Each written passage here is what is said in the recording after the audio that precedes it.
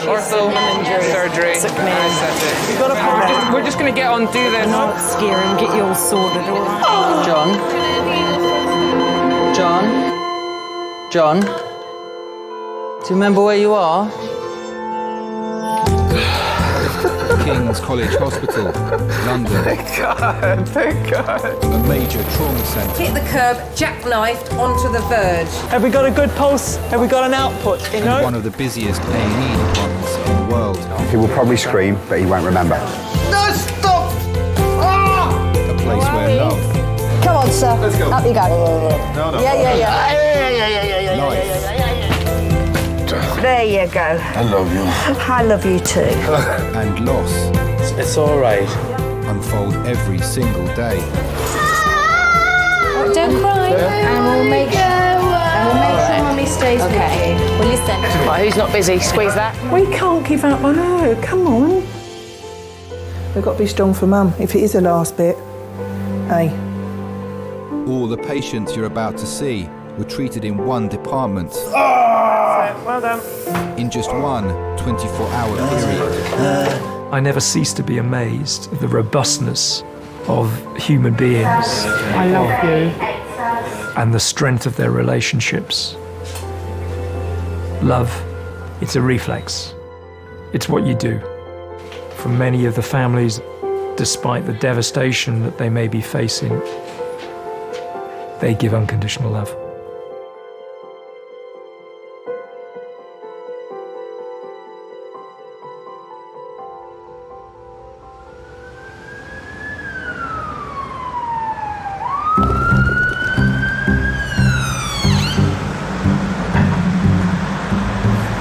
Or anything? Are you waiting to be seen? Yeah. Do you want me to help carry something?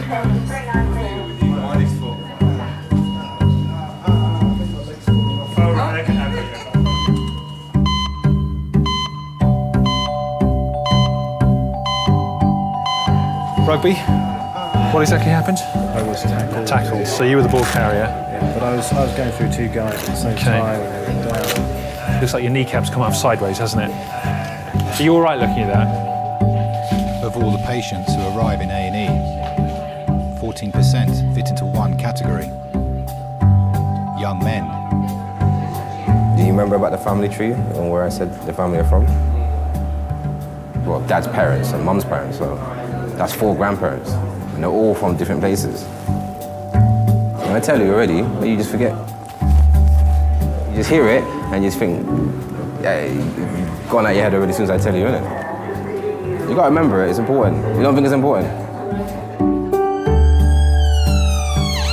This is Nicholas Baldon. He's 26 years old. He had one punch to the face, and we don't believe he was knocked out, but ever since then his mouth has been locked open. Apparently this side is fractured, that side's dislocated, there's bone inside his mouth. I've had to suction him about 5 or 6 times because his mouth just keeps filling up with blood on the way. He hasn't been able to speak, obviously, at all. Okay. 26-year-old Nicholas has been punched in the face in a random attack. Right. Should we call you Nick or Nicholas? Whatever.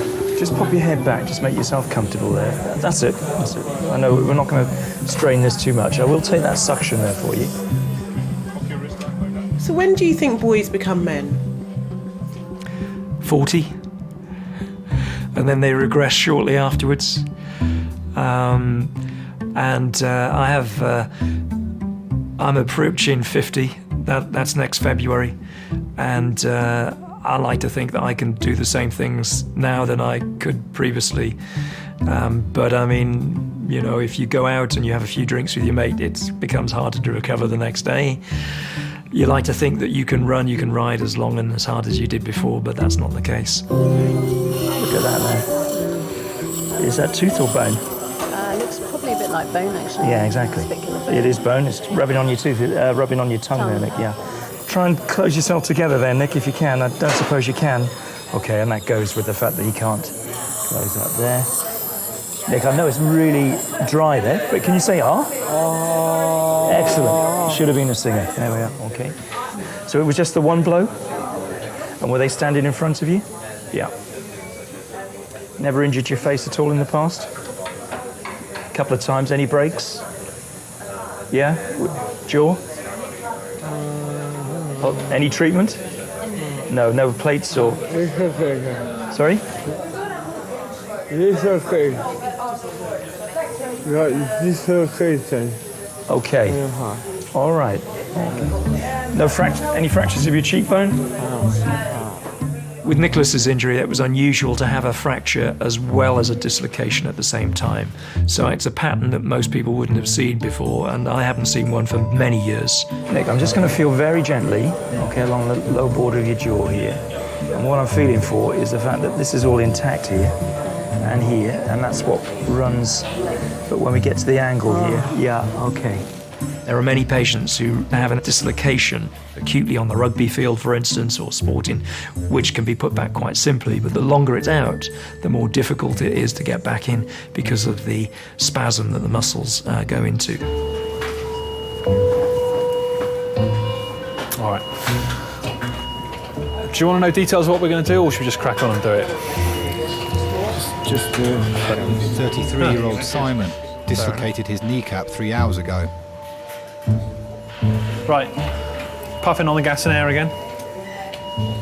Okay, nice deep slow breaths and try and hold it.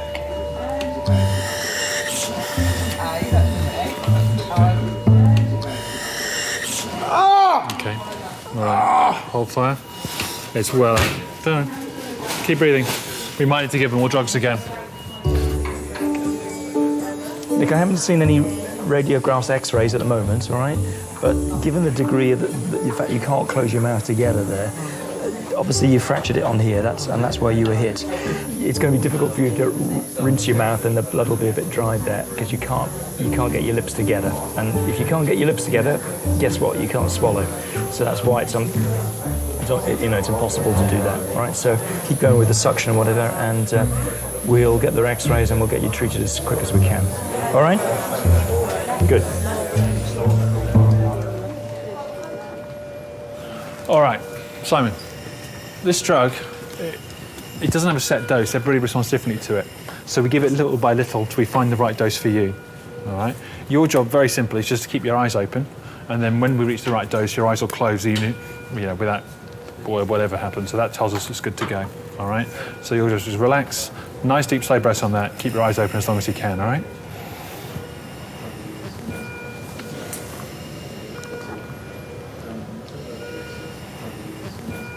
Simon is given fentanyl, a strong painkiller like morphine.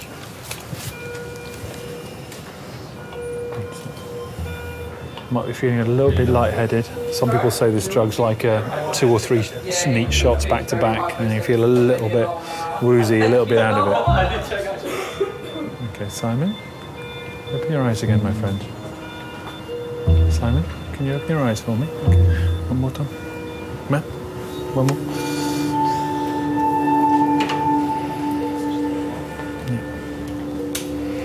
I'm sure how much you jumped last time, so let's get nice and deep.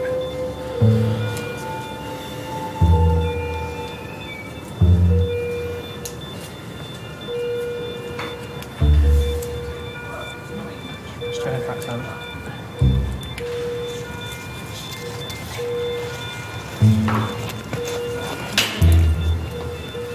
Okay, Simon, can you open your eyes for me? Okay, right, just here we go. He's going to shout a bit again, but there's not what we can do about that.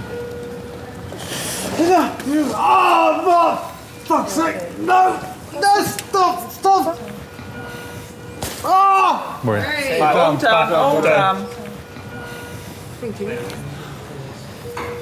Thank you. All right.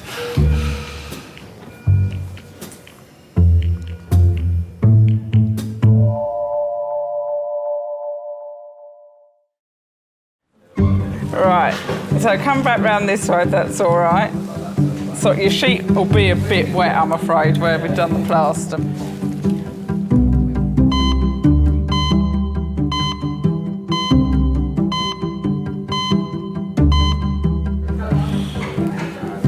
Are you comfortable, or do you want another blanket under there? I'm actually comfortable. You're comfortable, okay.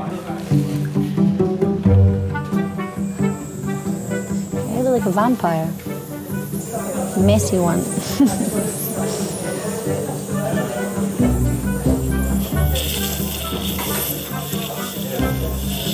Is it still painful, or is the stuff helping? Yeah, really painful.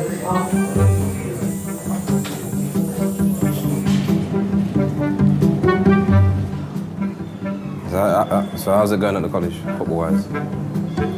Football? Yeah, the last match. How did you guys get on? Lost 3-0. 3-0? Your team lose kind of often. That's the manager. He made 7 subs. 7 subs in one game? 17-year-old Terrell has come in with a damaged big toe, and his father, Adrian. He's going through that period in time in his life where he's been a bit independent, and it's the hardest thing. You say to your kids, "Hey, how's your day been?" "Fine." You know, "What you been doing?" "Football." Then you're like, okay. You know, so every parent goes through this. It's not just me. So you just think, you know, how else can you interact with them? And the funny thing is, yeah, when I started this family tree, I didn't even know my grandparents' names. I didn't know what their names were. I just called them Mama and Papa. You know what Granddad's name is? Yeah, I know his name. You should do. What about your great-granddad? What about Nan's dad? You know what his name is?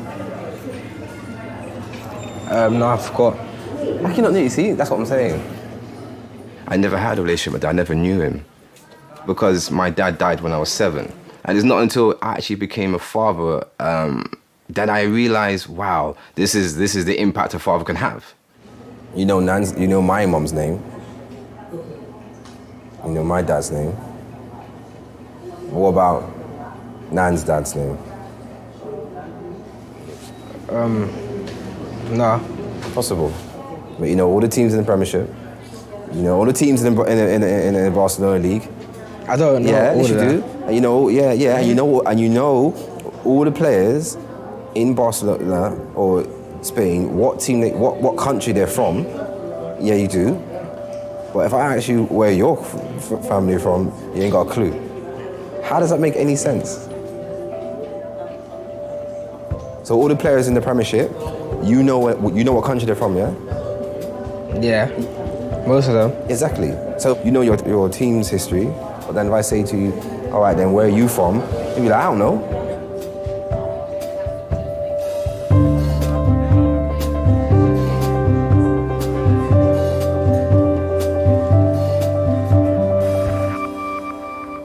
So tell me about your parents. Are they doctors? No. My father is 96. He left school at the age of 13 to work in a brickyard to support the family. My mother left school at 14 and was a shop assistant. So I was the first person in my family who went to university, or in fact, for that matter, did an A-level.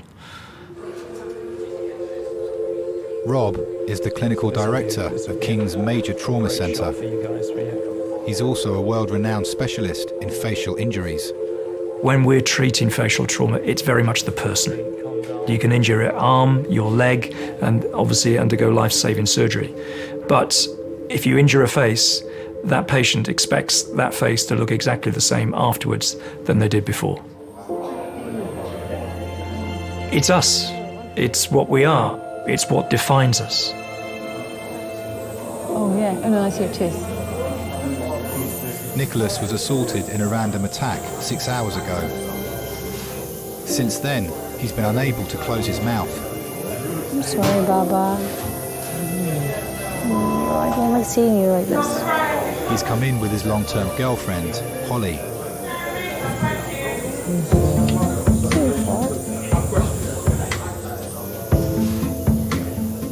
I hate fights. I hate fights in general. I hate it when it's someone I love. Don't worry, I'm going to be here with you. Okay, not going anywhere. I don't understand it. I just don't understand why you would fight. I don't understand why you would want to get to the point where it has to result into that anyway. Either walk away or like, these people are just not right in the head that they go about looking for fights, because it's like a macho thing, I guess. So I don't approve of it. So top of your ear, okay? He's definitely not like the fighting type.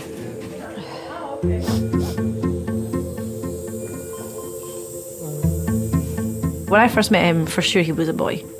Like, he was kind of like hyperactive. The amount of times he hit his head when I first met him, and I don't mean like knocking the head, like proper like wanged into a wall or a ceiling or something, like some of these slanted ceilings. It was just like, to the point that everybody feels awkward because it must have hurt like hell.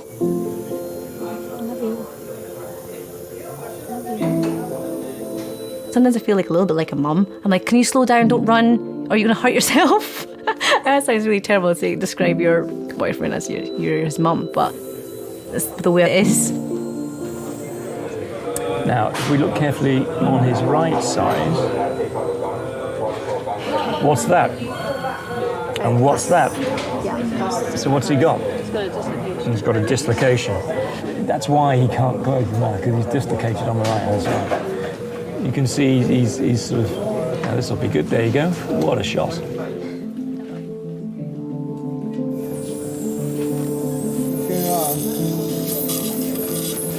Hi. Sorry. No, it's all right, Nick. Just to say, had a look at your scans now. You've only got one break, which is on the left angle of your jaw. Why it's propped open like this is the joint here is dislocated. So if you look on me, you can see how it moves there. When you've been hit, not only have you got a very nasty fracture on this left angle, but this one here has actually popped it and a joint. That's why you're propped open. We'll get you fixed today. How long? Well, we'll get your fracture done today, all being well, and chances are you'll be going home tomorrow. All right? Now I'm just going to try something very gently, because it might just make you feel a little bit more comfortable in the meanwhile.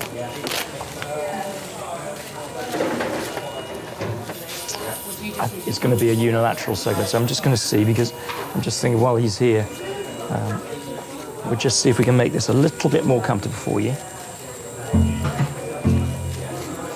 I don't want to give him any sedation or anything like that. If that pops back relatively easily, which it might, it's going to be a lot more comfortable for him in terms of where he is at the moment.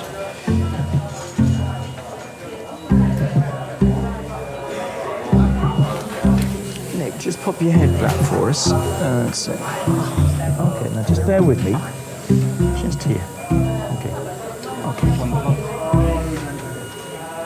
There. How about that then? Better? Close your lips together. You can swallow now. Does that feel easier? Oh yeah. yeah, transoral and buccal. What we do need is... I felt relieved from the moment he stepped in the room, because it looked like the man in charge, and then he just came to me in a couple seconds. He just put a finger on my teeth and then like locked it, like, I don't know exactly what it did, but it went cluck cluck and it was all sorted in a couple seconds with like a magic thumb, and it all went back where it should be. Well, from that moment I knew that I was in good hands. Do you remember when you became a man? There is a time in your life which is unspoken. And I think that between,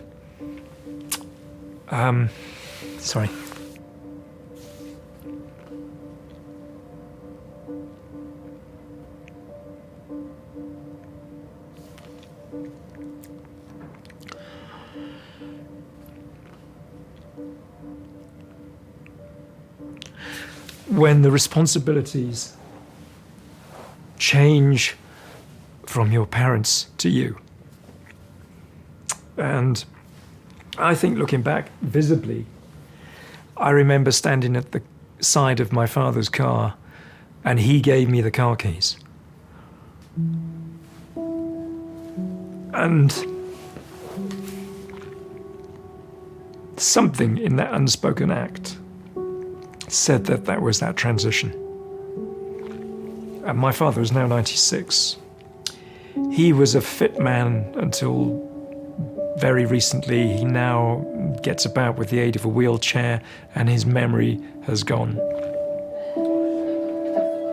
And I think that passage of right, if you like, it's the start of something. And now is the time to give back.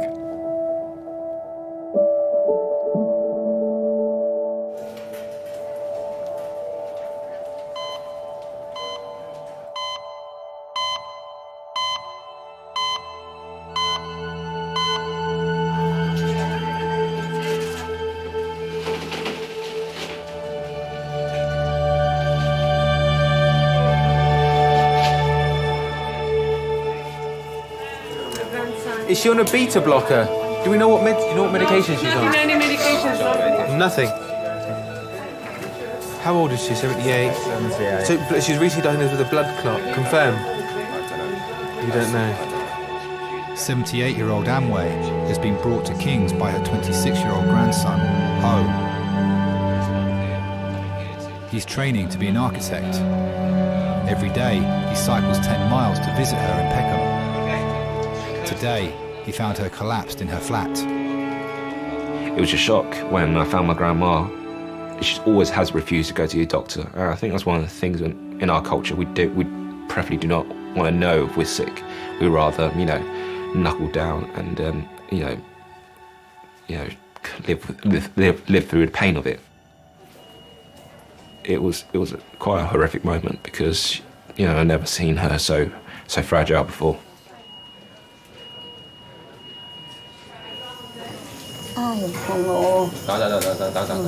打，因為俾藥嚟㗎，唔係同埋內血，俾血。哎，我痛喎！等陣，我痛喎！黐，哎，痛！食嘅。哎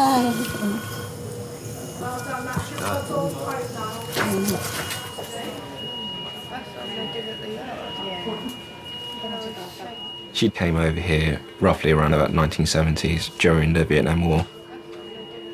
During my childhood, my mum and dad, they worked in the restaurant business in Chinatown and they worked very late hours. So I never got a chance to spend time with my mum and dad. The person I call, the person I cry on is my grandma. Yeah, she's a mum figure.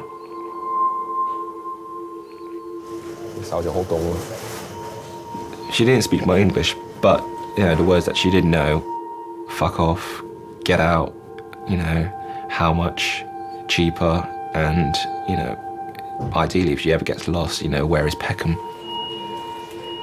Because I've been brought up in the UK, we shy away at asking something to be cheaper or freebies.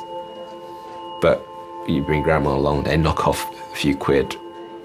I think that's a skill that I probably never develop over my lifetime.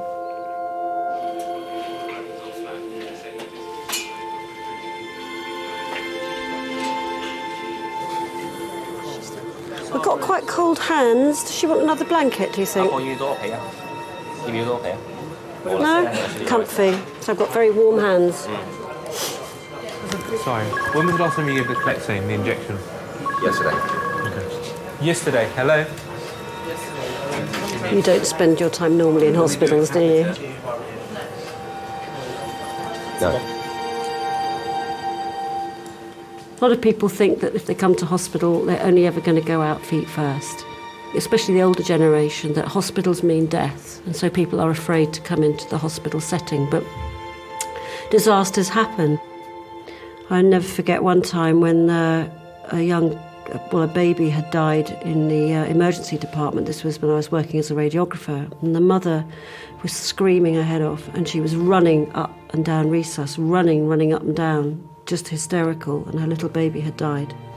And I came along with my little X-ray machine, and I said to one of the nurses, "Isn't anyone going to, go and talk to the mum?" They said, "No, we just leave her.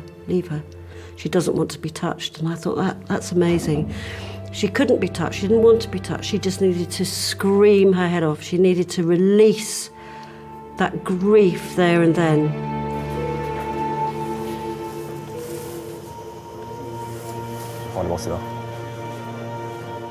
I know the smell, the sight, the sound. I know it. And it's familiar to me. So when I saw the granny, I could look and see and know that she was not long for this world.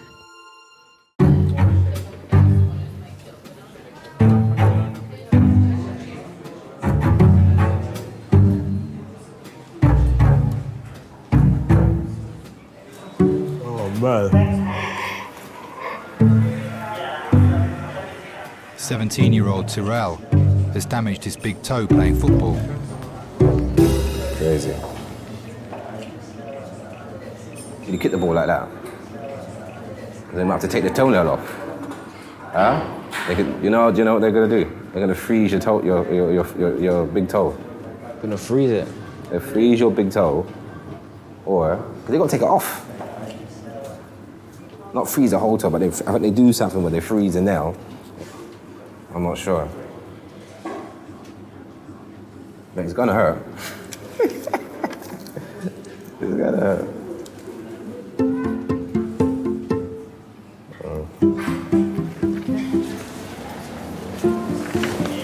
Are you with someone or are you by yourself? Yeah, Dad.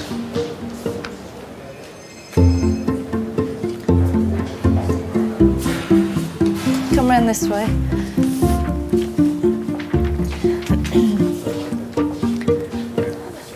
Tell me what happened. I was playing football. I had the ball. I went past the player, then he stamped on my foot. A player stood on it. Yeah. How much do you play football? Yeah, every day. Well, yeah. I think it's better we take the nail off. All right? Do that now? Yeah. Are you ready? Okay.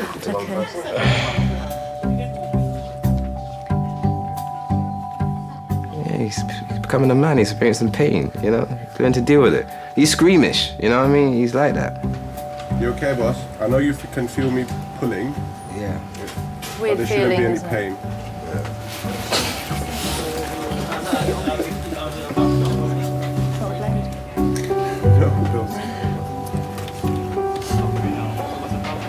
It's gone off. It's gone.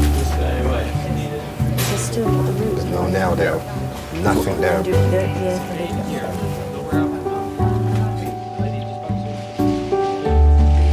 show you.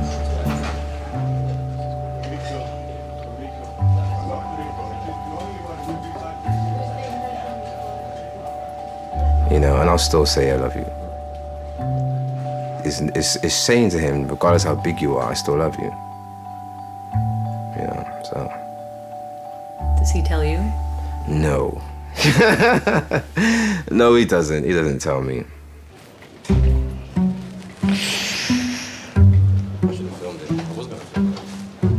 Ah.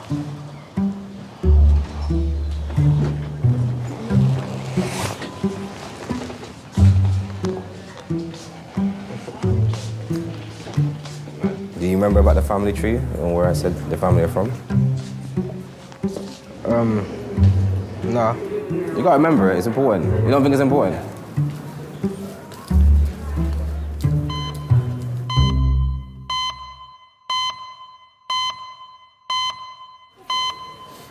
You've got all these wires going everywhere. Where are you going? No, I tried to call my check. You want to go home? So I thought you were going to do a checkup. Just lie back for me, okay? Just lie back. Bằng tay. Doctors suspect 78-year-old Amway is bleeding internally. They are investigating the cause. I'm just going to tell him to look at her eyes. Sorry. Can you show me your tongue? Show me your tongue.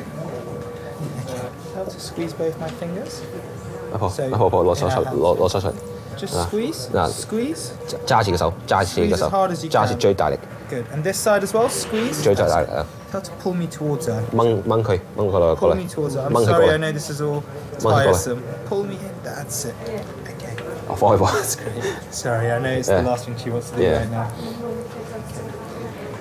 So, I mean, a lot of the A&E doctors have seen and the surgeons have seen, and they think there's probably a bleed in the upper GI tract. So somewhere in the stomach, or a bit lower down. Now what we're going to do is we're going to give her blood to make her hemoglobin go up essentially, and they've given her a map as well, so that's the next step. So we'll give her lots of medication to if there is any bleeding, that the clot forms.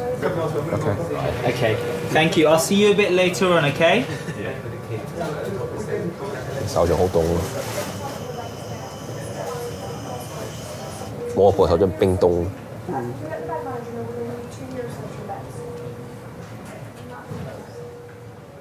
Hands actually explains a lot about the person's lifetime and what they've been through, and I have pretty, boyish, girly hands, unfortunately, but my grandma has very strong masculine hands, and you could tell that she worked hard, back in Vietnam.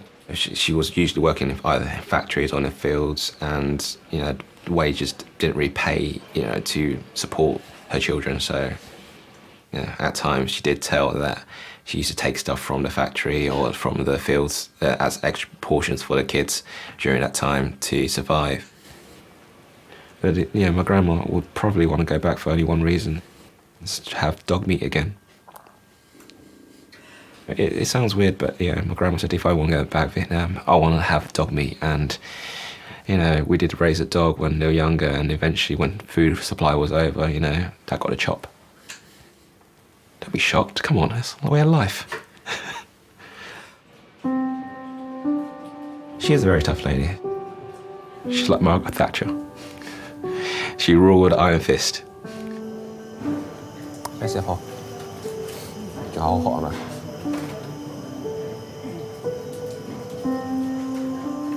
When she starts to become old and fragile, and you realise that she's getting quite vulnerable, I think that's the difficult part about it.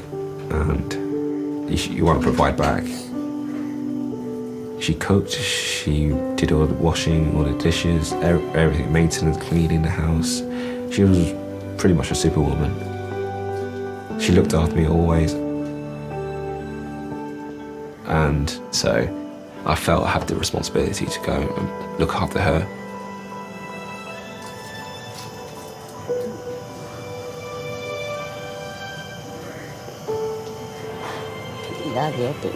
Bây giờ碼頭啦，婆。依家我識啦，阿孫都冇嘢做，冇女朋友，冇工做，都冇錢，想點啊？阿婆有女朋友喂，佢個睇幾時食飯？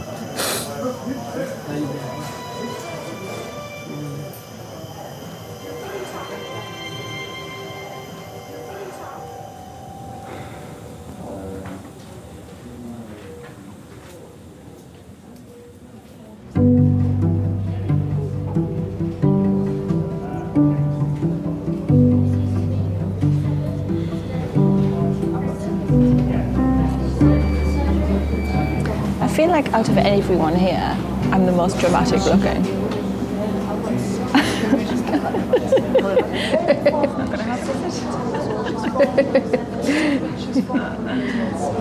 Tomorrow morning I'll be coming ice skating with my class. I can't come tomorrow.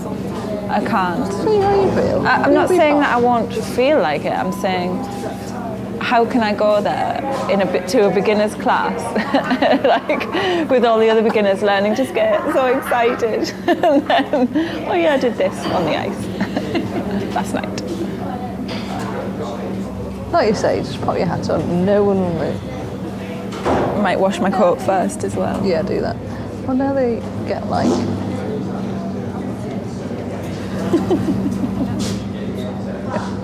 Was that what I thought it was?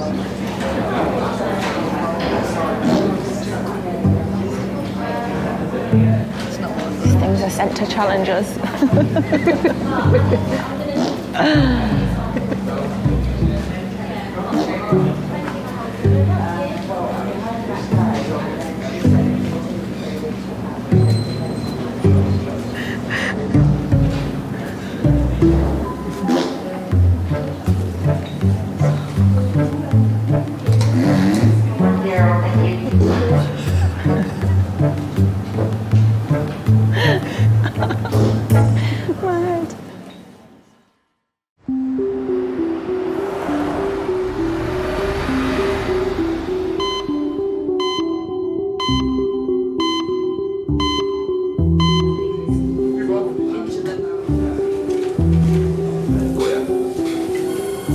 cold. Yeah, she still wants a drink. What about another coffee? All right, I'll remember the sugar this time. All right, I'll go and get that for you. Since arriving at A&E, 78-year-old Amway has been given a blood transfusion. Further tests are being done to find the cause of her collapse. 我車你背啊，婆，我要翻嚟行落翻架車，落車翻嚟攞啦。咁啊，舒服啲啊？仲肚痛係咪？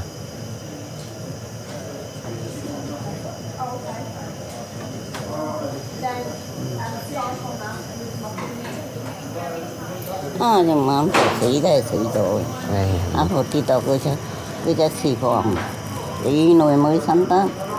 食驚個婆。啱啊，幾耐啦，婆婆甩醒床水。唔使驚個婆，我喺呢度嚇。係啊，係啊，I think with every elderly person, there's this mysterious factor about them.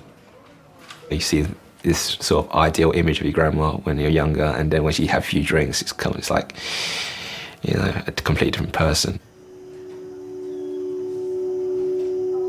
She would mix all her drinks. She had brandy, she had red wine, white wine, a lager, beer, you know, shots, and she would mix them all in one drink and, you know, drink that, fall asleep, wake up and re-drink that again. I think drinking always numbs the pain, and I think by the time my granddad passed away, she was very upset, very alone, and it was quite sudden. No one really got a chance to say goodbye, and it was very upsetting for the family, and especially for my grandma. We did tell her that, you know, her drink will probably eventually kill her, and she said it's worth it, so it made her happy.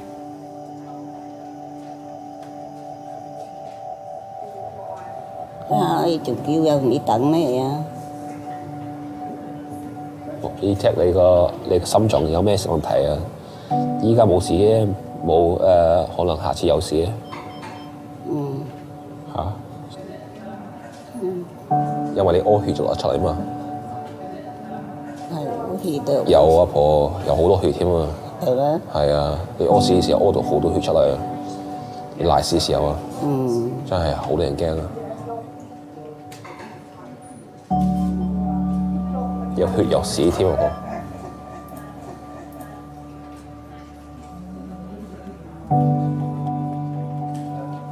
而家你救護員應該睇緊你啦，醫生嚇，我幫睇嘅。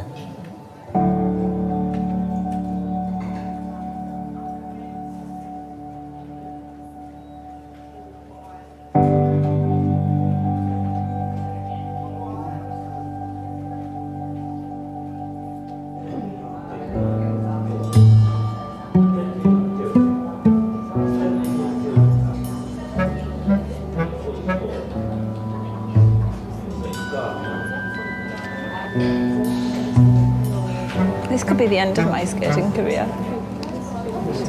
No. You'll be fine. You'll be fine. I'll be fine. I'll be fine. Anyway, tell me what it looked like.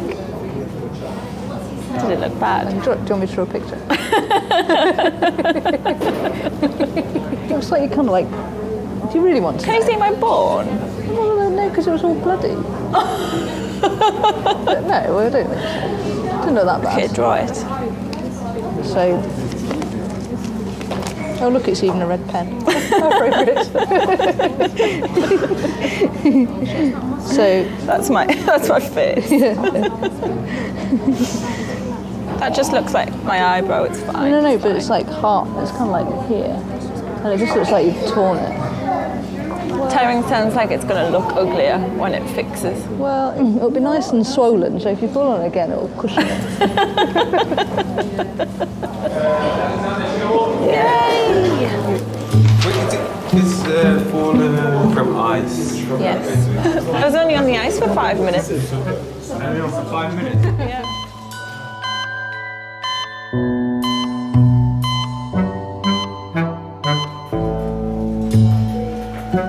friend to have a look, to an inspector. Beautiful. Thank you very much.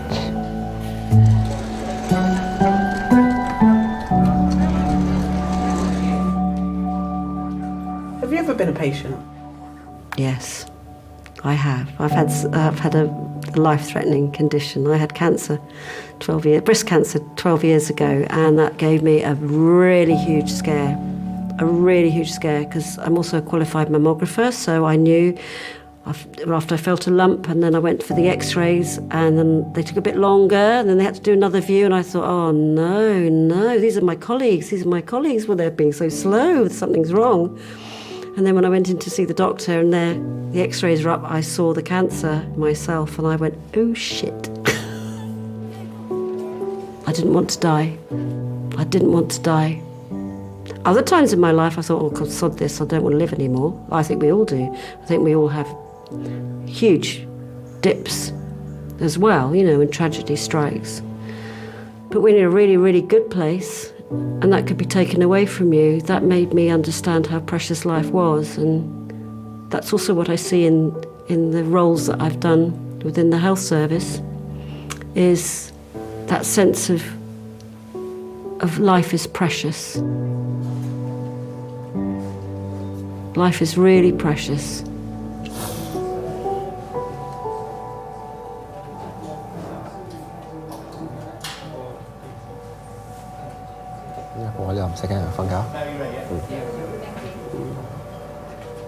Last year, she lost a lot of weight. It was that she couldn't, she wouldn't eat. She couldn't. Every time she ate, the food just seemed to come back up again. So we thought, well, maybe it's something wrong with her, but we never knew how severe it would be. So it was shocked when they diagnosed her with cancer.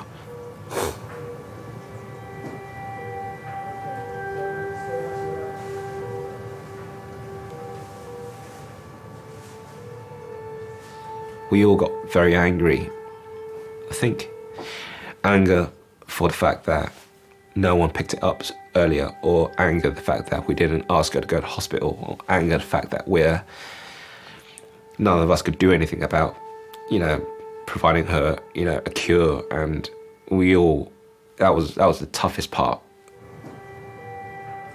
You always believe that your grandma's so strong-willed that she will make it through.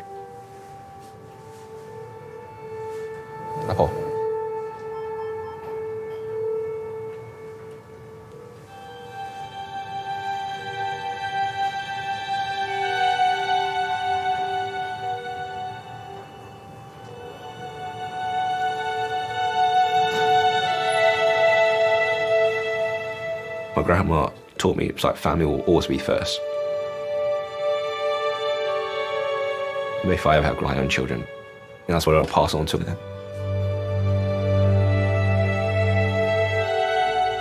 What drives me is the fact that how strong-willed she was. She put more physical effort into doing things, and that thought spurs me on to do well and, not moan as much.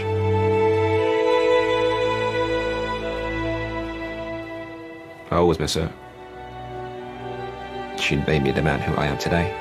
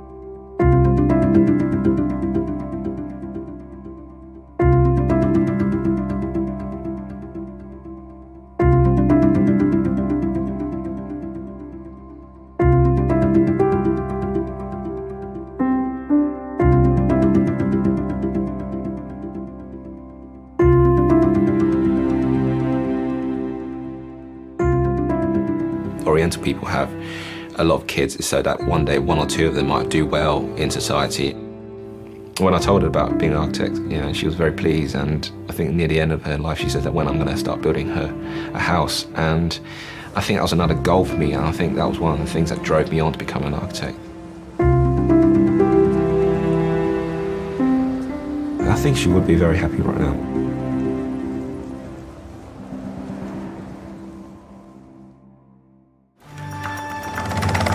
Adult male trauma. We have got food rid patient. You're thinking what will kill him first? You got a pulse on the groin? No? Have we got a good pulse anywhere else? For some reason, the blood is not running through. When you do that job every day and you realise how short your life can be, literally nothing's taken for granted.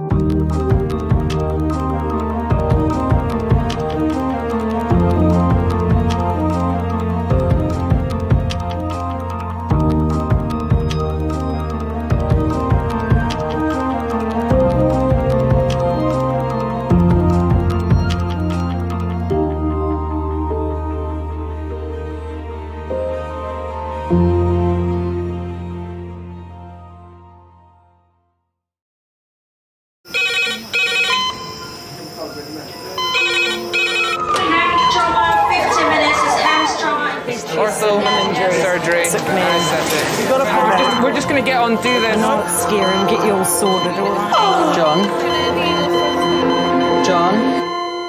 John? Do you remember where you are? King's College Hospital, London. Thank God. A major trauma centre. Hit the curb, jackknifed onto the verge. Have we got a good pulse? Have we got an output? And one of the busiest A&E departments in the world. He will probably scream, but he won't remember. No, stop! A place where love, Come on, sir. Let's go. Up you go. No. Yeah. life, There you go. I love you. I love you too. and loss It's all right. unfold every single day. Don't cry. And we'll make sure Mummy stays with you. Well, listen. Right, who's not busy? Squeeze that. We can't give up on her. Come on. We've got to be strong for Mum. If it is the last bit, hey. All the patients you're about to see were treated in one department. Well done. In just one 24-hour period. I never cease to be amazed at the robustness of human beings. I love you. And the strength of their relationships. Love, it's a reflex. It's what you do. For many of the families, despite the devastation that they may be facing, they give unconditional love.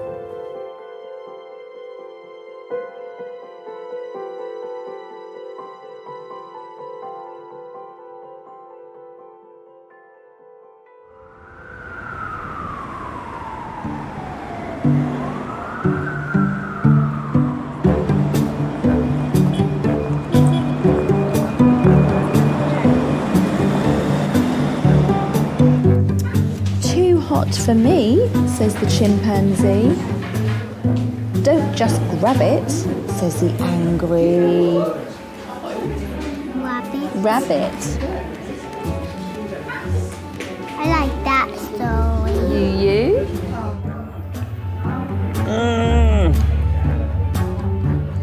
It hurt to lock my phone. It's ridiculous. I need some pills. Hiya. I'm in A&E with Billy.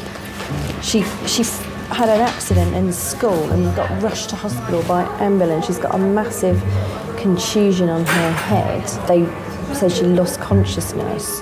I mean, hopefully they'll let us out and it'll be, we'll be tucking into a bottle of wine in a couple of hours.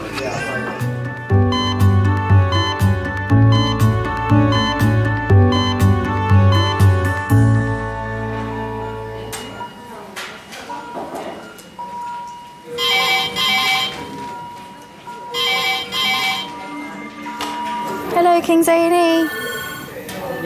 Yeah. Thank you.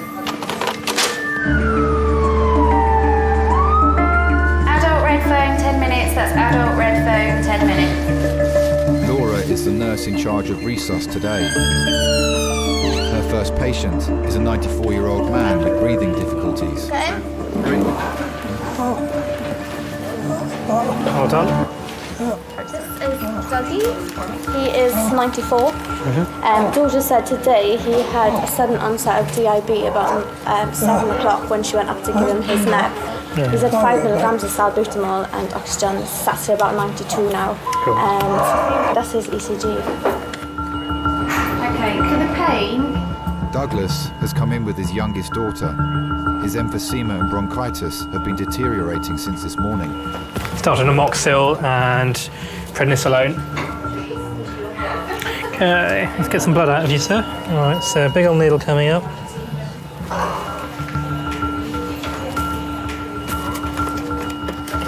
Let me see if I can get your daughter in. Can your daughter come in? Yeah. Hi, my name's Chris, I'm one of the doctors. Do you want to come through, see your father? Hello. My name's Laura, I'm one of the nurses. I'll be looking after your father. Sylvie has been her father's full-time carer for over 20 years.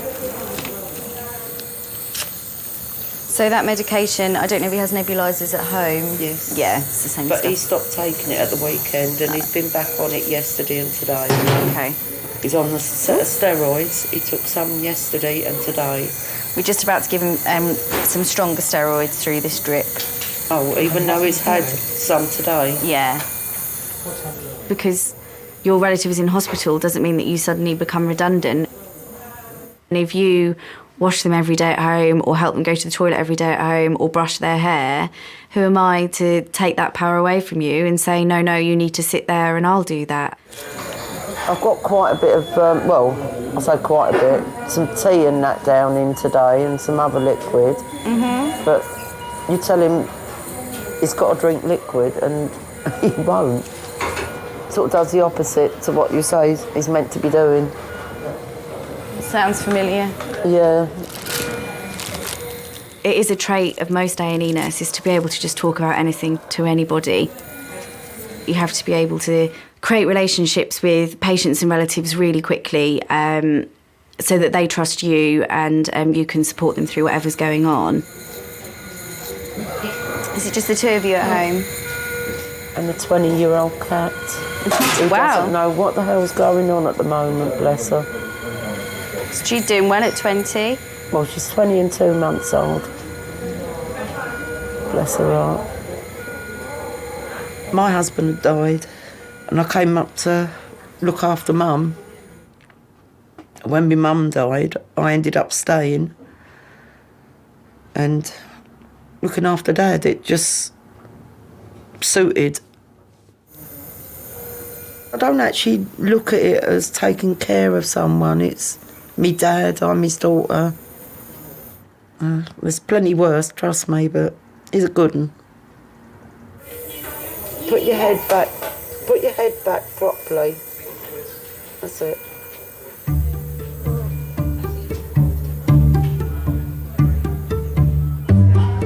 I don't like to go on the bed. Well, hopefully we can go home in a while and I'll give you some chocky. But my head is not hurting anymore. Doctor's going to come and have a look at you just to make sure that he's happy with the lump.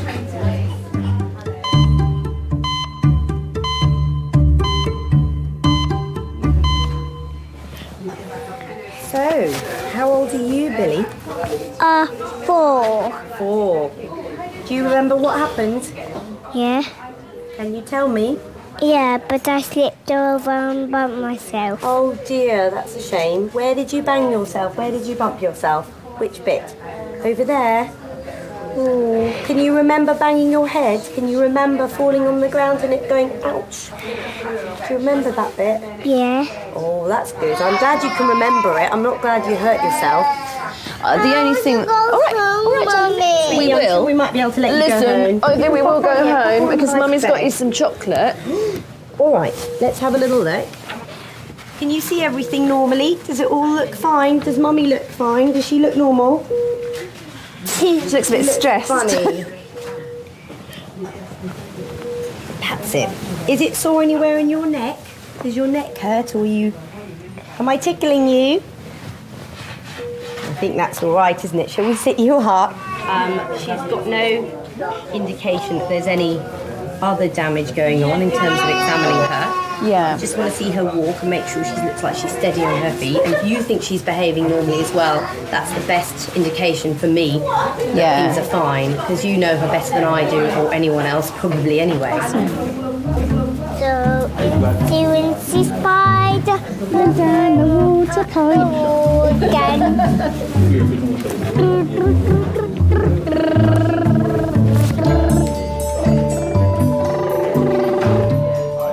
Right, come on then.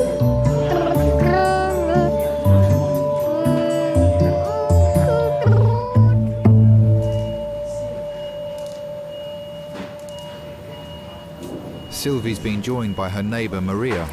Hello. And older sister Heather. You alright? Oh, where's glasses? In the bag. It's all right, he had a mask on just now, just left it on. I love my dad. Too much for words. He's our centrepiece. Yeah.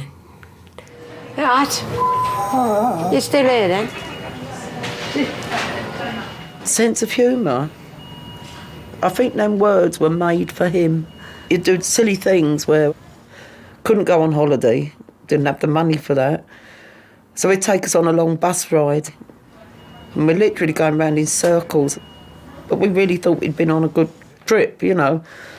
End up back up Crystal Palace at grounds in the end, and it's walking distance. I thought you might have gone home being fed up waiting for me to come back. I'm going to see if I can find him a pillow to make him a bit more comfortable. Yeah. Douglas is a highly decorated Second World War veteran who served in an elite commando unit. These things are like gold dust, you know. Dad's a very brave man, and definitely as they get older, they go to the garden party at Buckingham Palace. Yeah? Okay.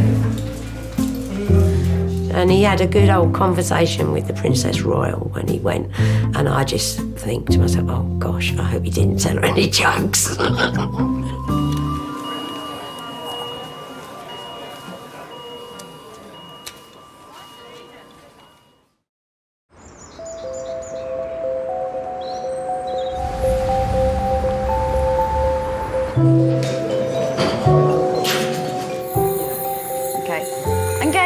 Some antibiotics into your drip and then some fluid so you don't feel quite so dry.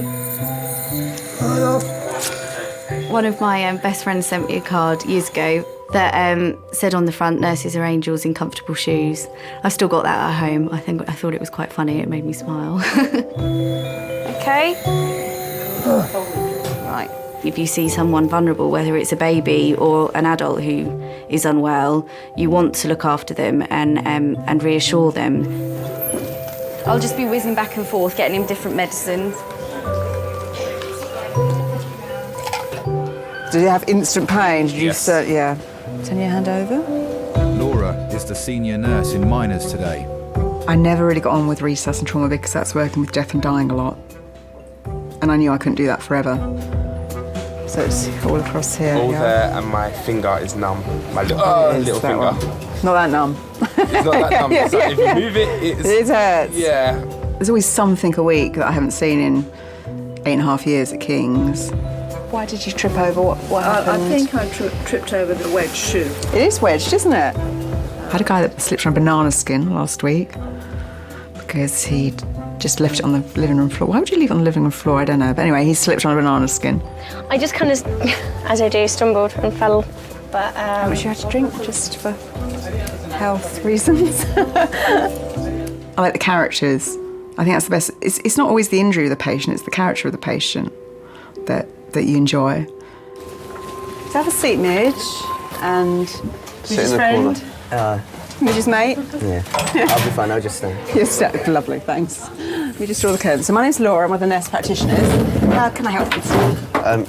Pretty much hit a Tell her punch the and whole bag like story, thing. yeah. An arcade game where you hit it. Oh, okay, yep.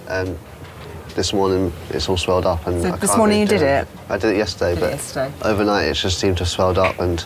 Did it hurt at the time? Yeah, and pretty much. He didn't make much of a fuss after it happened. He said it hurt, and It whacked it really hard. Yeah. You're trying to beat your personal best. he got the highest score. You got a top score though. It's all worth it. Do you want some painkillers? Yes, please. You had any today? No. Nothing. Okay. Get your painkillers and order the X-ray. Now, what kind of stuff do you want? Do you want some codeine? You all right with codeine and paracetamol? Codeine, yes. That work for you? Okay, let me get those. What does A&E stand for?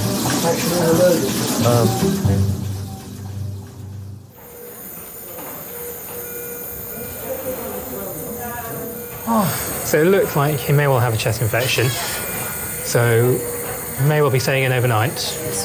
Blood tests, X-ray, usual. He's had a habit of exaggerating sometimes, and I've got to the point I don't know what part is crying wolf and what isn't. Yeah. You're not smoking anymore, are you? He hasn't smoked for about 4 or 5 years. Good, well done. I do. You need to stop then. At the moment I can't because it's making me a nervous wreck. Okay. I've been saying to him he's going to cry wolf too often and I'm not going to know what's good and what ain't. He's nearly 95. He has to rely on Sylvie. As you get older, you revert back being a baby virtually, and you want the attention. So yeah, it's like he is the child. Gonna take your picture, Dad. This young man, just going to pop a hard ball behind your back. Quick X-ray, then I'll leave you in peace, okay? An X-ray will reveal how serious Douglas's chest infection is. At 94, it could be life-threatening. He's the nicest, stubborn fool I've ever met in my life. But I've done a lot of looking after, and because it can be hard. And me being an amputee, I've had troubles myself. I was doing my mum and dad's garden, and I got carried away and I literally tripped over a garden rake, and the ankle fractured in 3 places. In the end, because of the fractures, it put a disease into the leg.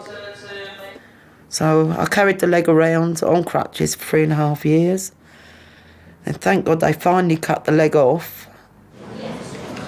So I'm back trying to walk in a leg again. But I'll do it. Even if it's just to keep up with Dad.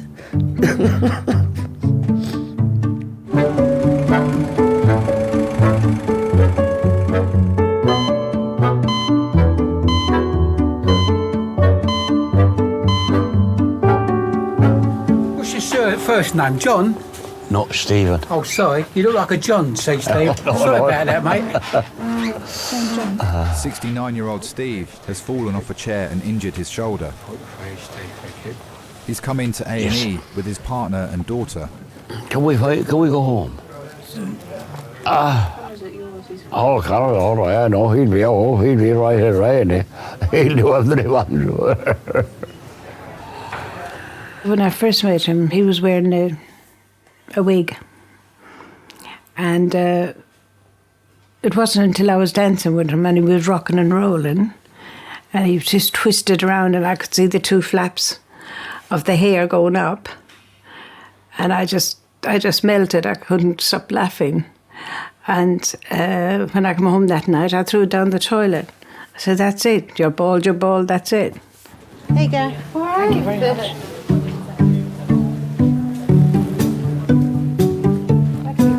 You want to black him up, do you?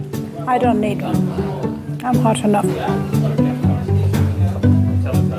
Oh, he used to dress really well. Yeah, he stood out. We started off in Peckham, didn't we? Yeah, we are still in Peckham, Stephen. Oh, no. Oh, we're still in Peckham, yeah. Yes, dear. He was a right old charmer, yeah. Charmed the birds of the trees, he would.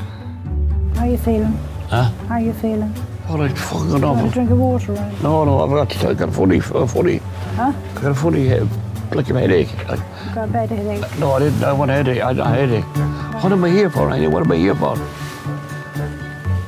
Tell me, could you tell me what am I here? Relax, right? Tell me what am I here for? For the results of an X-ray now. The results of an X-ray. Oh. You're freezing with cold. I want my Valentine. Don't worry. Don't worry about me. Don't worry about my legs at all. Nothing. I don't know why you brought me up here for what. I don't know what. Oh, I got a pain in my hand anyhow. Big pain. Una was a widow with 2 young children when she met Steve 38 years ago. A lot of men would run for the hills. He didn't. I always said the door was open, and if you ever want to go through it, let me know. Don't cheat on me. If you cheat on me, you're a dead man. He was a very good father to them. They called him Dad. Where's the little doctor? Oh, there he is. Hi. Hi, Stephen. I've just gone through with your X-ray. There is the small fracture on your shoulder. Yeah. The bone on this side, actually here, has like broken into 3 small pieces as such. That's the reason why you're having so much pain. If you leave it like that, there are chances that it might cause problem in the future. I don't want you to have any further problem with your shoulder. Oh, you know I'm too fucking old now, are you? So I just put the sling on so that you can just keep your hand supported if it's possible for you, okay? I'll just show you the X-ray. Can you come with me?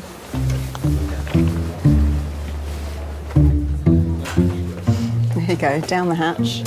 Now, do you want a proper sling? Well, when I say proper sling, kind of made an NHS emergency sling. I do like some of the practical stuff, like I love suturing and plastering. So just make sure the whole arm and the wrist is actually hanging in the sling, not outside.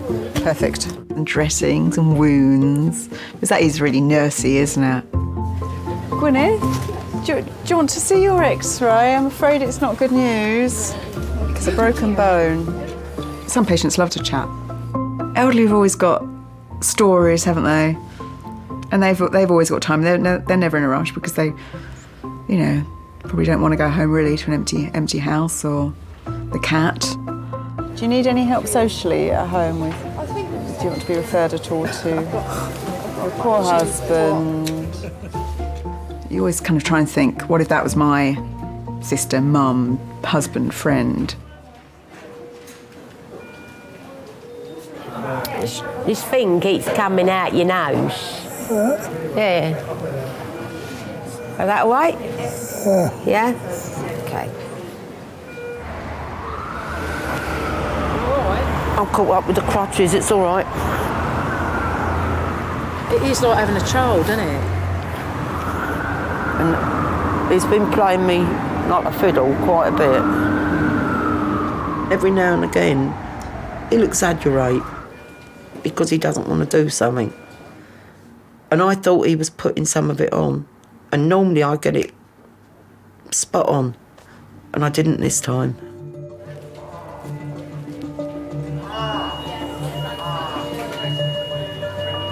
Why are you beeping now? Jesus.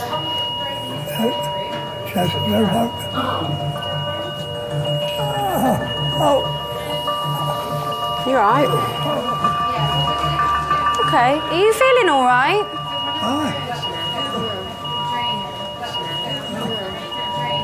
All right.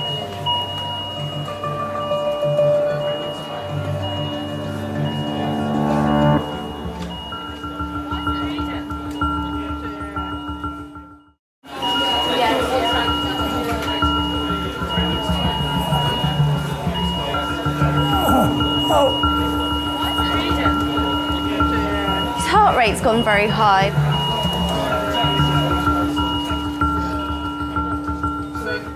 Now it's come back down. Must be my presence. Okay. Oh well, nothing to panic about. It just took me by surprise, that's all.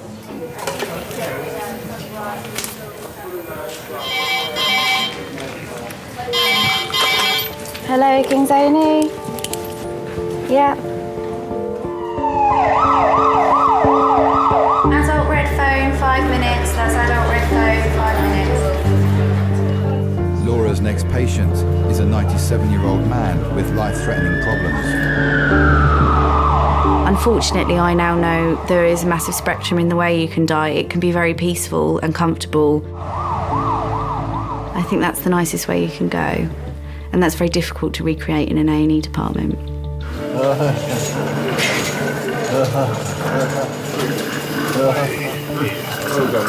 This is 97-year-old Hector. He's from the nursing home down the road. It says here he's got pseudo-obstruction, anal stricture, prostate cancer, and he's blind in the left eye.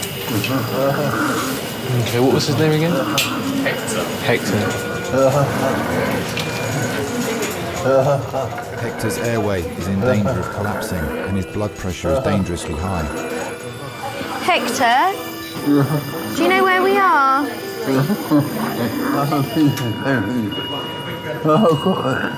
You're in hospital. And we're doing everything we can to sort you out, okay? I know you are. My nana, when she was very unwell and dying, had problems with her breathing. And she was on the similar machine to Hector. And although Hector wasn't awake enough to tell me that he found it scary, my nan was when she was really ill. So I was really aware of how scary it can be to have that machine put on you.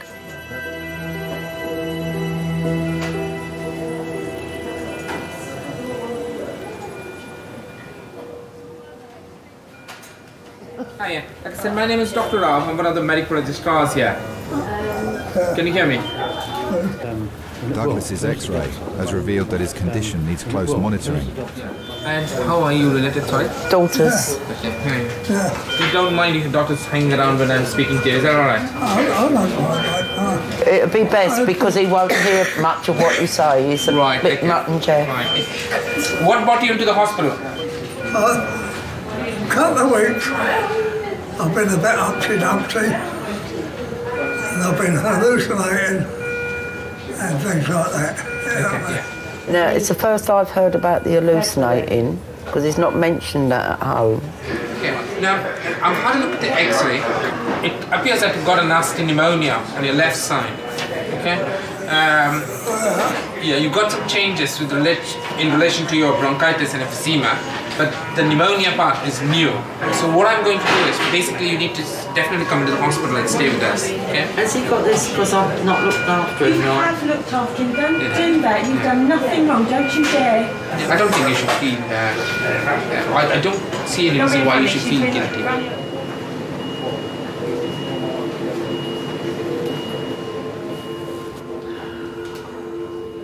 I felt responsible for him. He relies on me, and I just feel I let him down.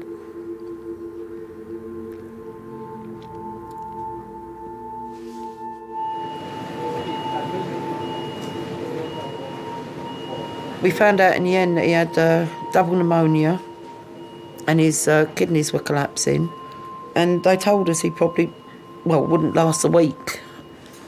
It was like all my nightmares coming through at once.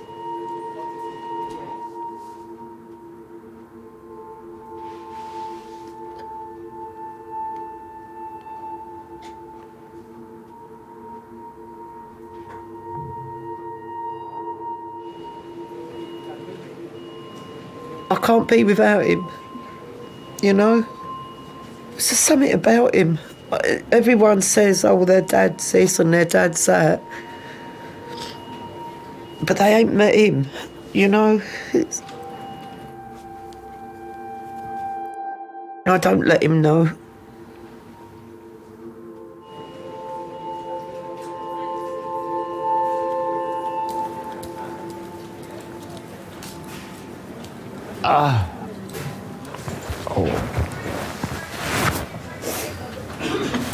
Yeah, but I can have a go to the toilet. Oh, I have to go to the toilet. I want to go to the toilet. Stephen, I really want a nurse just to get you down off the bed. What's she going to do? I'm not going to put it in the bottle. Don't tell her that. I'm not going to do that. Excuse me. Hello. I need a nurse somewhere. He wants to go to the toilet. Nurse is right there. I'm so busy looking after him, I forget you forget about yourself, you know.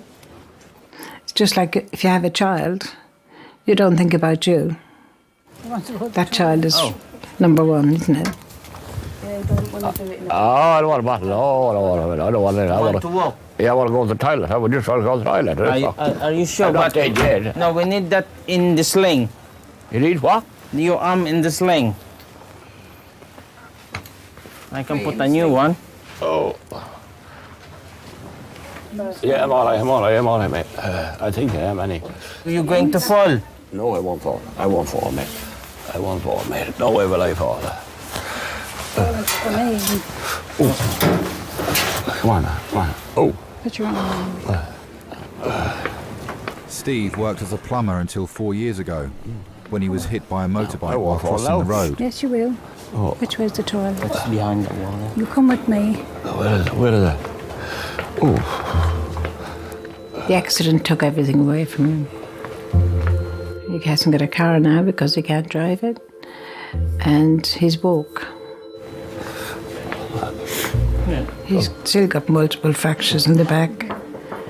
And the 11 pins on his legs and plates. Just wait, you take your time, don't go on your own. Okay.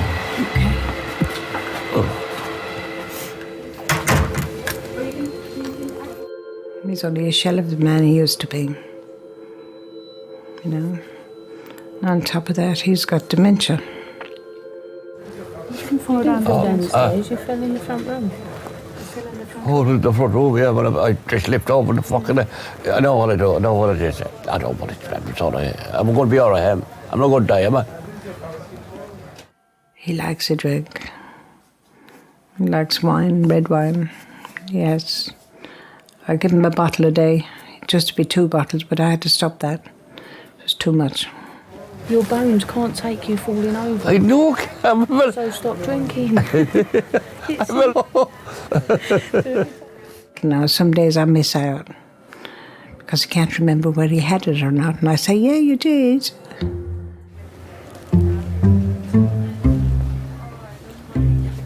I've spoken with the orthopedics team. They have reviewed the x-ray and they have suggested me to refer him to the fracture clinic as such so that it can be seen and further treatment will be given.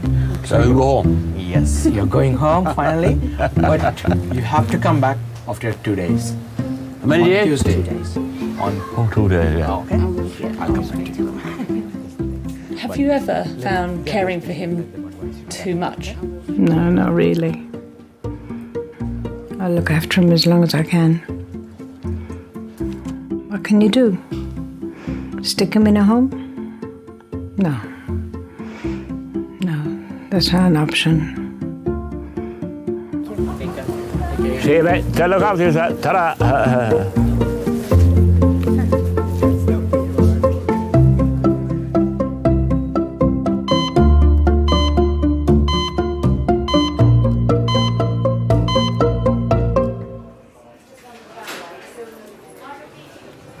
Heather's going to go up to the ward with you.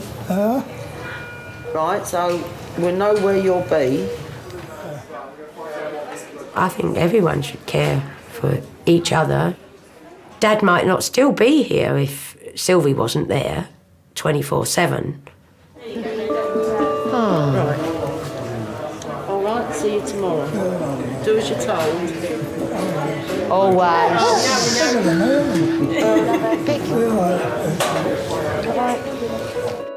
There's an awful lot of people who are in my position have got nobody at all. But over and above that, they'd be extremely lucky to get somebody like Sylv.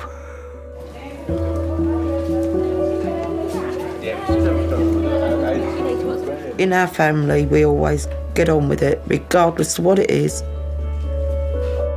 I reckon that's the commando. Dad being the ex-commando, and it's rubbed off on a lot of us.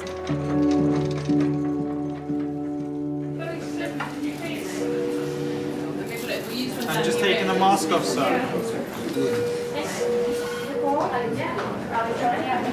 What's wrong?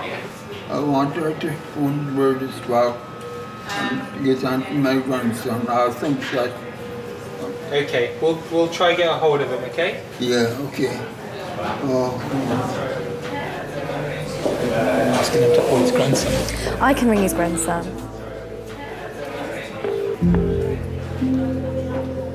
Anybody who's alone when they come in and they're very unwell, you are aware of that added vulnerability.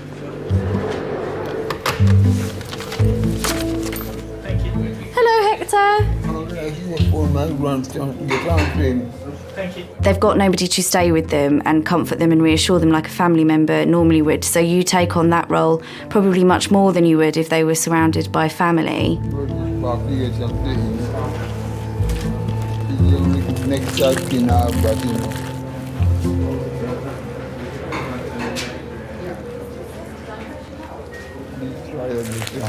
I will.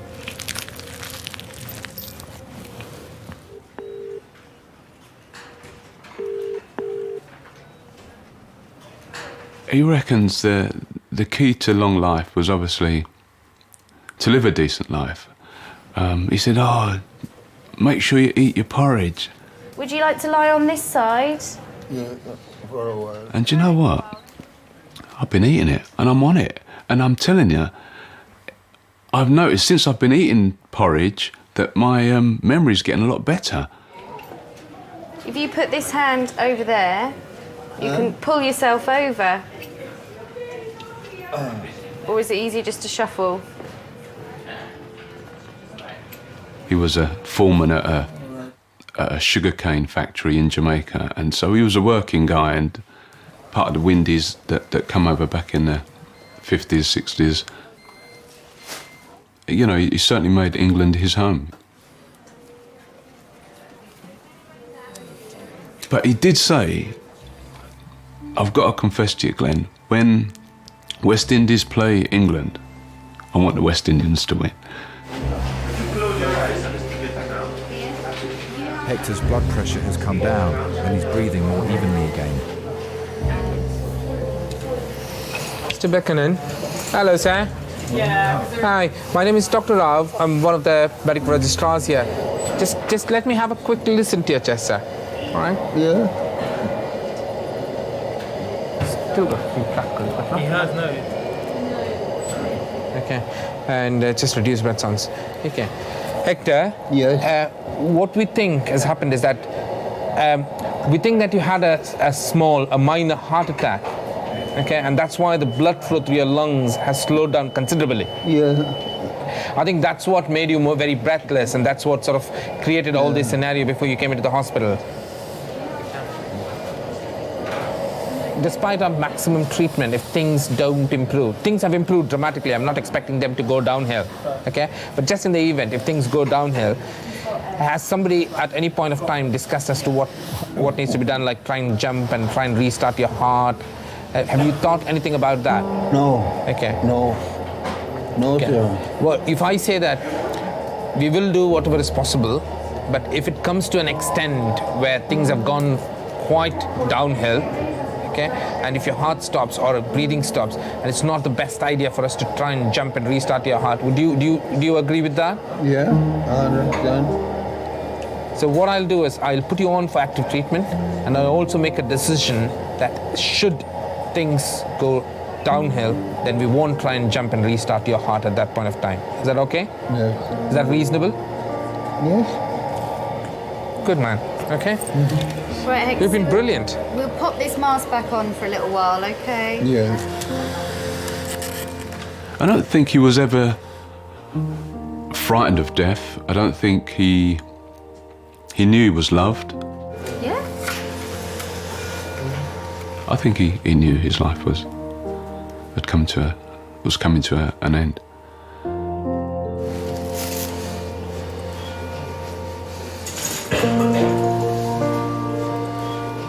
All right.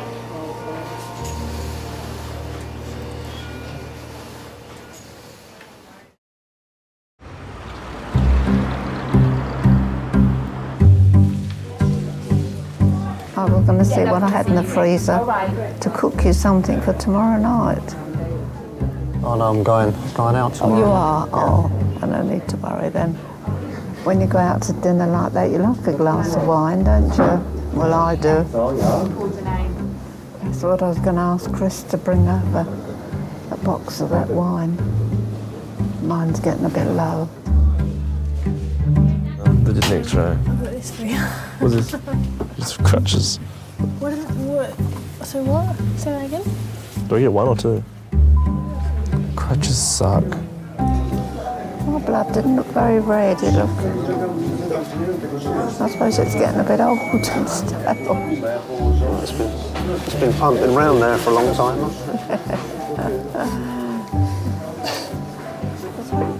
Should we wheel you over? Wheel you over? Yeah, I might last.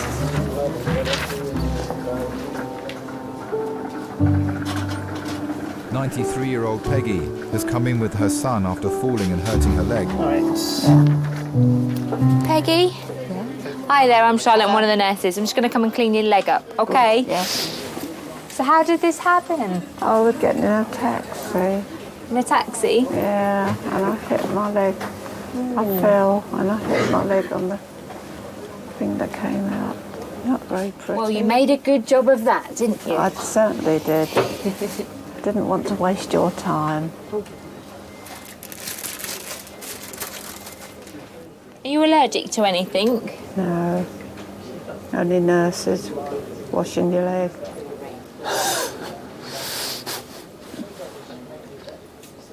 Did you just lose your balance? I think I must have done. Yeah. No, I hate getting in those black cabs. I just had a nice day, a nice meal, and I was so pleased to be going home. I walked away and they said, "Oh, look at all that blood coming down." Oh, really? I didn't think I'd... You had some done tights on though, didn't you? Stockings. Mm-hmm. That would have helped a lot. Yes.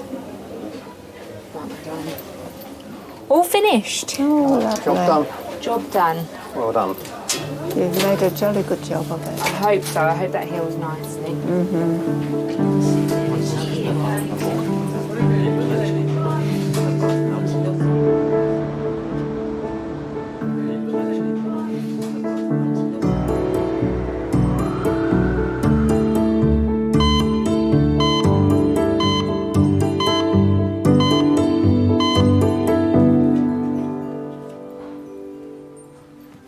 Hector, I've got another pillow for you. Should we put it here? There's a reason I remember Hector, and I don't remember everybody that has come into resus in the past 4.5 years. How's that? Thank you very much. Thank you very much. Okay. I felt like I'd done proper nursing and he was getting better. And the luxury of time I had with him as well, because he needed to sort of have one-to-one nursing. That's not what every person who comes into resus needs, so he stood out from that point of view, and that's probably why I remember him more. In 20 minutes, I'll ring Glenn, because it's a normal time in the morning to be up by then. Yeah, And I'll say to him, I'll ask him if he could pop in. that's great. Okay? That's great news, thank you. Okay. I'm going to turn the lights off for you. Okay. There you are. Then maybe you can get a little bit of shut-eye. Yeah. Okay. It won't be too long. We just have to wait for your blood results and do another little test in a few minutes, and then hopefully we can get you somewhere more comfortable. Yeah. All right.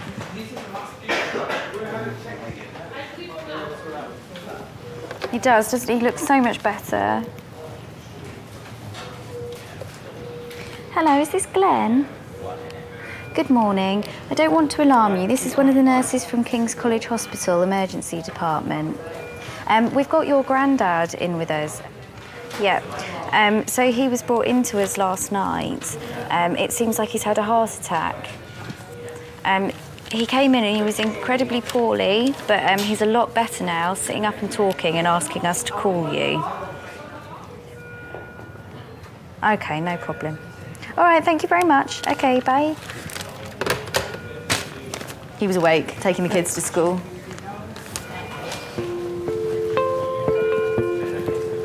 Hector, Hector, I've just spoken to Glenn. Yeah. He's going to come in and see you. Yeah. But he's got to take the children to school first. Yeah. So he said it'd be an hour or so. Yeah, okay. Thanks. All right. Don't you bore everything you done for me now. That's okay. What time you going home?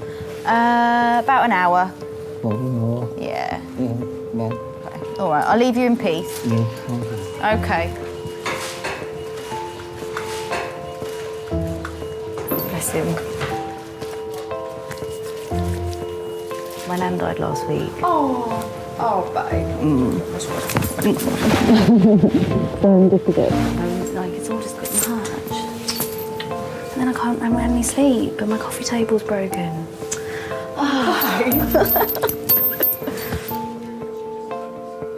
My nana, when she was really unwell, I was going to meet my boyfriend at the time's parents for the first time. And this is probably one of the last conversations I had with my grandma. And Mum had said to her, "Oh, Laura's going away this weekend, rah, rah." And Grandma said to me, "I'll give you one piece of advice, dear." And I said, "Oh, yes." She said to me, "His mother will never like you."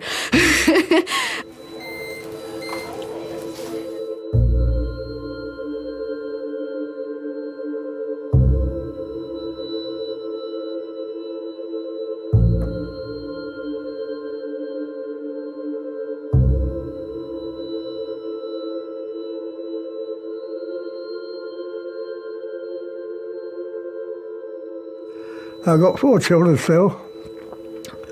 I've got 17 grandchildren and 19 great-grandchildren. I'm dead chuffed for them all.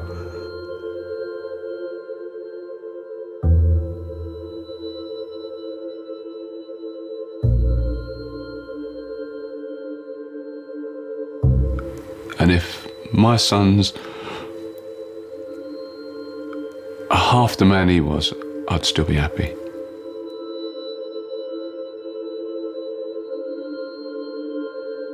What would you say to Hector if you see him again? Hello, you old git. You're next, yeah. Unwitnessed fall off a roof. He has a traumatic brain injury. There's very little happening. I mean, they're not busy, are they? No. We're getting a little bit full now. How's your chefing skills? You're all right. Do you just want to go over there and look after him? The old man.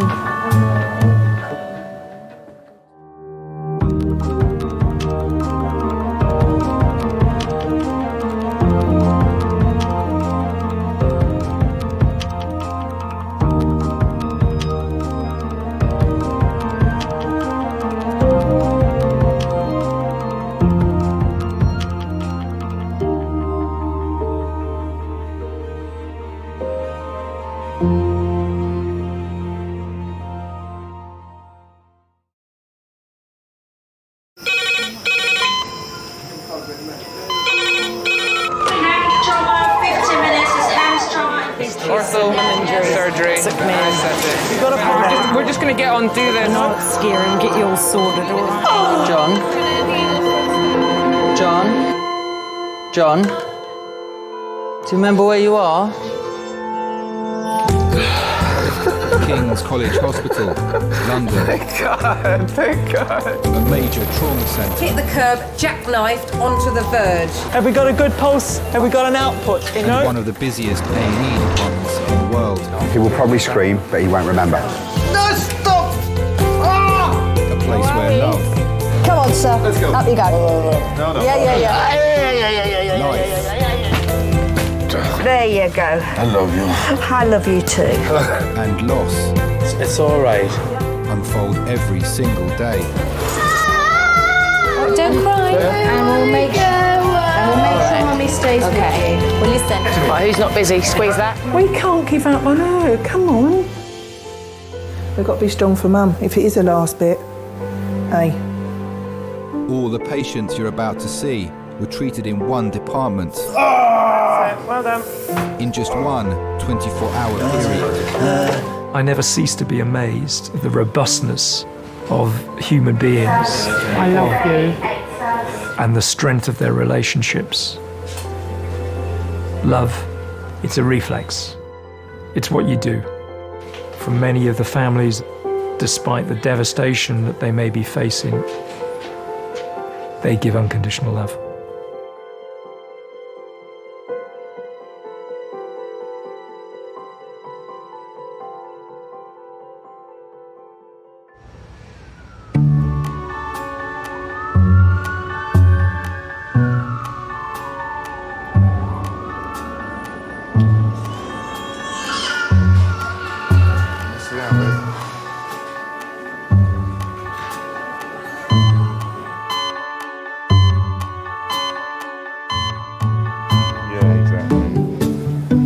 These socks have been hanging around a bit too long now. I wonder who they belong to.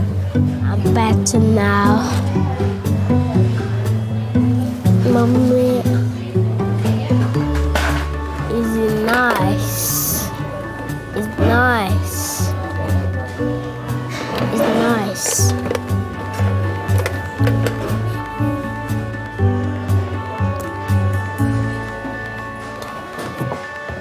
I'll be right back, okay? When I was just a little girl, last birthday, what will I be? Will I be pretty? Will I be rich? Here's what she said to me. I like working with children. Could be a future anything in that room, can't there? That's the great thing about it. It's like when you're at school, you could look at who might be the next Prime Minister and who could be the next Marilyn Monroe. What were you like as a child? I think I was cheeky and a little bit rebellious, rather than, criminal. If you'd have asked me what I wanted to be when I grew up, I'd have wanted to be a fairy or a mermaid. I thought I wanted to be a hairdresser, but the odd occasion in high school when I've cut a friend's hair, it's probably a really good thing that I changed my mind, because I'm not very good at it. I want to be a fireman, I think. Although I can't go up ladders, so that was out. And then a policeman, I think, the second one. Truthfully, I wanted to be a car mechanic. The fact that I could come home absolutely head to toe in grease was my idea of heaven. What were you like as a teenager? God, you don't want to know. Awful. Yeah, I was quite wild. Any stories? Oh, no, probably not.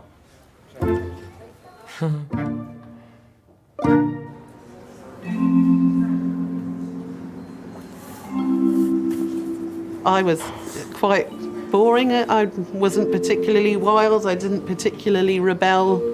When I got to sort of 16, I started going out.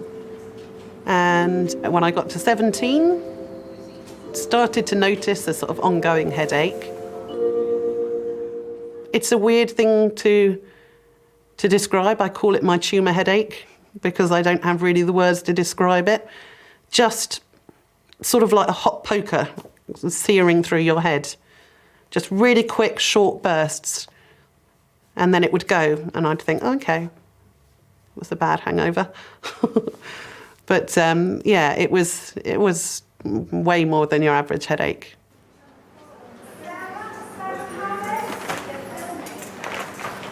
Sarah is 35. Sorry, I'll stick it all in here. Sorry. She's had a headache for the last 4 days. Okay. Oh, let me get that. Sorry, not my day. Let's get you sorted out, yeah? Okay, thank you. Thank you. Sarah. Hi. Hello, my name's Ollie. I'm one of the A&E doctors. Tell me about the headache. I'm sure it's nothing. I've had a virus, so maybe it's that. But I've had 3 brain tumours in the past. I was 17 when I had the first one. And then 3 years later, the second one, well, it was the first one that recurred. Why didn't you come in on Friday when the headache started? I'm very much, I guess it's just the person that I am. I worry just in case it is something really bad, and stupidly I don't. With my second tumour, I knew for a good week that it was back. But, I went as far as Heathrow Airport to go to Australia before. Was it a little bit la la la la la? Yeah. I've always been told it won't come back, and then it has 3 times and various complications. That's fine. And it's just this, yeah. You are a VIP when it comes to head and brain related concerns. My job is to assume the worst Yeah. for everyone, all right? Doesn't necessarily mean anything to be worried about, but you're here, and you, with your track record, we have to assume the worst and hope for the best. All right? Okay. When you're 17, you're almost untouchable. You don't feel that much can affect you. Can I just put that on? But you're all less aware of the reality of things. It's just we have a saying in our family, if it's unlikely to happen, it will happen to me. So, which is why my parents put on a brave face. I could see how distraught they were. You know, you as a parent, all you hope is that your children are healthy and happy. And when something goes wrong where they're not healthy, all you want to do is put yourself in their shoes and take it away from them and be the one going through it. And I guess as parents, they felt very helpless. And I could see that. So I sort of made a vow to myself then that I would do as much as I could to never let them know how I was feeling.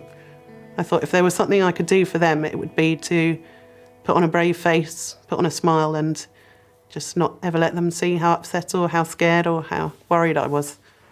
Okay. Oh, right, okay. Excellent. Because I've spent so long, you know, pretending that everything's fine, everything's okay. It's sort of a role you become used to playing, and then it doesn't become a role anymore, it just becomes who you are and how you deal with things.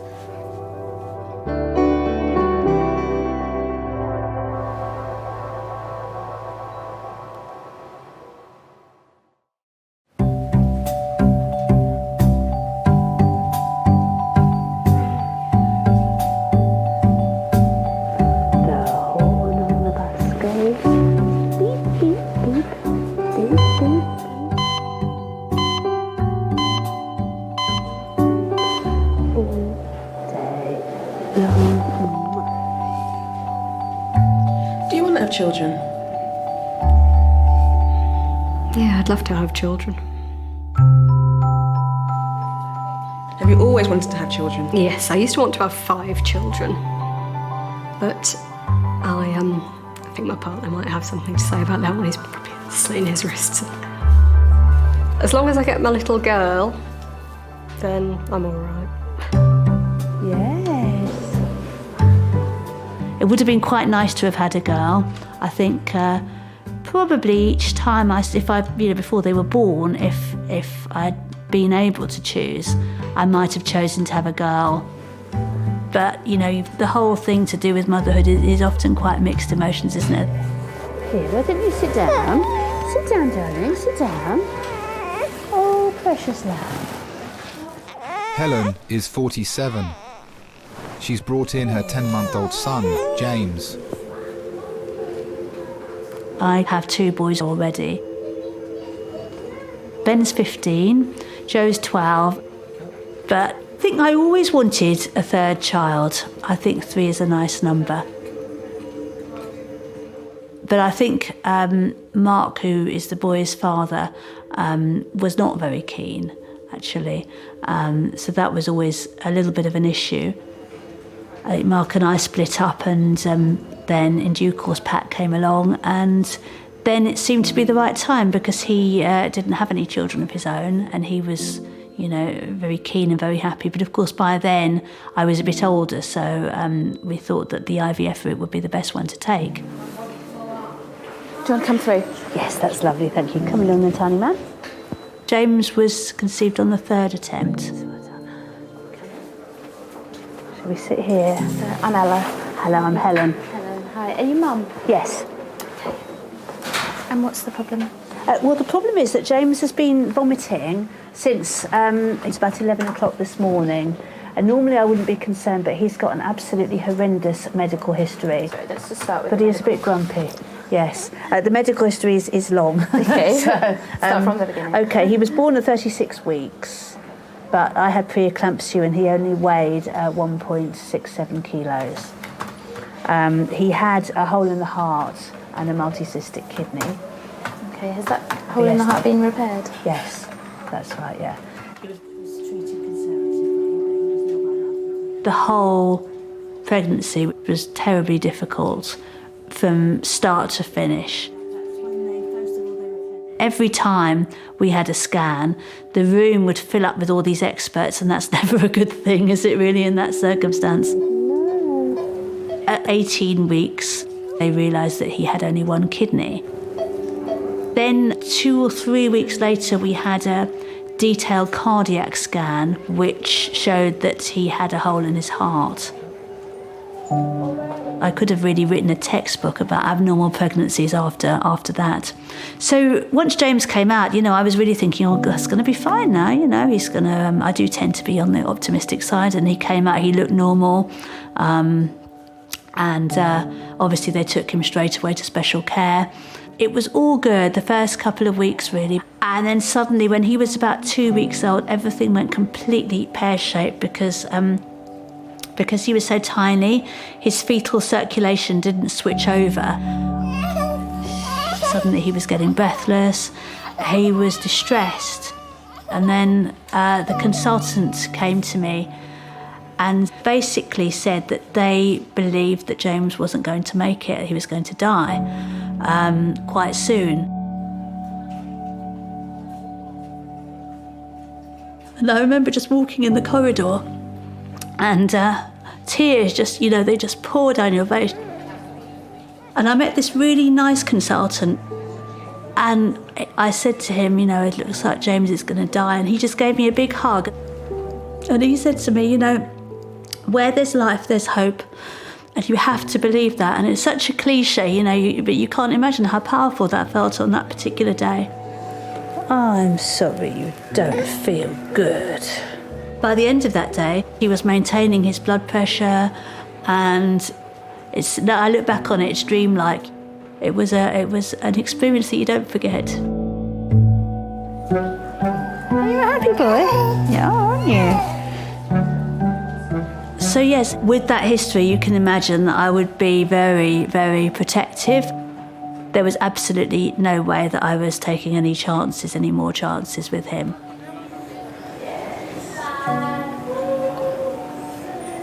There you go. Poor little mannequin, you do look tired, don't you?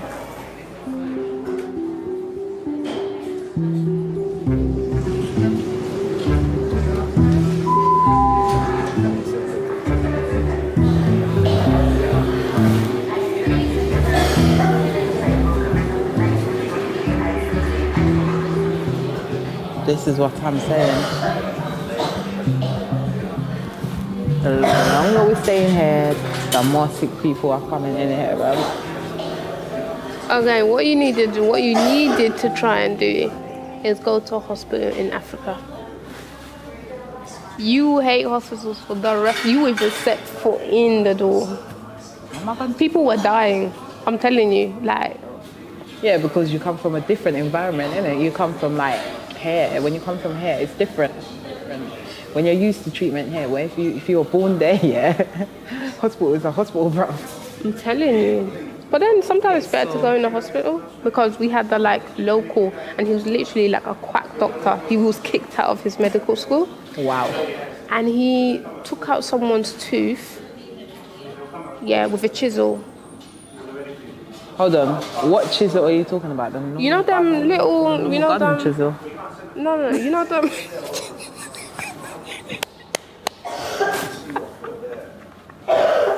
No, literally.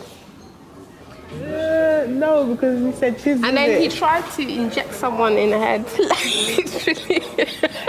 Ain't that back in the day treatment, bro? No, bro. When the doctors were next to the butchers, oh my God. And he even he killed someone. And they spared him. I remember somebody saying about when he killed someone. And he killed the lady at Kolikunda, and then they spared him because basically they don't have enough money to go to the hospital. So how did he kill her again? He gave her a wrong injection, and her daughter was left without no mum.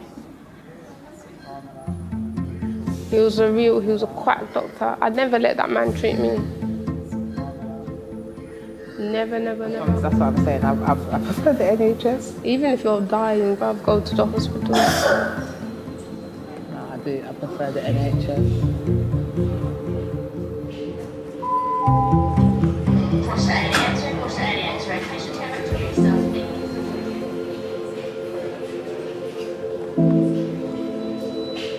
I don't want to bother people if it's not an emergency. I'm aware of how busy everyone always is in A&E, and I'll feel a bit silly if it's something very stupid or it's something not to worry about, and I feel like I've wasted people's time. But my parents are more insistent than me, so it's usually after being strong-armed by them that I will go in. Sarah's had a headache for the past 4 days. Since she was 17, she's had 3 brain tumours. Something that I question more and more, I don't know whether it's the older I get or possibly the more side effects that occur, is I start to question my identity a lot. Am I the person that I was supposed to be or am meant to be? How much of me is the tumour and how much is the side effects of the tumour versus how much is inherently me? I don't know. Mo Mowlam had famously a brain tumour, and she was known as being very wild in politics and would do outrageous things, flashing her bra, and when she was told about her tumour and how it could affect behaviour and personality, it was the first time that she broke down, and she said, "But all this time I've thought that was me, and you're telling me it's just a product of the tumour." And that really, I suppose, struck a note in me. How much of who I am is defined by the illness, and how much of me is still me. Keep your head nice and still. Look at my finger. Follow my finger with your eyes. Tell me if you get any blurring or double vision. Tell me about Sarah. What was she like when she was a little girl? She was a joker. She was the one, when we'd go away, suddenly started entertaining people by doing little dances and taking people off from the TV. She was, wasn't she? She was, Yes. but very quiet. She Yes, very, it's strange. Yeah, there's 2 opposites in her as yeah. well. Yes, shy as well. Can you feel me touching on both sides? Yeah. Both sides. Sarah, in some ways, is quite introvert and very deep. When she was younger, before she could speak, it would be hard to know exactly what she was thinking, and now it's sometimes hard to sort of get her to tell you really what's on her mind or what she's thinking. All my tumour headaches have been frontal. This one was at the back. All of it at the back. All at of the back, head. yeah, and real throb, where I was holding my head. And on a scale of 1 to 10, when it came on like that, how bad was it? 7, 8. 7, 8. Yeah. And what sort of tumour is it? It was a benign pituitary tumour. Pituitary. Okay, all right, fine. I remember saying to a doctor, do what you want. Cut my head open, shave my hair off, put staples in my head. It doesn't bother me. My only thing is I want to be a mum. I desperately want to be a mum at some point, when the time is right. So I didn't want that jeopardised. Pituitary gland is the one that releases all the hormones, so yeah, it does affect your fertility. The damage done to it meant that it wasn't possible to naturally conceive. It's even worse because I've got a baby now, and I just think I can't, And the baby's with? My dad. Okay. He's never changed a nappy in his life. How old's the baby? He's 10 months. Yeah, he's going to learn. He's going to learn very quickly. Okay, all right. This is not going to be an in and out of A&E in 4 hours type job. So your dad is going to have to get used to changing nappies relatively rapidly. When you say it's not going to be an in and out job, Don't could know I how. be home tonight? I don't know. My dad can't cope for a night. Okay. I'll have to make some phone calls. Yeah. All right. Okay. These things never happen at convenient times. It's just my baby. It's your baby, yeah, absolutely. Okay, I'm fine, don't get teary. No. Right, okay.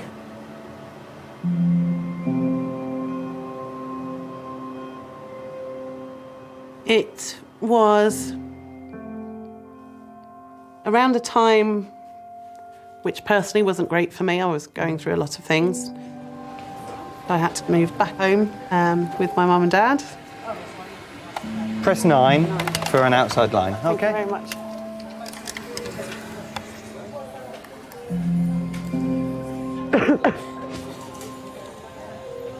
Hi, Dad. How is he? What time did he sleep till? Okay, all right. I'm not going to be in and out. It's not a quick job. May not even be back tonight. Well, again, until they do something, they don't know. But basically, with my, if somebody forget my history, if someone had come in and said, this is what's happened, coughing fit, blah, blah, blah, they would assume a small bleed at the back of the brain, like a blood vessel. It might not be, but that's what they would assume. He said, obviously, given my history, yeah. My concerns pre-Elliot used to just be, well, if something happens, then it happens and I'll deal with it. But the minute a child arrives, it suddenly changes your priorities and your perspective. But, yeah, you're going to have to get Kerry's help or something, Dad. Okay. Bye.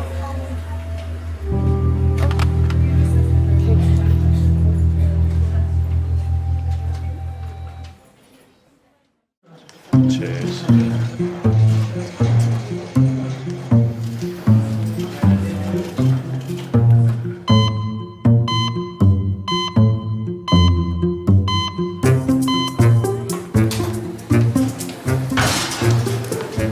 Is it worth even remotely trying to move it in any direction to try and ease it?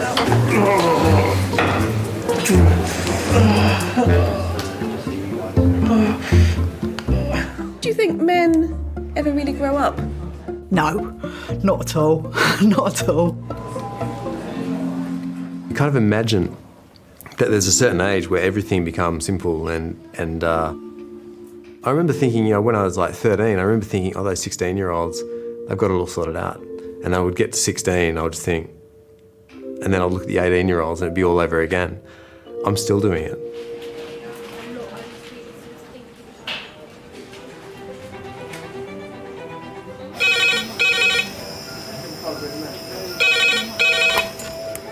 King's A&E. Yeah.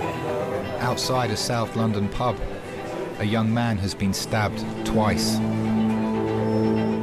Some children are quite independent, so they can wander off and go off. He was very clingy as a child.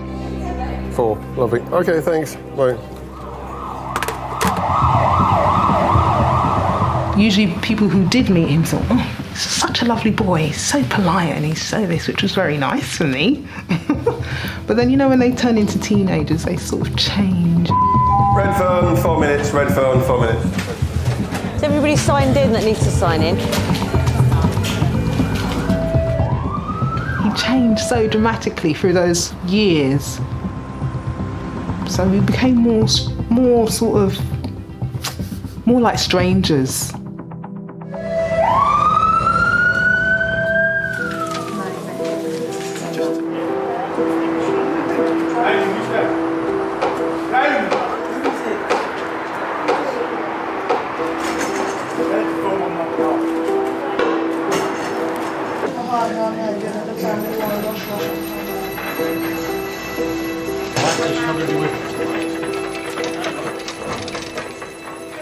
Hi everybody, this is Wayne. He's been stabbed twice in the left thigh. Done. Guys. Fucking hell. Hand back on. When we've arrived, there was one wound which is about 4 centimetres long and actively bleeding. There's a secondary wound which is about 1.5 centimetres, not actively bleeding. Hi Wayne, my name's Emily, one of the doctors. I was going to check you out all over. Can I have a quick look under here? Yeah, just check this. Turn your hand over this way, mate. I've checked his pulse. Doesn't matter what they've done and what you've gone through, you're always going to be protective about them. And here's something happening which you have absolutely no control over. Ah! Fuck! Ah! Well done. Ah! Alright. Well done, Deep breaths, come on. Just relax your hand for me, boss. Cheers, mate. You can have another sharp scratch. I never thought I would have ever been stabbed. I remember saying, I never get stabbed. I never get stabbed. And it was like, wow, I have been stabbed, like. Do you remember the first time you were arrested? Yeah, I remember. What do you mean? As in, how do you want me to elaborate in that? What happened? I remember I took something. I remember running down the road, running through the park, and then I hid, and I got caught hiding in the bin. And then I was in the cell, and I think I remember, I swear I cried, because I was like, oh no, what have I done? And then they said, you have to phone your mum, and I was like, do I have to phone my mum? Can I phone someone else? I don't want my mum to find out. And I'm thinking, did I phone my mum or did I phone my uncle? I'm not too sure. I think I might have phoned my uncle, and my uncle phoned my mum. But my mum found out anyway. And then that was it. It was like, oh, the shame, you know. I felt shamed, but it wasn't like, I don't know. What the problem was when I went back out with my friends, I got glorified for it, you know. It's like, wow, yeah, what happened, you know? You got nicked. Oh, they let you go. And it's like, wow, it became kind of cool. And obviously you're young and you're naive and you think, wow, okay, cool. You know, you were showing off like, yeah, you know. And then it became a habit.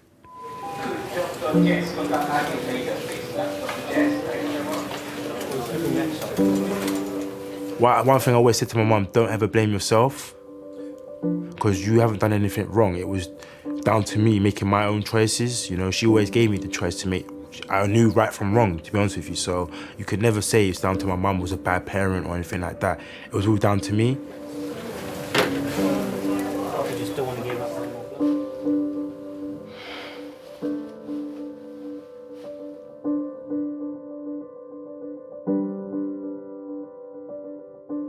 I thought, that's it, I've got to do something now or never.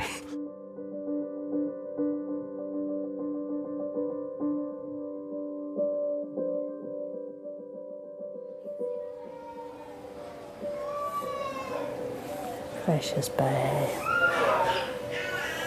10-month-old James has been vomiting since 11 a.m. His mum Helen has brought him in to paediatric A&E. Hello. Oh, look at that smile. Very good.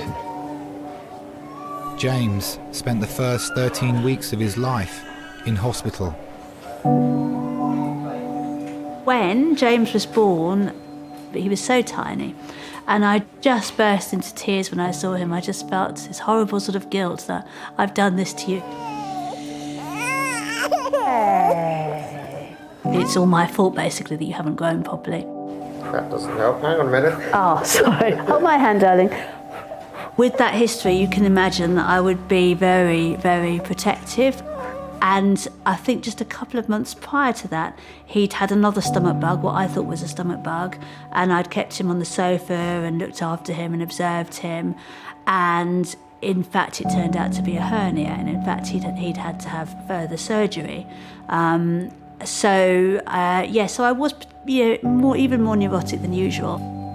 Let's hope it is a tummy bug. Are you going to have a vestibular yet? Let's hope it is, sweetie. Yes. Lovely. Okay, Thank I'll you keep very an eye much. Well, we'll see you in a bit then. Yep. I guess we should phone Dada, shouldn't we, and tell him. As a parent, all you want is for your children to be happy and healthy. I'm just going to move you ever so slightly. Okay. Just keep very still there for me, Sarah. Sarah's scan will show whether her brain tumour has returned. All right, let's begin.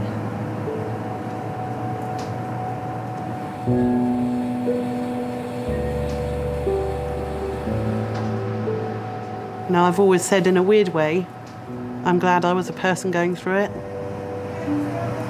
Okay. And not the person watching someone that I loved going through it, because I'm sure it must be 10 times more difficult. Okay, do you want to chat with the man? Here he is. Talk to Daddy. Say hi to Daddy. That's Daddy. I think that was the first time we'd ever been to hospital and it hadn't been something serious. It was, you know, it was really the beginning of not having to worry about him and really the beginning of treating him like a normal baby after everything that happened.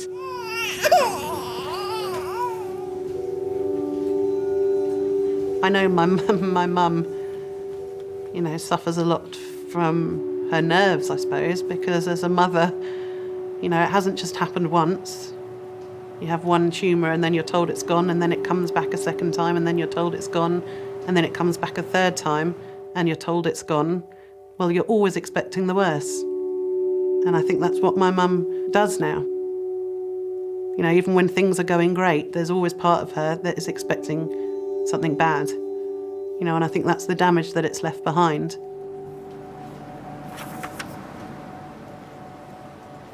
My feeling at the time was we must be in the best hands. They know exactly what to do. But the first operation didn't go too well because he told us that it was terribly vascular and it bled quite a lot, so he removed what he could. And obviously it came back. And that second time they operated again, but this time was a huge operation whereby a skull was open and it was horrendous. It was so frightening, so frightening. And she was very lucky to make it, very lucky.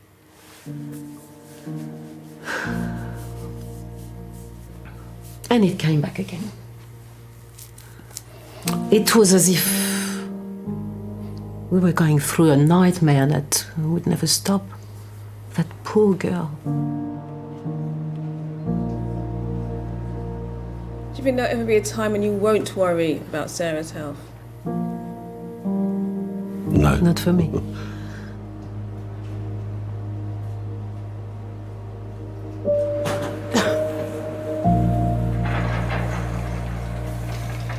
I read an email that my mum had written to someone once, and it was after the second operation.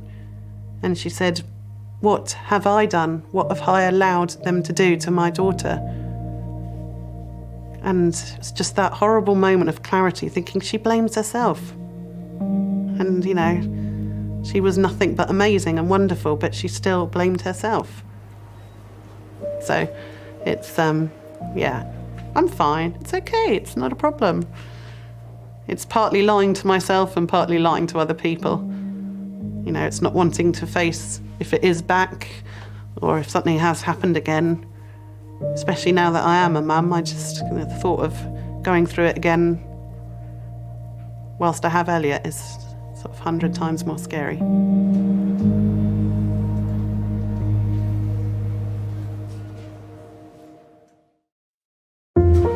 You had tetanus in the last 5 years.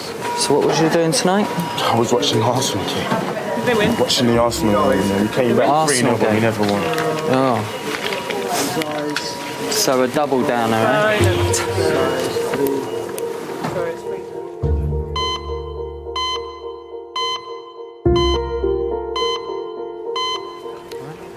Any questions? Is it possible to my partner stay with me for the night? No. They don't allow it. She's not going to be in a good mind right now. Is there anyone she can be with? Wayne, a 28-year-old glazer, has been brought in after being stabbed twice in his leg.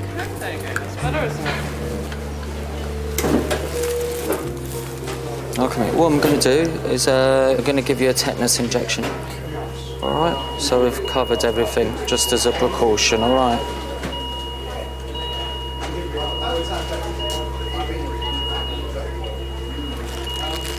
My girlfriend phoned me and she was like, "Oh, where are you?" And I said to her, "I'm in the pub with my friends."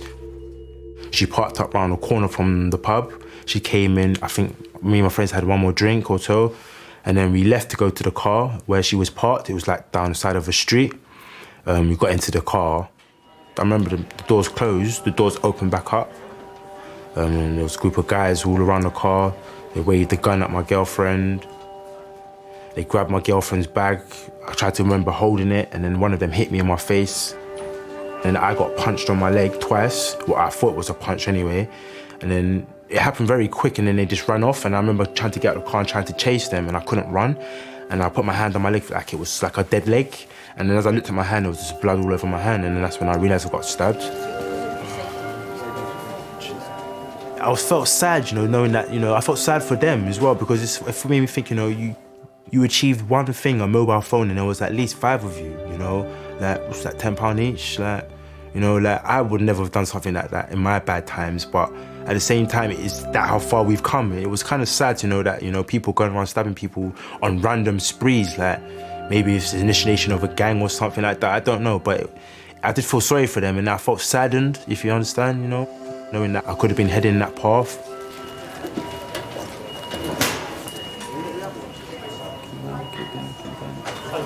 Came in with more rolls than you had to start off with, eh? More stabs from us than from anyone else. I don't know who's worse, you or the bad guys. You have to put up with us as well. I got to about age of 24 and I realised, you know, like, enough is enough. Excuse me, man. Thank you very much, man. It's all right. Thank you for your help. How you look after yourself, all right?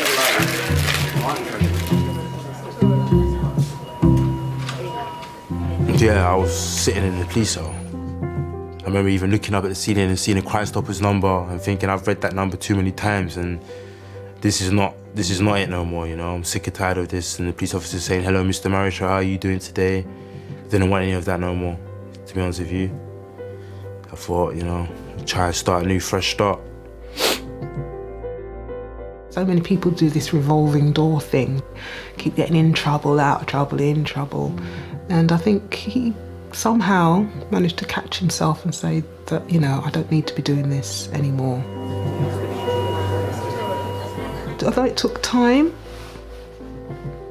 he found himself, I think. Sure you're right.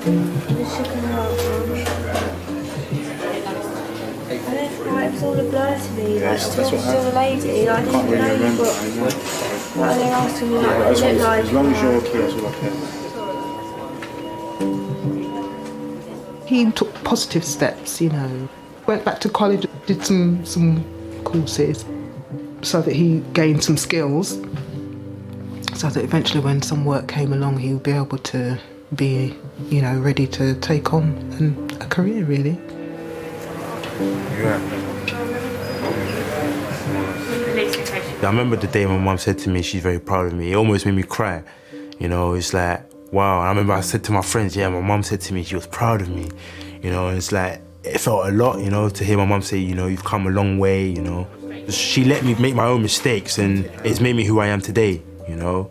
It's made me a better person, you know. I might have gone through it the long way and it took me 10 years, you know, but it's got to that stage where, you know, I've learnt who I am.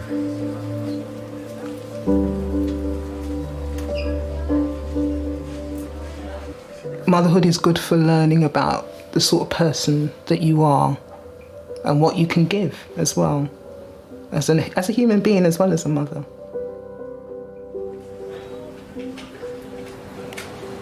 Hi, is that neuroradiology? I'm just trying to chase up a CT scan report for a head CT on a young lady that's come in with history very suspicious of a subarachnoid hemorrhage. I think I pace when I worry. I was probably wondering what my dad was doing at home with my son and how he was going to change a nappy. I showed him very hurriedly before I left, but it was still crossing my mind. I mean, as a mum, you do, don't you? And you just worry anyway. And I'm always with Elliot, so to not be with him was very strange, and I just didn't like it. Okay. Thanks a lot. Cheers. Bye. Good news and bad news. Okay. The good news is the scan doesn't show anything apart from the old what's happened in the past. The bad news is that means that we need to speak to the medical team about thinking about doing a lumbar puncture. They're supposed to be painful, I know that. As in, if there is just nothing wrong, is it still worth doing a lumbar puncture to prove that there's nothing wrong? The scan doesn't pick up all bleeds. Right. Okay.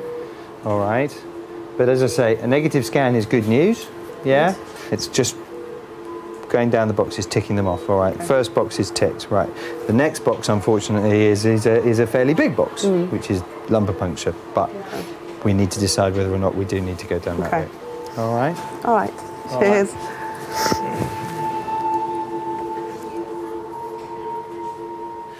I'd happily give up all the bad health for a life of good health.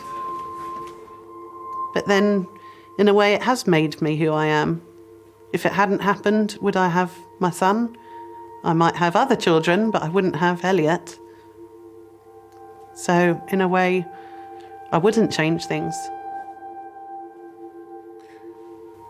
It's in the hands of the doctors and in the hands of God. If you believe in God, all we can do is hope that we'll be lucky and that she gets the best doctors and the best medical care and they can sort out the things that are wrong with her and keep her alive. That's, what else can we say, really? We can just be here to pick up the pieces if I just sense she'll be all right. She will be all right. Yep. I believe that little Elliot has brought her a lot of strength. Tell me about Elliot. What's he like? He's just everything. He's everything to me. I can't imagine not having him. I can't imagine what my life was without him. I remember coming back from the hospital with him and it still doesn't feel like it's real. I still kept thinking at any moment I was going to have him snatched away or wake up from the most amazing dream and be told that it wasn't real. You know, it's just so much more precious when you've had to fight for it. So yeah, having come so far to have got him and then for something to happen would be awful. And I know if something happened, it wouldn't be through fighting, because I would fight the whole way. Just want to do the best job I can, be a good mum, do right by him.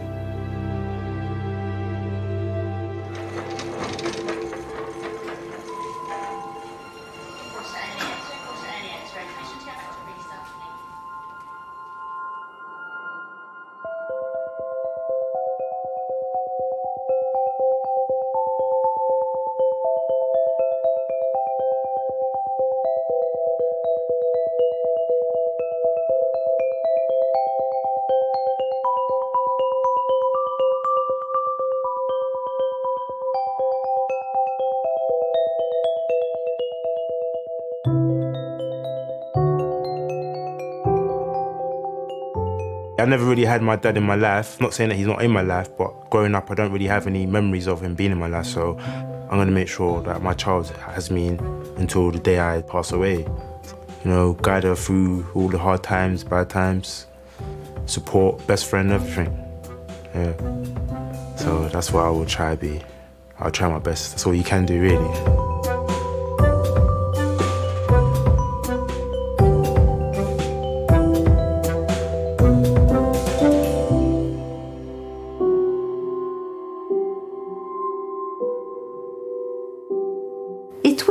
Absolutely fine. Yeah, there's a lot of room for optimism, and I think you have to make the most of what you've got today and dream about the future. I think that's what makes humans the way we are, that you live for the future as well as today. And you need to dream. Yeah, you do. Dream. Everyone needs a dream. Yes. I dream about Kate Bush, but there you go.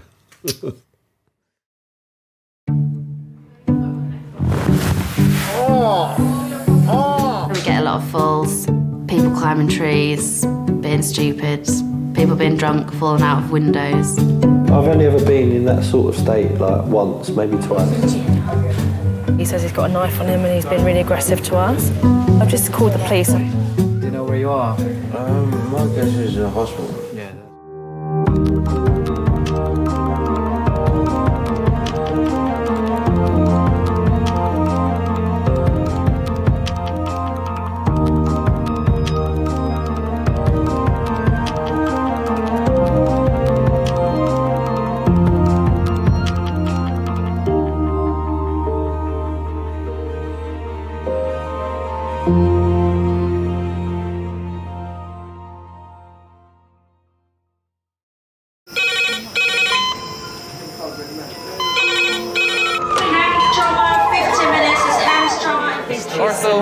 Surgery. We're just going to get on, do this. Not scare him, get you all sorted, all right? John? Do you remember where you are? King's College Hospital, London. Thank God. A major trauma centre. Hit the curb, jackknifed onto the verge. Have we got a good pulse? Have we got an output? You know? One of the busiest A&E departments in the world. He will probably scream, but he won't remember. No, stop! A place where love, Come on, sir. Let's go. Up you go. No. Yeah. life, There you go. I love you. I love you too. and loss It's all right.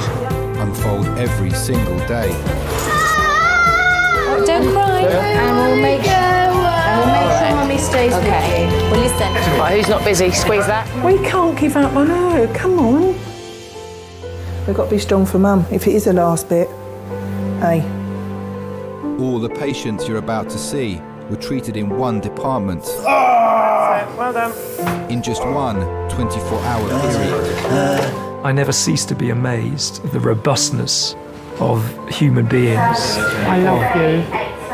And the strength of their relationships. Love, it's a reflex. It's what you do. For many of the families, despite the devastation that they may be facing, they give unconditional love.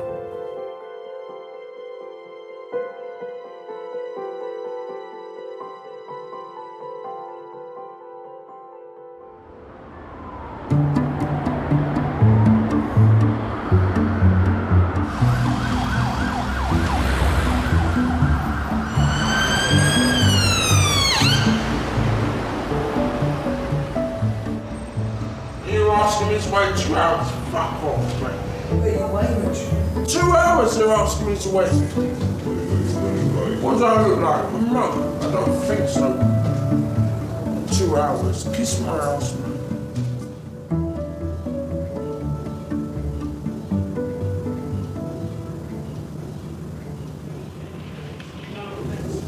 I'm sorry. I'm sorry. You remind me of my nan. You look like my nan. I'm not that old, am I?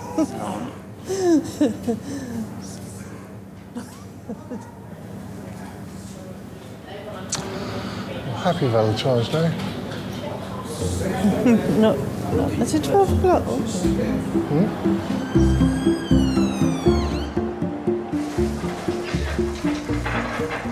Valentine's Day in A&E will see 307 people treated. Sorry, mate. Thank you. 12 will be red phones. Cool. 6 will have been assaulted. And 3 will be arrested. Valentine's Day today. I have to remember to stop on my way home and buy some flowers because I'm going to be shot. I tried to cancel it, but I'm completely absolved from any Valentine's Day responsibilities. I was lucky. Well, it's not a very romantic place at the best of times, I suppose.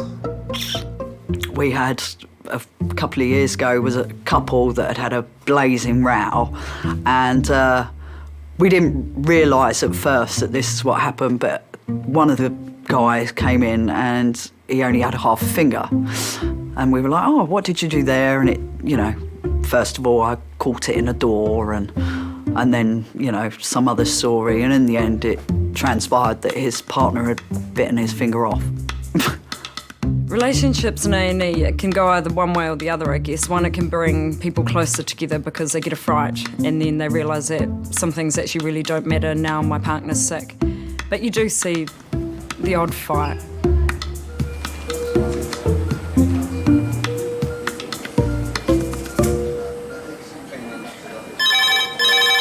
Jenny, you there? Yeah. A&E Kings.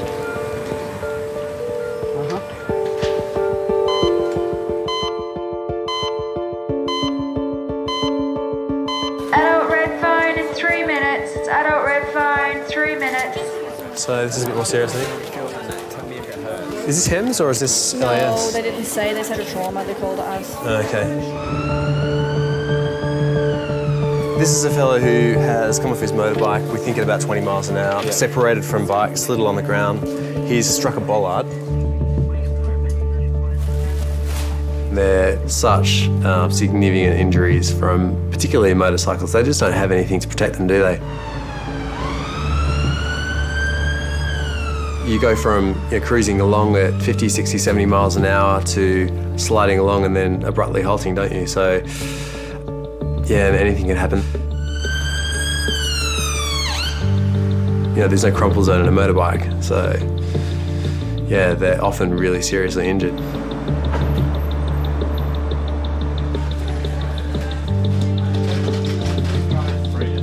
John, 53, motorcyclist, low speed impact with a metal bollard, probably about 20 miles an hour. Father of 3, John, came off his motorbike on his way to work. He's basically slid on the floor, right shoulder, right arm have gone into the bollard. So he slid on the floor and then hit the bollard? Then hit the bollard, yeah. He has broken the metal bollard though. Okay. So no open wounds anywhere? No open wounds. The main concern we have is that distal pulse. Yeah, that's perfect. Thanks a lot. No worries. Is this all pain or? This is anxiety. Right, okay.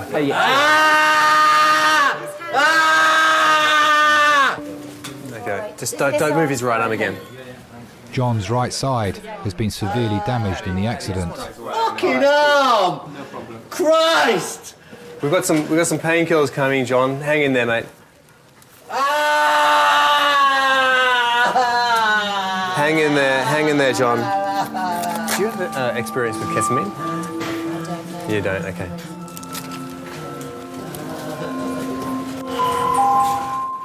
Could Malcolm Tunnicliffe please call resus on 2397, thank you. Where do you keep your stuff? My name is John Moran. How do you think your wife would describe you? Chaotic, selfish. Hey, John. I know you're in lots of pain, mate. We've got some pain relief coming, all right? Okay. I'm a psychologist. Some of the work I do is with pain management, and I teach particular skills to my clients. None of those skills were of any use to me at that time. Sorry, John. Guys, can we have a hand just for a sec? Thanks, just to brace him getting off the board. Yeah. Okay, you got it? John, hello, John. Hello, mate. My name's Malcolm. I'm another one of the doctors. John, in a second, I'm going to give you a really strong painkiller that's going to knock you out. Okay, fine. Yeah, all right. That's great. I just need to explain a couple of things to you. Okay. It can make you feel a bit funny. Okay. You can have very funny, vivid dreams on it. Okay, tripping out. But yeah, you're tripping out. It's ketamine, basically. Fine. Okay. So just remember, you'll be in a K-hole. So just remember, you're in hospital. You're quite safe. All right? Okay. We can give you something for it if that's really bad. Okay.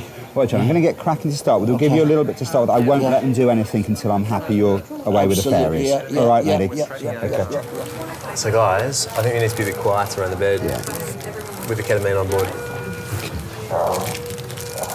Well done. 50 milligrams of ketamine, a sedative so strong it's also used as a horse tranquilizer, will knock John out for 20 minutes.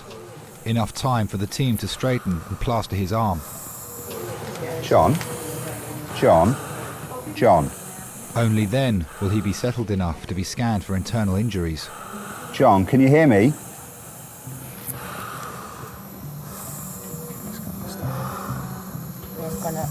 Go, boys. Do it.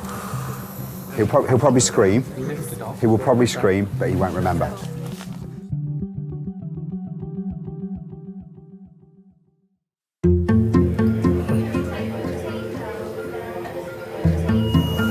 Not bloody Valentine's Day, isn't it? But I see not a very nice Valentine's Day. There you go.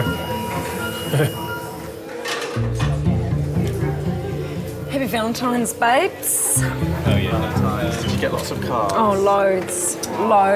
I got a bunch of roses with a card that said I would. Really? And that's it, Abby, I would. That's nice. We're all flesh and blood. We've all got 2 eyes, a nose and a mouth. You know, what appeals to one person doesn't necessarily appeal to somebody else. I love him with all my heart, and I love him from the inside out. Gary is my soulmate. I trust him with my life. I'm in hospital, Dad. Yeah, up in London. So I'm in here at King's Hospital now, and I had a CT scan, and he said I've got a bleed on my brain. Your blood pressure's too Because my blood pressure's too high, Dad. He said, Gary, a 52-year-old paint sprayer, was leaving work when he began to lose feeling down the left side of his body. I heard Gary's car pull up outside. He came in and said he thought he had a migraine. And when I looked at him, I could see the side of his face had dropped and his eye had dropped. I thought I'd better let you know anyway, because otherwise... I'll keep him informed.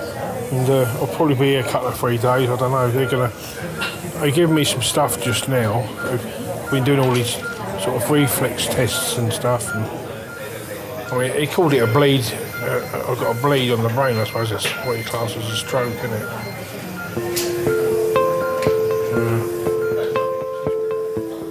Yeah, it is, hang on. Hello? You know what he's like, he didn't want nothing done. As soon as he came in from work, I phoned for the ambulance straight away. I could see... I had to keep my head, because if I'd panicked, then I know Gary would have panicked. So I had to sort of keep my wits about me. But deep down inside, I was absolutely petrified. All right then. So I'll ring you tomorrow. Dad feeling all right? Yeah, he said, are you all right? Yeah, he said he's all right, he's a bit upset. Yeah. I met Gary at a bikers rally in Chilham, in Kent, 10 years ago. The night I met him, I was out with a girlfriend of mine, and when we saw the bike club that he belongs to, my friend laughed and went to me, my God, just avoid all eye contact, don't even look at them, because they had a bit of a reputation at the time. And then, of course, when he actually did walk over and speak to me, I couldn't be rude. That night, Gary walked me to my car, and as I got in the car, he actually asked if he could kiss me. My friend sort of like is going, oh my God, you know, I told you to avoid all eye contact, don't kiss him. But he sort of like put his head in the window and said, can I just kiss you goodbye? And I said yes, and he kissed me, and then he just said, oh, I love you. And I looked at my friend, as we drove off, I looked at my friend and I went, I think I've just found a raving lunatic. Hello. I'm Kirsty, I'm one of the nurses. We're keeping an eye on your blood pressure, it's still a little bit high. Yeah. But don't worry, we'll keep an eye on it and make sure we try and keep it. I think they put some stuff to... Yeah, they did. Gary is being given medication to control the bleed in his brain. The first 24 hours are critical, so he needs close monitoring by King's stroke specialists. If I could go now, I'll go now. I just hate hospitals and doctors. I love you.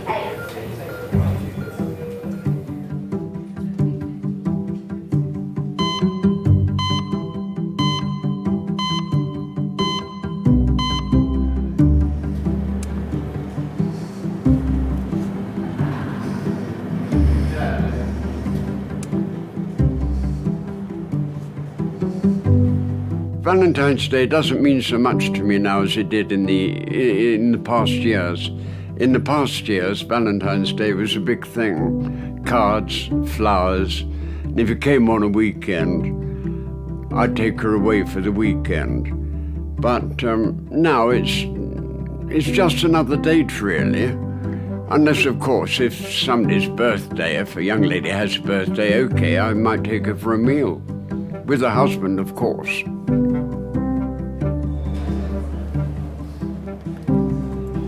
Are you here on your own? Well, no one's ever on their own, really. No. 84-year-old Ronald has come into A&E after being bitten by his dog Benji. When I was brought up, we used to respect the ladies. At least that's how I did it with my wife. Kathy was the first one that I really fell for. We were married 50 years. You've obviously got someone looking after you with your nice. You've got someone looking after you with your nice tidy dress. Oh, that's on. all right, yeah. And you were seen here last night. Yeah, seen here, in there. Yeah. And They told me to come back at 10 o'clock this morning. Who did? Was it definitely? Are you meant to be at fracture clinic? I don't know, it's a bite, dog bite. Repairing. She was 5'3". She was a little bit plump, although she'd hate me to say that. She had beautiful hair. I think the nicest thing you can say about her was that we loved each other. Let's look you up on the computer. Hold that for me, because I think you might be meant to be at fracture clinic or something. Because you were seen here last night. Nobody loves me. What's your? Tell me your full name. Ronald Kane, K-A-N-E. Ronald Kane. She tripped over in the previous flat we lived in. She hit her head on one of the wooden jambs, and she had a stroke. She was one of those people who detested hospitals. She was afraid of them. Well, most people are anyway, especially when you get to our age. So I used to go there and look after her myself. Mr. Kane, do you want to come through? You want me? I do. I was sitting with her, and a nurse came in and said, I want to wash her face. I said, okay. Would you leave us, please? So I walked out the room, and within 5 minutes, the nurse came out and said, I'm sorry, Ron, she's gone. That's it. Fini. All you have are memories.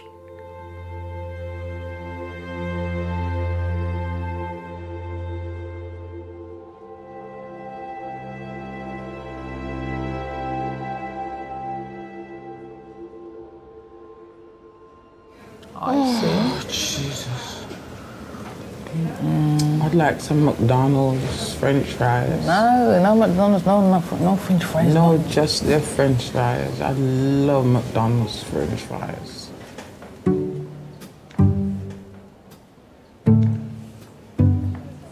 I wouldn't mind a Big Mac either. With some sweet and sour sauce.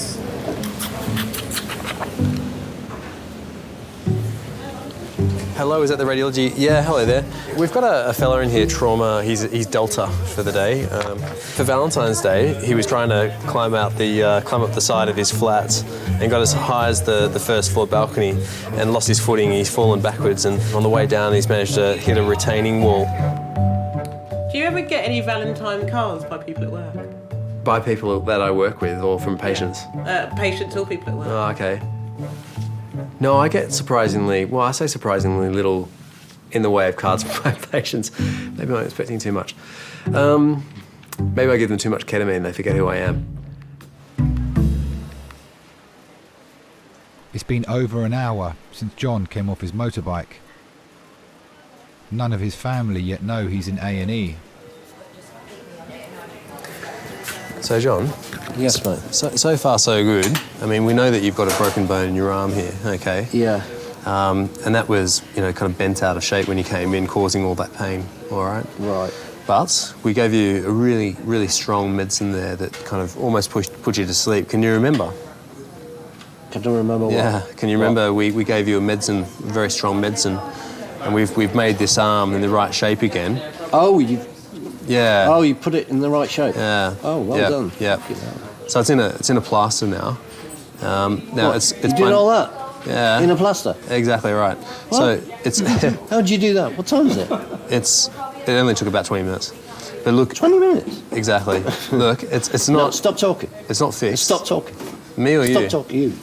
Stop talking. You got a question? It's... 20 to 11, 10:40. 10:40. 10:40. Right, okay. You've been with us for about an hour. Fucking hell. Do you want me to explain some more? Yeah. Okay, so this arm, it's not fixed yet, but at least it's in the kind of roughly the right space, the right place, and that's going to have helped a lot with your pain, I'm hoping. How is the pain in your arm? The overriding thing that has always been a problem is riding a motorbike. I've never agreed with that. I've always worried, but I learnt very early on that there was nothing I was going to be able to do or say. He would placate me that it was safe and that our quality of life was much better if he rode a bike because he would have more time to spend at home. The procedure that we've done on your arm is not the be-all and the end-all. There's a bit more work to do there, but at least it's a bit more comfortable for you. There's a bit more work to do where?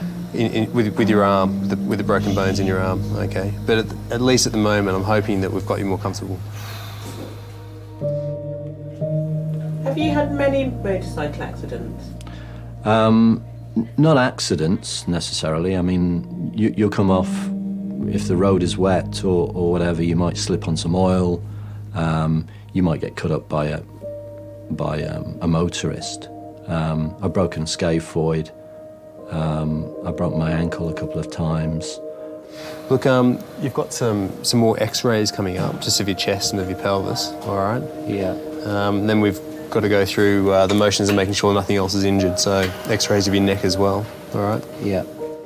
The bike has been an overriding shadow because he gets on it every morning and he goes off to wherever he's going, and there is always that fear. In the majority of accidents, you know, you'll arrive home that day and, you know, that eyes will be rolled to heaven and you just get on with it. But in this instance, there was, you know, it was clearly a lot more serious. So you think, right, this is going to cause me problems.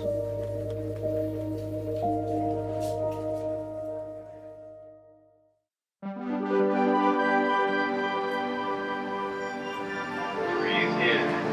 Hold your breath. Breathe. 53-year-old John crashed his motorbike 3 hours ago. Anything? No. With his arm in a cast and his pain under control, he can now be scanned. Breathe in. Hold your breath. I really wonder about his spine as well. Is it? No, it doesn't look like anything. No, I got away with that. Hold your breath.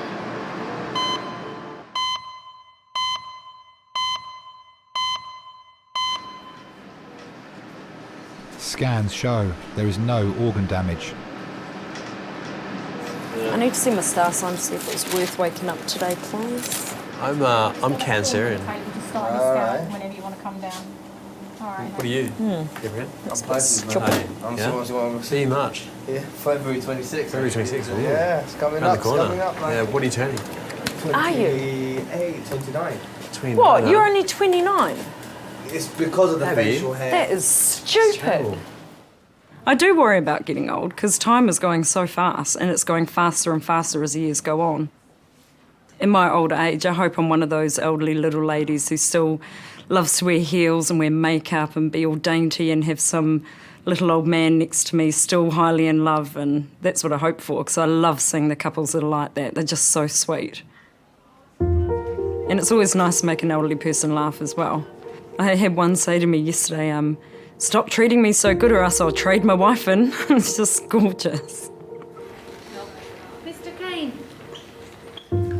Hello, how are you? Let me have a look at your finger.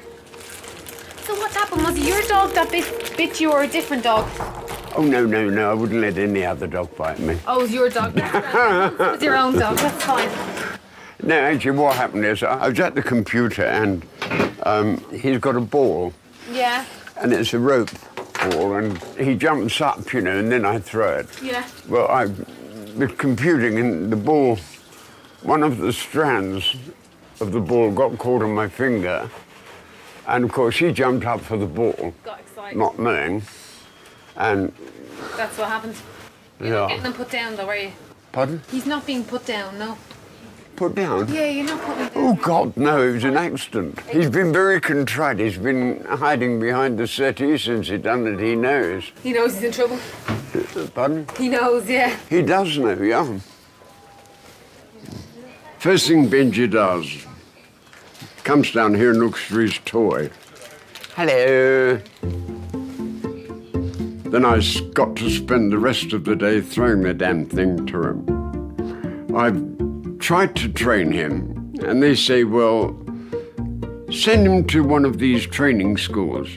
Well, that's all very well, but I think that would change his personality too much. I'd rather he stays as he is, mad, like me. Ah, what were you in?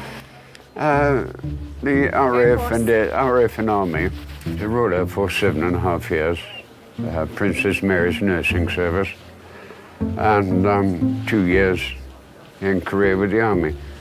Do you want to put that in the bin? Pardon? Do you want to put that in the bin? Thank you. Yeah. When you get to a certain age, well, say my age, a lot of people just sit in the armchair and say, well, I'm too old to do this or I'm too old to do that. Well, I don't agree. I read in the paper and on the radio they were having this gay pride parade. So I thought, well, I might as well go along and see that because it isn't a militant one. Everybody was going to be cheerful, so I went down Haymarket and where I stood there were 3 or 4 young gay chaps there and we were having a laugh, having a joke. So we just need to clean this a little bit because you've still got bits of cotton wool and gauze stuck in But there. that's what I said. There was something and I didn't know if it was Just a bit me of or... fibre. I've got a dressing table. And suddenly this crowd of very large gentlemen came dashing across the road towards me. They opened up and there's Boy George standing next to me. So I looked and I said, hello, Mr. O'Dowd. And he looked rather surprised. So I said, may I take a picture? He said, I haven't got a camera. I said, I've got one. So he got one of his cohorts to take a photograph of us. It turned out quite well, actually. He was quite a nice person to speak to. How long have you had your dog for? Oh, well, I had my first dog 6 years ago after Kathy. Okay. I didn't want to be on my own, so I got a dog. And she was beautiful. If I'm feeling a bit low, I say, Kath, what would you do? Or if I'm undecided about anything, Kath, what do you think I should do? And then at night you say, night, night, darling, God bless. Some people can go into a shell. They'll just keep there, contained within themselves.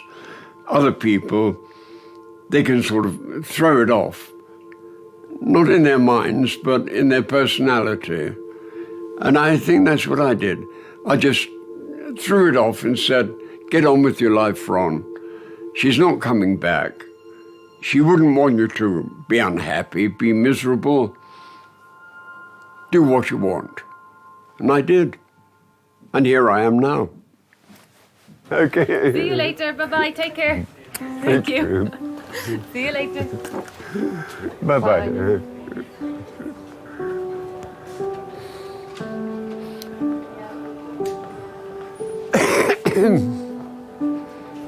As long as she needs me, I know where I must be. I'll cling on steadfastly. I'm not happy, I'm just fed up being bloody miserable.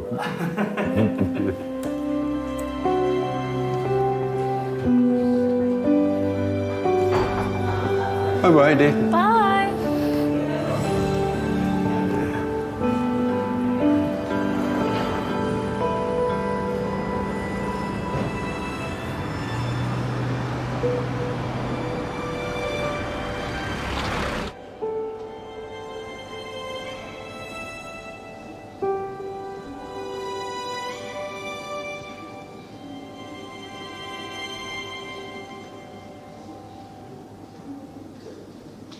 These are my favourite flowers. To have in the house anyway. If you're going to buy me flowers, they're quite cheap, so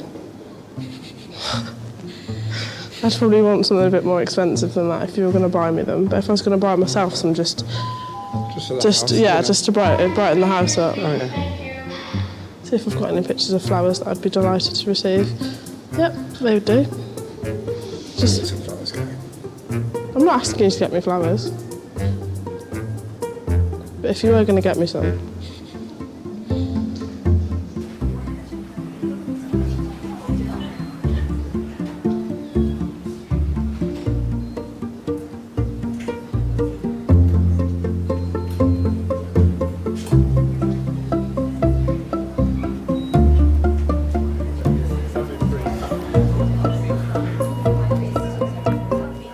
John, we're getting a bit more morphine, and ASAP we'll get these blocks away and have you sitting up a little bit. Right. You all right? What's going to happen now? Well, have you been told about the results of the imaging?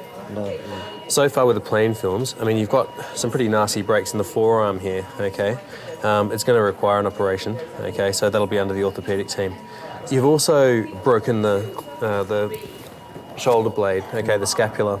And it's broken in a few different pieces, and the reason it's so sore around your shoulder here is that it looks like, you know how there's a ball and socket joint? Okay, well the socket of the shoulder, I gather from the CT, there might be a break through that as well as other parts of that shoulder blade. So it's pretty badly broken. And simply for the reasons of analgesia, you're going to have to stay in. I mean, not just for the fact that you need an operation, but, you know, I think you're going to be pretty uncomfortable with this shoulder blade thing. But if I can point out a bright side there, is that your shoulder blade and all the big muscles that kind of pad over that shoulder blade have taken the brunt of this, and it looks on first glance that your scan of your chest is okay. So it's a bit like the crumple zone of a car, if you like. It's all kind of nuts and bolts and bones and things, rather than the important stuff on the inside. Okay. Yeah. Do you have any questions? No, that's all Yeah, right. yeah. That's all right. Listen, and as soon as we know a little bit more, as soon as we know the scan results, I'll come back and have another chat. Okay. All right. Thank you. Okay, no worries. Okay.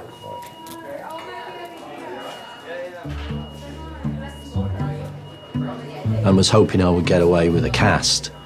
You know, the cast would be okay, I could manage that. Surgery, not so good. That means plates and extended periods of recovery and so on and so forth.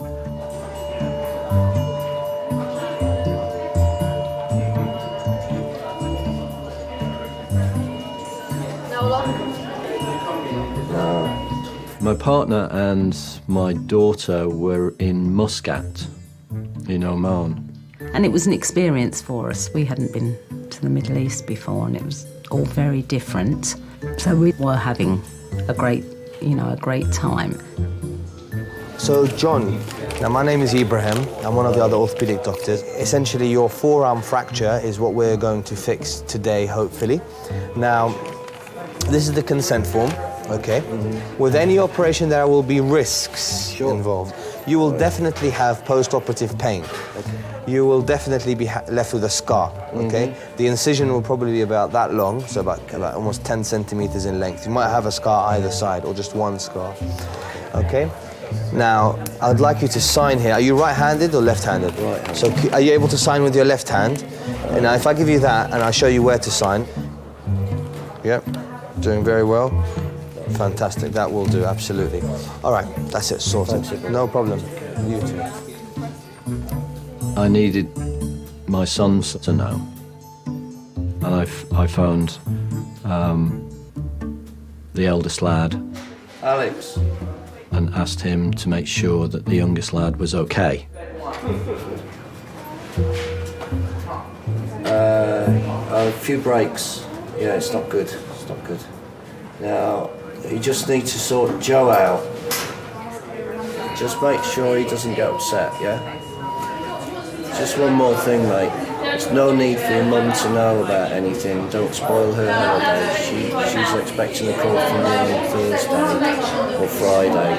So she's not expecting to hear from you today, so there's no need for anyone to call her. So tell Joe, don't call mum. There's no need for it. Okay, mate? Thanks a lot. Bye.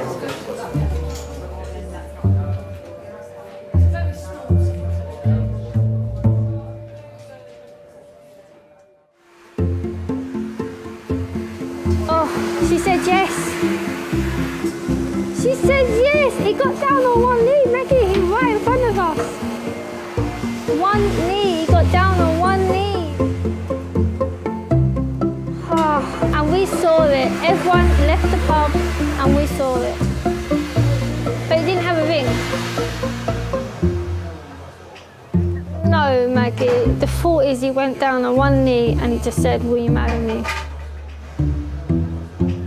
She had tears in her eyes. It was just... Oh, it was lovely. It got down on one knee and everything. It was absolutely amazing. It was, man. Gary's left side was affected by the stroke. Touch your nose.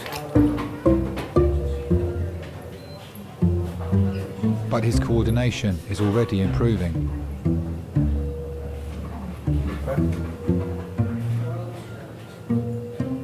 That's much better. Be anywhere earlier, out here. I'll stretch me down. That sort of buggered me a bit now, though, isn't it? Well, it's just giving you a little bit of a warning to slow down a bit. You're not the big roughy-tufty biker that you thought you was. You like to scare me, don't you? I love you. When you've had a stroke, it makes you realise the things you used to worry about, some of the things you ain't worth worrying about. The other day I was in Bexley Heath and I heard this lady talking to this old lady, and I was sitting there. Tracy had just gone to the toilet and I was sitting there with a bag, and she come out, she goes, "What's up with you?" I was looking in the bag. I had tears coming down my face, I did. And what happened was, I heard this lady speaking to this old lady. She said, "How are you today?" "Yeah, I'm all right, yeah. It's my birthday today. I'm 74. And she said, "Oh, that's nice. Any plans?" She said, "No, I've got no plans." And of course, "All right, I'll see you later." Then she went off, and I thought, that old lady ain't got anyone, that old lady, like. So we walked off, and we got round the corner, and I said, "I want to buy her some flowers." So we bought her some flowers, and I went back there. And I said to Tracy, "Is she still there?" And she said, "Yeah, she's still sitting there." And I didn't know until I got back, because I'd done this in the back of her. When I got round the front, she was blind. So, a bit of joke. So I went up to her and I said, "Sorry, I wasn't here, Wig." And I said, "I just overheard that it was your birthday." And she said, "Yeah, hello." She said, "Yeah, it's my birthday today." I said, "I just got you a couple of flowers, if that's all right." "Oh, thank you," she said. "Thank you ever so much." And as I walked off, I looked back and I see her smiling. That made my day.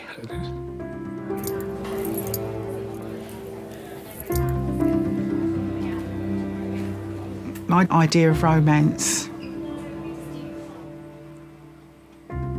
Gary Mitchell, I suppose.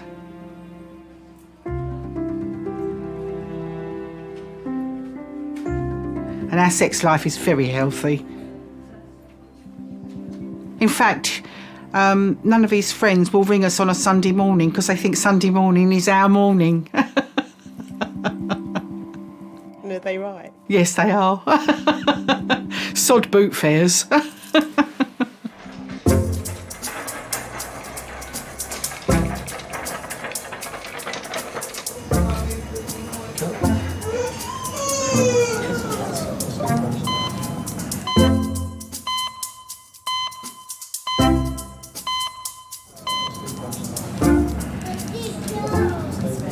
How long do they say it's going to be? Lord knows. 21-year-old Anton has been brought in by his mates. He is suffering from mild chest pains. Oh, bye. Bye. See you later. Facebook me. Don't say she's really pretty. No, she's actually nice. Do you believe in love? Ooh, gonna expose me here. Do I believe in love? Yes, I do believe in love. Have you ever been in love? I don't know, I doubt it. I don't know what love is, really. I mean, I think love is probably being with someone that you know can annoy you, but at the same time you still want to be with them. Have you ever been in love? Yeah, I've been in love 3 times. Oh, Maggie, I wanted to cry. It was lovely. Oh, she got on Facebook. I should have said I was there. I saw it. Vicky, where's my balloon? I don't know. Where's my balloon? All the balloons gone missing. She's gonna have to take my one. Who's there?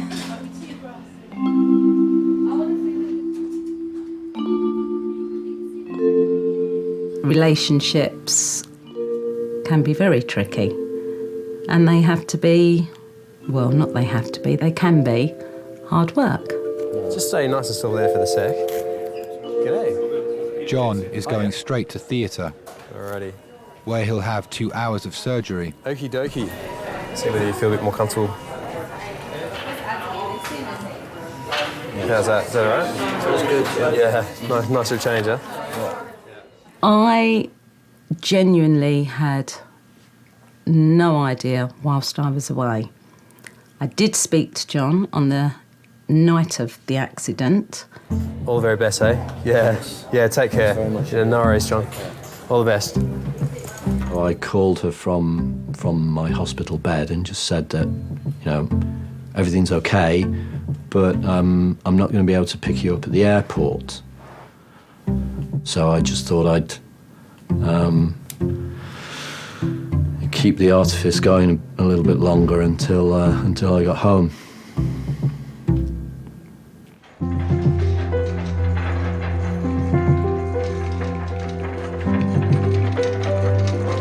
See you later, John. All the best, eh? Take care. When we got back to Heathrow, there was a taxi with our name there. Still no idea, and it was only once we pulled up at the house late on the Saturday evening, my older son was here, which was unusual, that I knew something wasn't quite right. I'd asked the eldest lad to be at home, just in case, you know, Francis was distressed, you know, just to provide support. Alex dealt with it quite well. My son, he just said, no, you're not to go into a panic. So he'd calmed me down, and I had a couple of minutes before I actually came up to see John. And then she came up and she saw me in the bed. I mean, by that time, I'd recovered my sense of humour. So I just thought it was quite an interesting situation. Were you angry? Yes. But living with someone who rides a bike day in, day out, I've always been concerned that one day I was going to get a call that something terrible had happened. And I think my feeling of relief that that's it now. He didn't suffer any head injuries, and there's, that was always there. And he can't go on a bike again. And I don't have to worry about that anymore. I'm one of the fortunate ones that is not going to have to deal with that.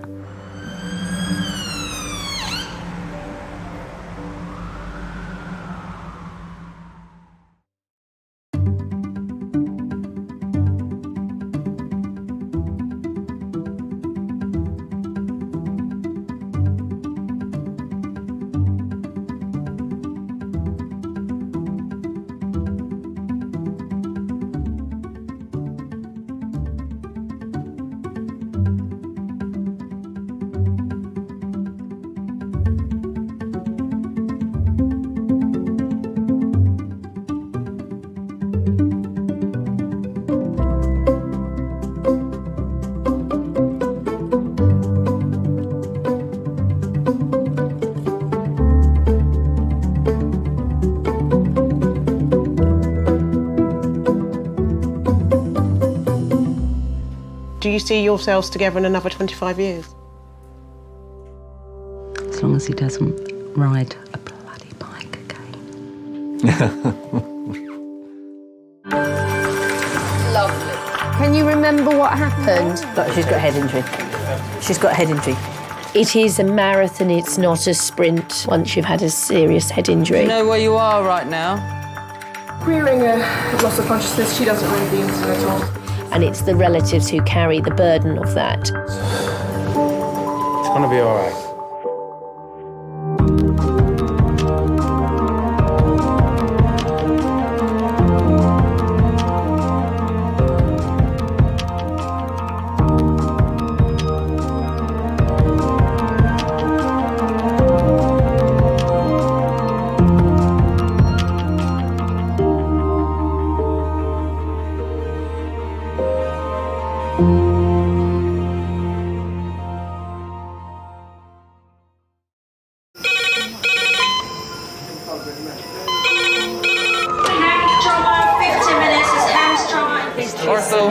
Surgery. We're just going to get on, do this. Not scare and get you all sorted, all right? John? Do you remember where you are? King's College Hospital, London. Thank God. A major trauma centre. Hit the curb, jackknifed onto the verge. Have we got a good pulse? Have we got an output? And one of the busiest A&E departments in the world. He will probably scream, but he won't remember. No, stop! A place where love, Come on, sir. Let's go. Up you go. No. Yeah. life, There you go. I love you. I love you too. and loss It's all right. unfold every single day. Don't cry. And we'll make sure Mummy stays with you. Well, listen. Right, who's not busy? Squeeze that. We can't give up on her. Come on. We've got to be strong for Mum, if it is the last bit. Hey. All the patients you're about to see were treated in one department. Well done. In just one 24-hour period. I never cease to be amazed at the robustness of human beings. I love you. And the strength of their relationships. Love, it's a reflex. It's what you do. For many of the families, despite the devastation that they may be facing, they give unconditional love.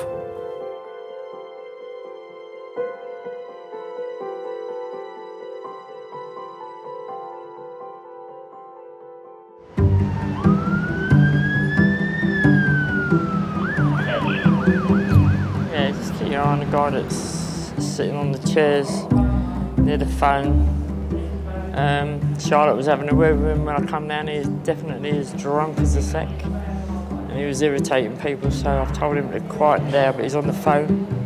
The perception of security is people that couldn't make it in the police force. I wanted to be a police officer, I'd be out there, but it's not like that. Hospital was different, 100% different.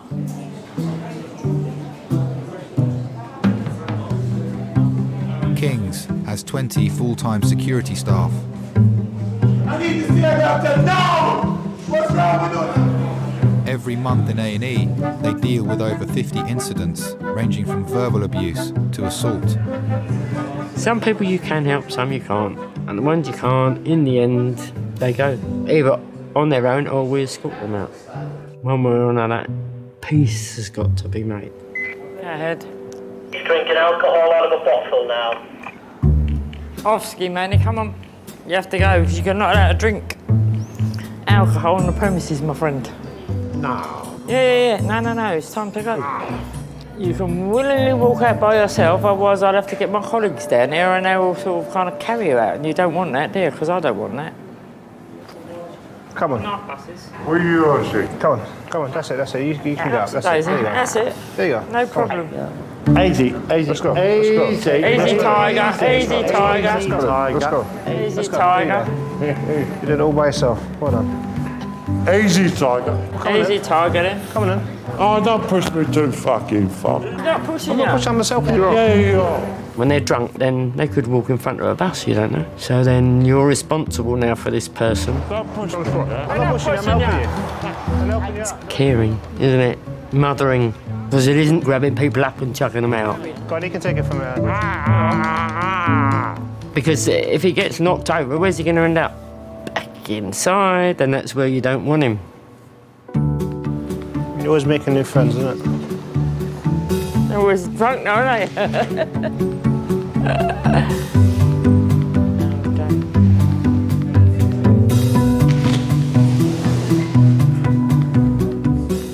Yeah, control that gent's left now and he's gone on the bus to Croydon. Jolly good.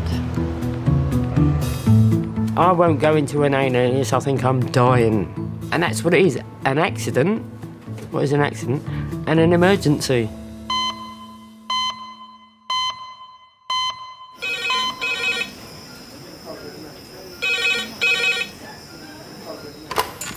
Hello, King's Only Resource.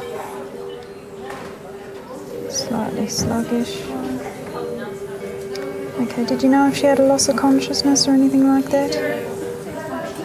Bye. Pediatric trauma call in 8 minutes. That's pediatric trauma call in 8 minutes.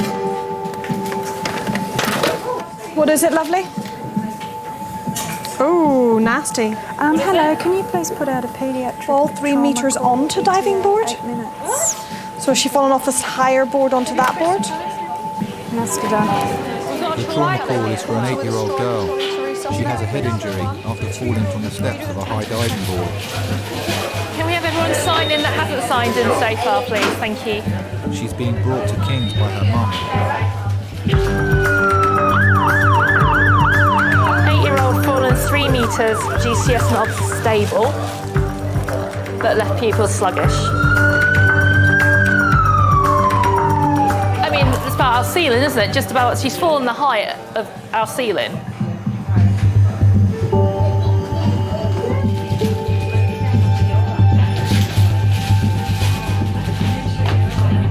Yes. Yeah, if you're happy to, thank you. Leading the trauma team is paediatric intensive care consultant Tusha. This is Abby, she's 8.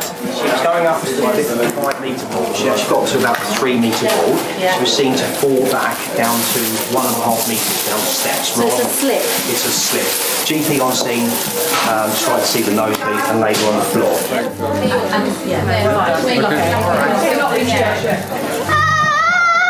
Alright, Okay. Do you want to go around? Why don't you go around to the top end? baby, you're so okay. Take a deep breath. Hey, baby. That's it. All right, look at mummy. Look at mummy. There's a good girl. Yeah. Head injury in children always makes me worried. Abby, you want to sleep? Do you feel any pain here? Okay, Abby, don't worry. Here, any pain? Okay, here. Here. Seeing her getting drowsy was not good. Her brain could be under pressure from a blood clot. What does that mean if it's sluggish? Normally you expect it to react very quickly to light, so if it's not, I just want to make sure that there's no reason inside her brain why it's sluggish. So what we're going to do is we're going to take her to the CAT scan to do a picture of her brain. If there is a reason inside her brain, then we need to deal with that reason. And that reason could be a bleed. A bleed. What would be the procedure if that were the case? I think we should deal with that if we need to. Thank you. I noticed the sheer look of panic and that bottled up emotion that every mother has when they're scared. You're such a brave girl. Yes, you are. I'm so sorry, sweetheart. Abby, calm down. Breathe, okay? I know it seems frightening, but I'm here and you are doing brilliantly. Wanting kind of, please tell me this is going to all be all right. And I can't. All right, look at mummy. Look at mummy. There's a good girl. Because I will not give false hope.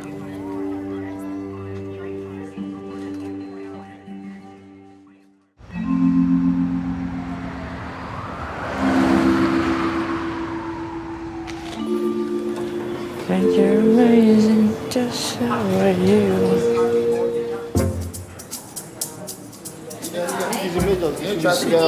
Hello? You need to get up from the floor. Can you do that for us? Nah? Can you get up from the floor? Sit on the wheelchair. No. Les a coulé đây.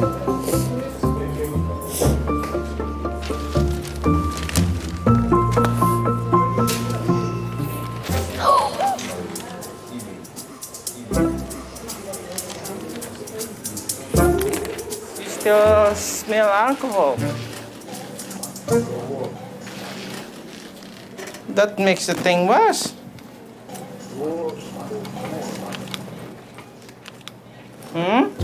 Did you have a drink today? Okay, so why you are here then?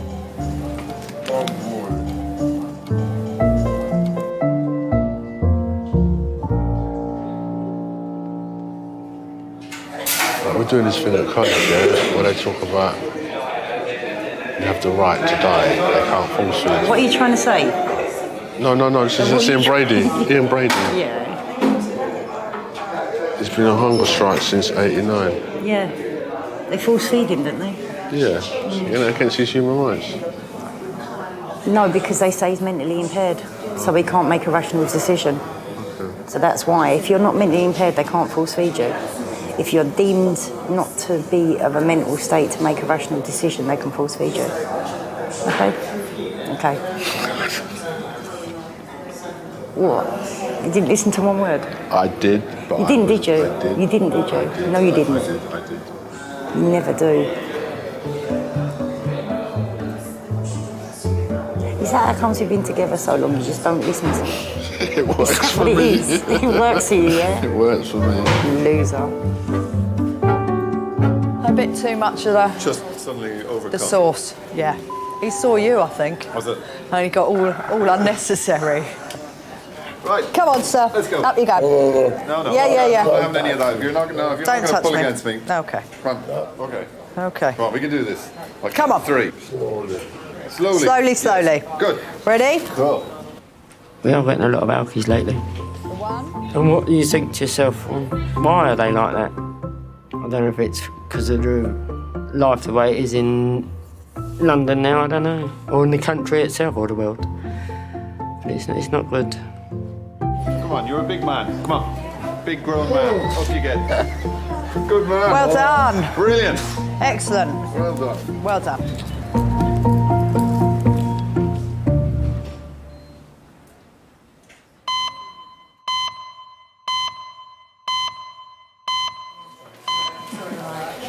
Daddy's up in Edinburgh, isn't he? They're always up in Edinburgh. Aren't they? They're always somewhere else. Just trying to get back down to see you, honey. Following her fall from the steps of a high diving board, Abby is being taken for a CT scan to find out if there is a bleed on her brain. Okay, ready? 1, 2, 3, move. There we go. Okay, all right? Abby, hey, we just need to tape you down so that your head doesn't move So just too going to put a little bit of much. tape over your head. You can still move it, but I don't want you to move. Just to remind you not to move, all right? We used to go swimming, and in the centre you can see all the kids diving. And she said, I want to do that. She would just jump off, do these straight jumps, pike jumps. She's just had no fear. And that is quite a childlike thing anyway, isn't it, to not have fear of things. So she would just go for it. It was frightening because when you've got so many doctors around her, you've got one at her eyeballs, 2 are trying to get needles in her arms, and it was just frightening. I'm just waiting on the CT scan. And of course, that's your initial thought is that it's a bleed.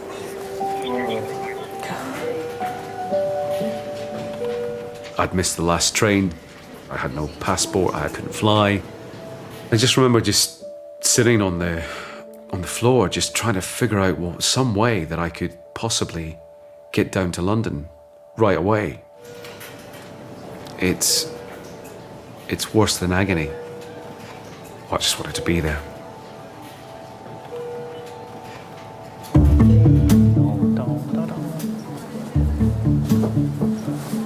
You okay? Oh, you got your work in here, eh? Yeah.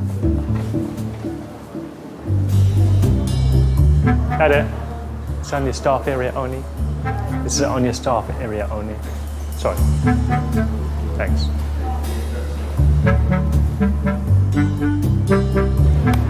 I think my brain's not functioning. That's nothing new though, is it? I'm being serious. So am I. It's so stupid. No, I mean, it's my thoughts are getting all scrambled. You are so... Why do I bring you anywhere with me?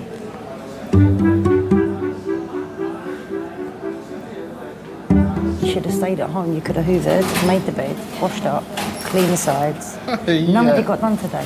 Oh, it's a hard one. Phone Billy and tell him to clean up. Yeah, okay. Please. I will do. Thanks. I don't want to go home to a mess. See the chap in the corner, sitting in the corner with a hood on. Is he booked in?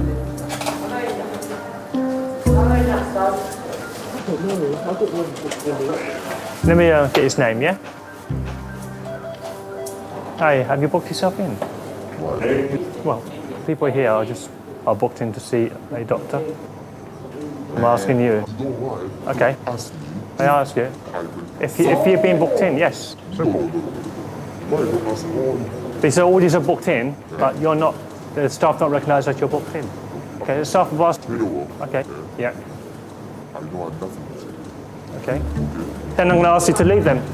Why? Because you're not answering my question.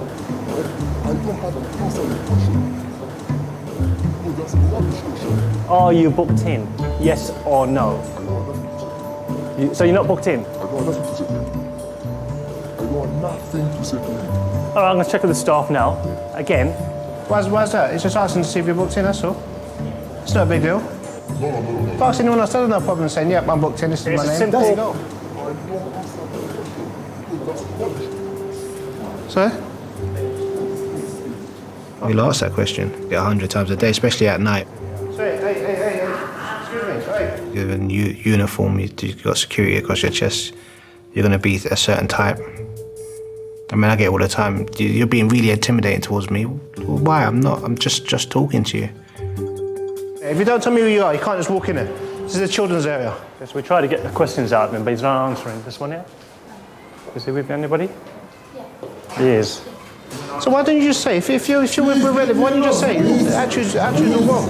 Don't tell me, please don't talk to me like that. Your attitude's all wrong. Yeah, attitude's... Please don't, hey. Don't do it. Don't do it. The language, okay? Don't do it. Don't do it. No for swearing. Some people could be upset because they've got a family member's really ill. You got to be a little bit sensitive about it. And those type of people you want to try and give a chance. That we finally figured out the way he was there. But I mean, that took what, 10 minutes, when it should have really took 10 seconds. Don't. Okay, but you got to understand he's got to do checks. There's a reason why we do checks. Okay, there's a reason why we do checks. It's a hospital. Okay. You're here with your child. We ain't got no problem with that. All you have to do is tell us. It's not a big deal.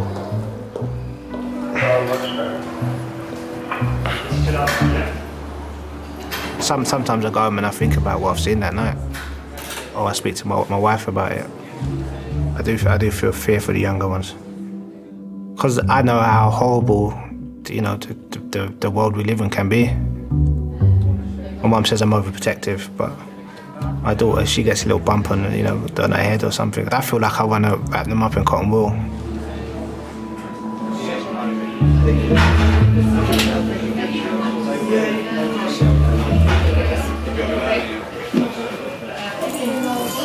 There's this young girl, 8-year-old, who's just had a CT head, but she needs a C-spine X-ray, which is in resus. The CT scan has shown no bleeding in Abby's brain, but there's still the possibility that her spine has been damaged. I can't do that, darling, because you've got to take one leg. I know. Yes, you can. Yes, you can. A little bit. Can I read you a story? Yeah, can I read you one of those stories? Well, you feel helpless. To actually face that your child could be paralysed, it's just the worst feeling ever. Wilma and Biff saw a notice. It was about a go-kart race. All right, baby. Get the saber! It will come up soon, my darling. It will come up soon, okay? I can't pick it up, baby, not yet. All right, you were such a good girl. We're going to go on a little journey again. We're going to try and get those x-rays and those pictures of your bones, and then hopefully All right, baby. we'll be able to take all this tape and that horrible collar off. And can I go home? I think, sweetheart, because you had a nasty bang on your head and you're a bit sleepy. Oh, don't cry. Let's see. Let's get this Listen, X-ray we'll first, see, okay? Yeah. And we'll make sure Mummy stays with you. For someone who was so bubbly and crazy, it was sad to see her little broken body and her broken spirit. But I still have to say to her, you're going to be fine, you're doing really well, just to get through it, yeah. Alright, teacher, we're going to do a few pictures of your neck today, okay? Alright, hold nice and still there. Oh, you're doing really well. Okay, you've just got to stay nice and still for us, alright? Take this collar off, it's double strand. Can I bring a mum in for an X-ray? Abby. Yeah. Abby, you just need to get the pictures on. Should we get Mum in? Should we get Mum in? She's coming. She's Heart, you're doing so well. Darling, I'm here. Really still for us. Brilliant. That's fantastic. Let's enjoy the Good feeling girl. of it. Oh, is that nice? Stay still. Don't move. So you must stay still, darling. Good girl. Keep nice and still, okay? Abby, listen to me. Make my hand go up and down with your breathing. In, nice and still. Abby, listen to me. Right, it's going to be 2 minutes, okay? See if you can be a statue. Okay? Brilliant. Can you make my hand go up and down? That's it, up and down. Good girl. Imagine you're on a nice warm beach, okay? The sun on your face. See, can you hear the waves crashing on the beach? Okay, it's lovely and warm. Oh, that's a good girl. Yeah. Well done.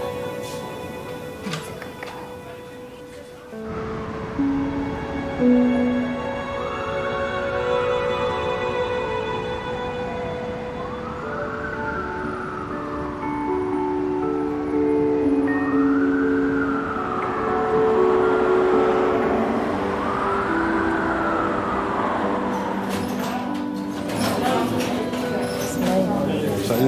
me. Lunny. Looney, I don't know. It's okay. 46-year-old Michelle has come in with back pain. She's here with Hubert, her partner of 30 years. So tell me, did you have an epidural yesterday? Yeah. What was that for? I've got nerve damage and a slip disc. Oh, so you had a spinal injection? Yeah.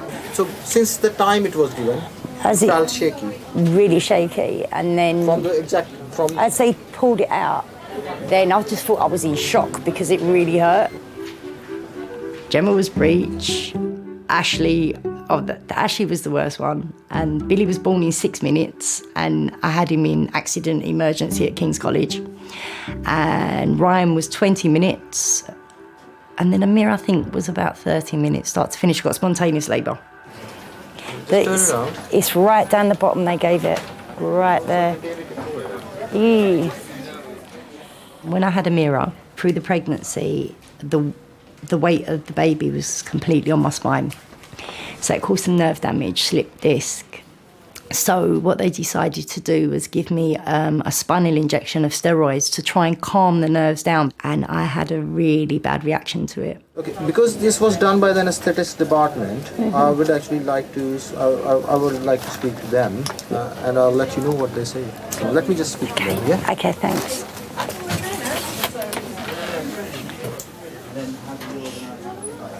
You meant to put that in there? Yeah, it says domestic waste only. Jump in then. So funny. What if I could ask them about my knee while I'm here? Oh, you better get a grip. I'm being serious. So am I.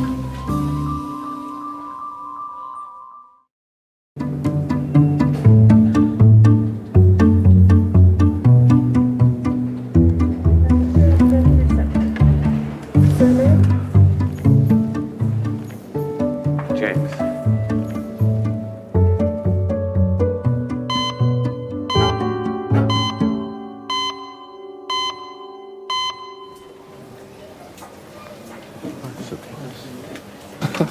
What? It says Surgeon Smith. Speciality, pain. Well, listen, you don't understand.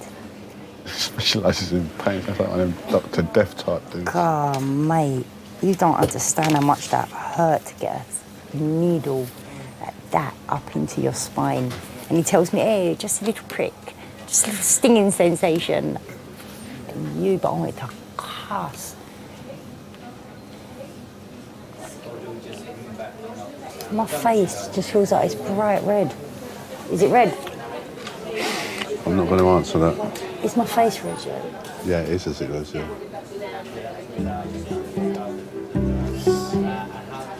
We were lucky enough to meet each other at a very young age. Sometimes relationships are as long as ours. With as many kids involved as ours, you sort of lose sight of each other.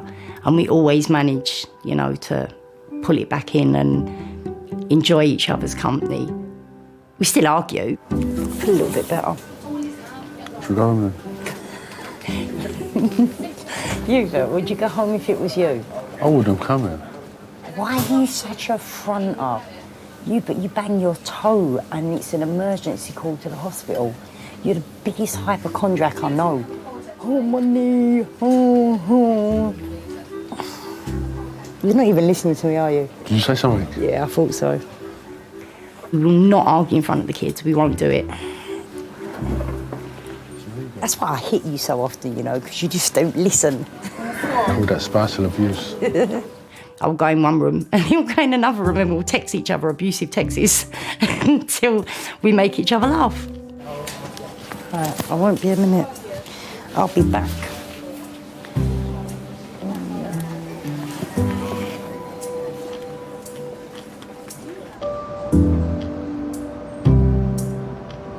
So this one little thing I've got wrong with me and, you know, the aches and pains, and yeah, it impacts on my life. But then I just think, wow, like, how lucky am I? How lucky am I that I've got 6 amazing kids? I need them as much as they need me. You know, they're sort of like, they're my breath, you know. They're my life, they really are. Uncle Stuart's here. 24 times. And say hi. Okay. So she's got the imprint of the steps. Oh. Okay, that's fine. She was so flipping lucky she didn't kill herself. I know, could have been. I'm surprised that, you know, didn't smash her skull if she fell from that height on concrete steps. Or maybe she fell halfway down.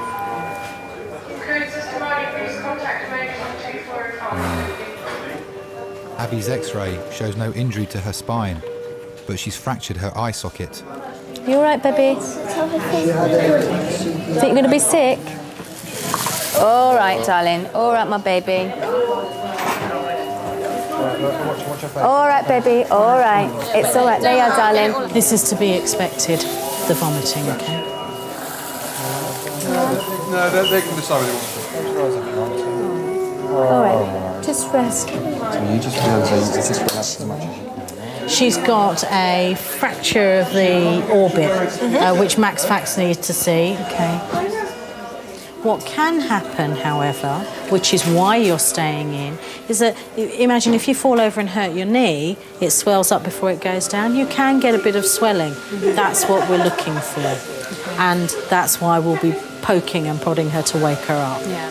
She's been really good, really well behaved. She is a testament to you.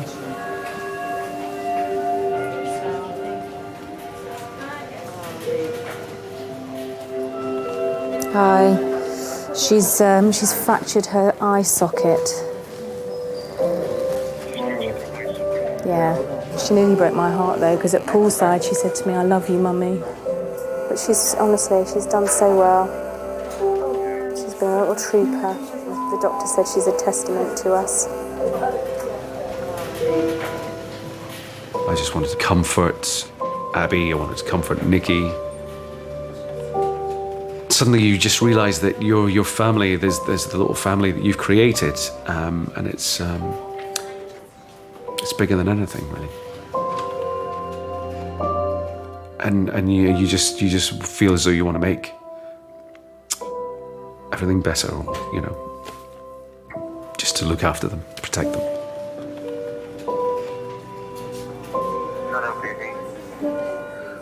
I hear you being very, very brave. You're a very good girl. You're a very brave girl, darling. Oh, my little darling, my little poppy. I hope you're okay. You're well done for being a really good girl and a really strong girl. Yeah.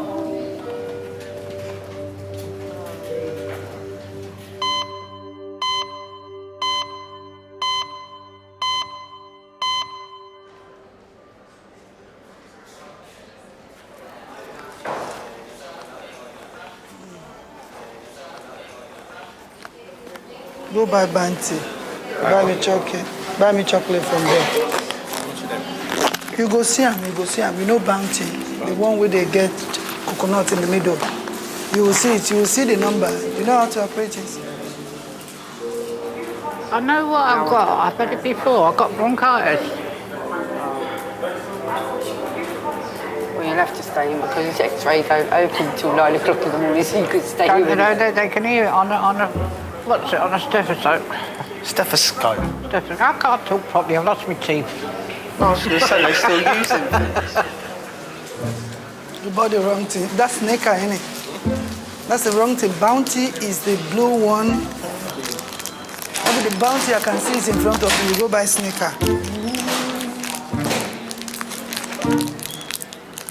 Oh, here we go. Yeah.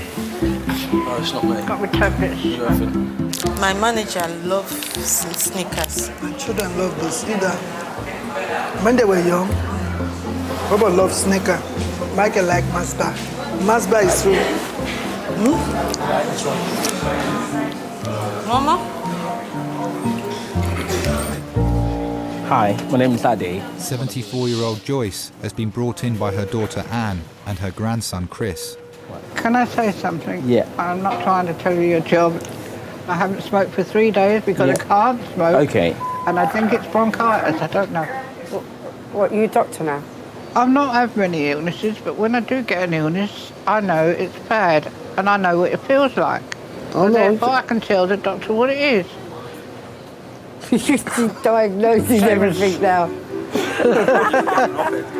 Yeah, that's all right. I mean, you know your body, and if it's happened to you before, and if it looks like that, it may not be, okay, but you know, it's a good observation. If you've had the experience before, you think it's similar to what you had then, that's fair, you know. Okay, so the plan now will be, we'll do some blood tests. I will organise a chest X-ray for you. All right? Okay, I'll speak to you later. All right. All right, thank you.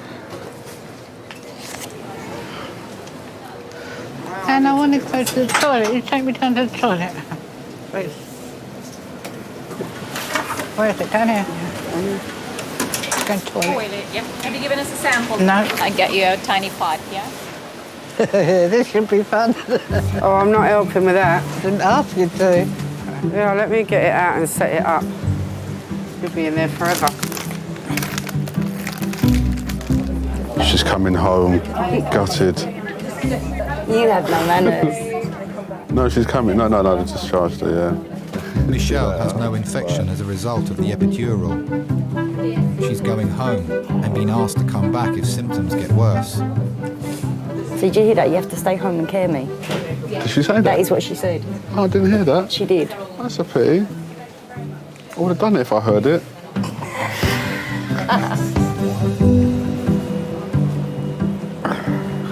The good thing is, though, they're going really quick, aren't they? Getting things done. Well, you know, it's because of her age. Yeah. It's your fault. It has to be. Sending me the wrong way. It has to be. I keep telling you, dumbass. Thank you, Michelle. He's fine. The ambulance driver said he can walk. Stay in there. The security team has been called to help a drunk and disruptive patient with suspected mental health issues. Stay in there. They need to keep him in the treatment bay until the psychiatric liaison nurse arrives. Will you stop grabbing hold of me, okay? Hello, security control here. How are you? What has Marty said to do with this patient? Say again? What has Marty said to do with this patient? Well, she's going to see how it goes. It's always a difficult situation to deal with.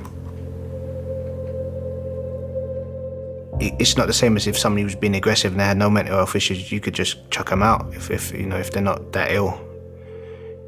But if somebody's got mental health issues, they need help, and it's your job as part of the A&E team to help them.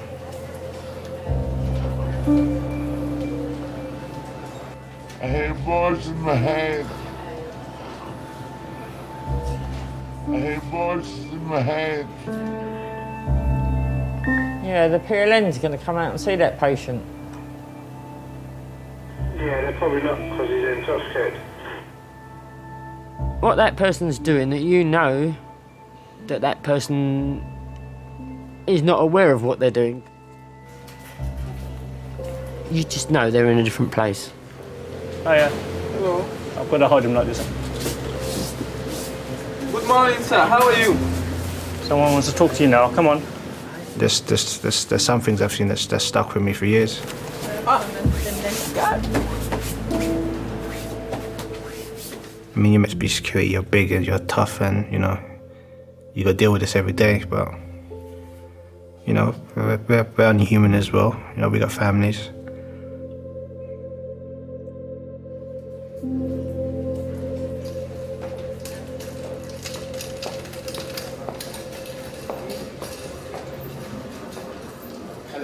Hello. Your X-ray shows that you've got chest infection. Mm-hmm. So you will need antibiotics, and hopefully everything should clear out. Oh, All right? good.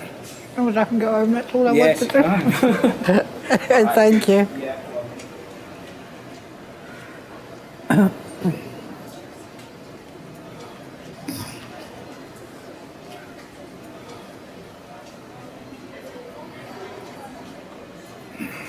Got me result of my X-rays.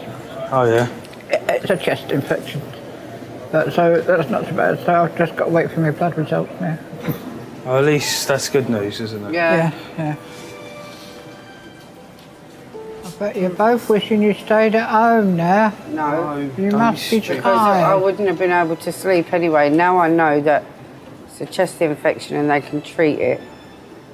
You need to stop thinking about everyone else and think about yourself a bit more often. People should start thinking about you more often. Yeah. You just need to motivate yourself a little bit more. That's what it is. No, because you're not motivating your bones, Mum. Your bones are seizing up because you sit in that chair watching that bloody Dickinson, man. Antiques Roadshow and all that crap. Dickinson's real deal. Yeah, the real deal. I like Floggett. Same thing. And CSI and Casualty. Yeah, I like CSI. I watch CSI. And I like Holby City better than Casualty.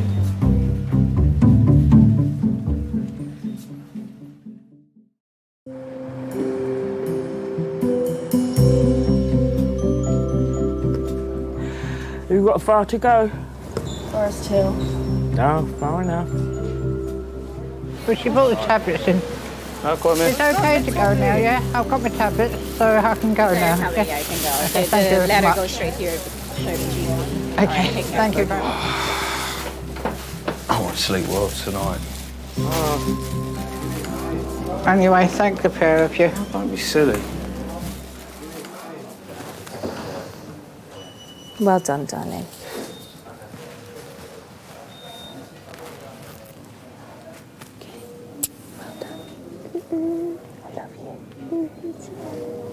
So much. I love you more than bacon. You're supposed to say something back. Sausage. Sausage.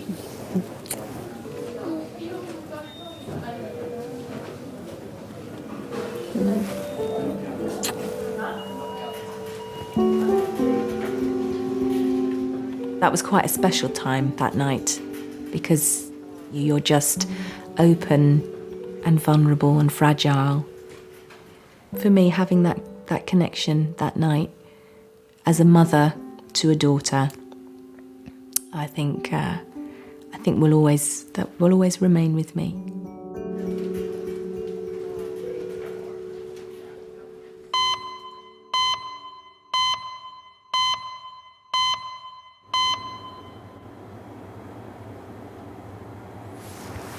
It's starting to get light outside already, isn't it? Oh, it was really nice. Last night before we came to work, I was sitting at my laptop, my window was wide open, the sun was just going down slowly. It was a really lovely evening.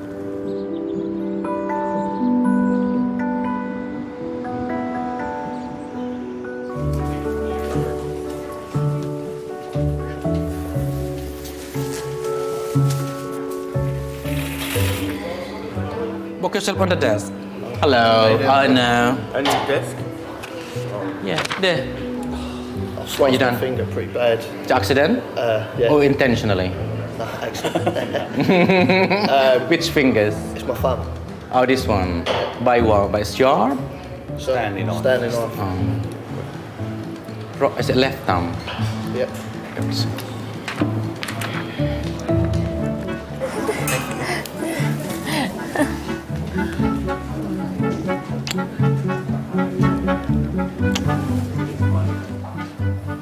Hello, Michael. I haven't seen you for a while.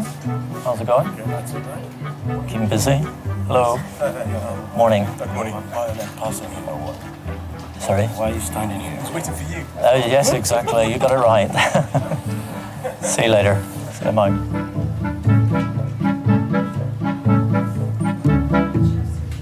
100 years from now, there will be about 500 million dead people on Facebook.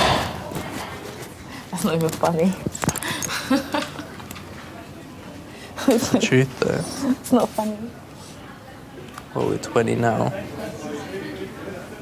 I'll probably say we've got like maximum about 50 to 60 years left. So we've actually been through about a third of our life already. Have we? Yeah. If you think about it, look, we're 20. Then we're going to be 40 in 20 years' time, right? I'm dying like when I'm 150 something though. Oh, okay. Do you know what I mean? Yeah, I don't know about you. I know when I'm dying 150 something.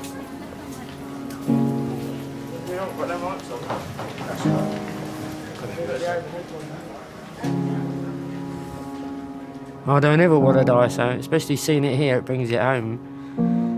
So you do, you just go out and enjoy yourself. And you come to work and you can enjoy yourself by helping people. That's me.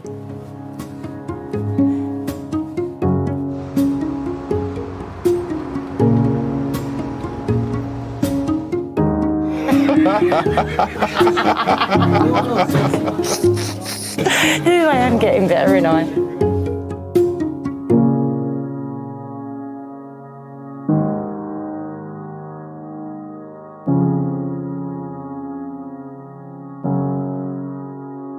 Probably a week after the whole incident, that both Scott and I would just burst out crying for no reason.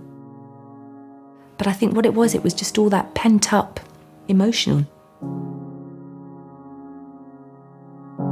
Because after the accident, there was a period when we didn't have our little girl. We had some girl who was quite morbid. I think she had just had a shock, a really, really bad shock.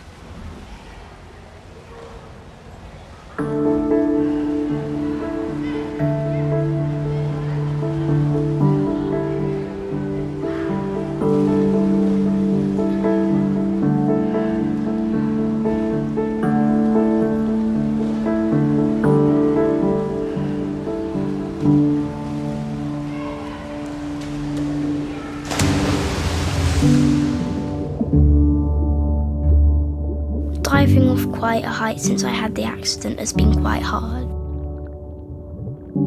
And children kept coming up to me and saying, "How's your eye, how's your eye?" It was turning yellow and purple at the time. It turned lots of really weird colours. It turned green, purple, yellow and grey, black at first. Really weird colours, and red. That was all the colours it changed into.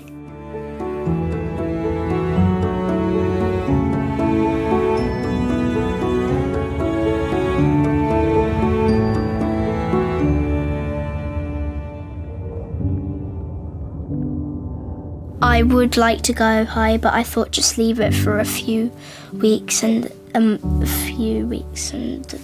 start doing 5 metre again.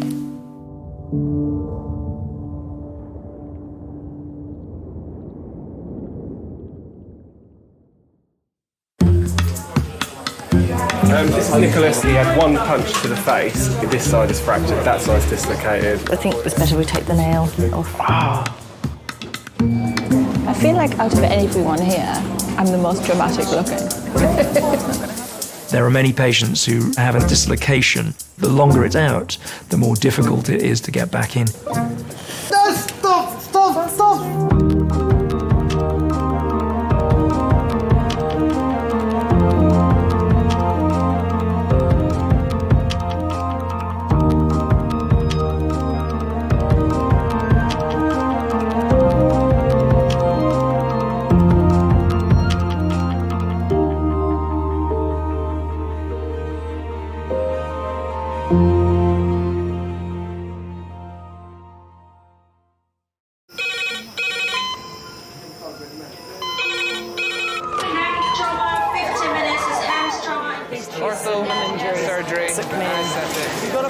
We're just going to get on, do this. Not scare him, get you all sorted, all right?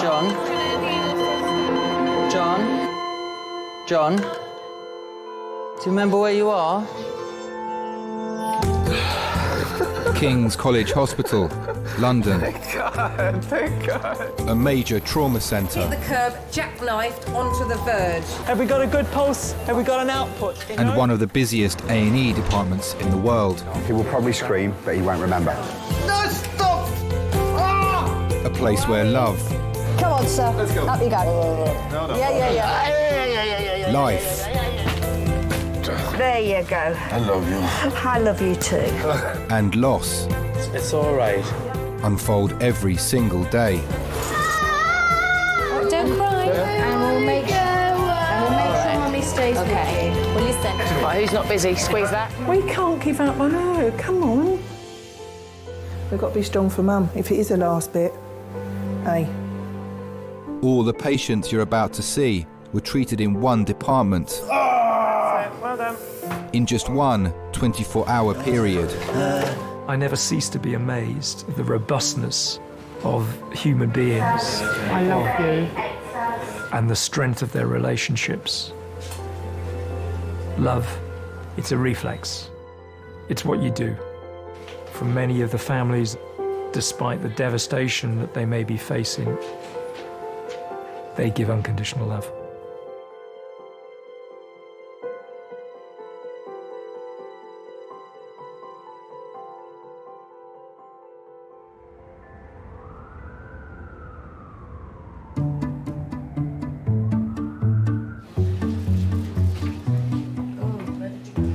What was I doing when it happened? American friggin' football, right? I've got to go home and keep it in a sling and keep it elevated all the time. 7% of patients come to A&E with fractures, breaks or dislocations. And there's some codeine as well. Some more medicine, sweetie, to make you better.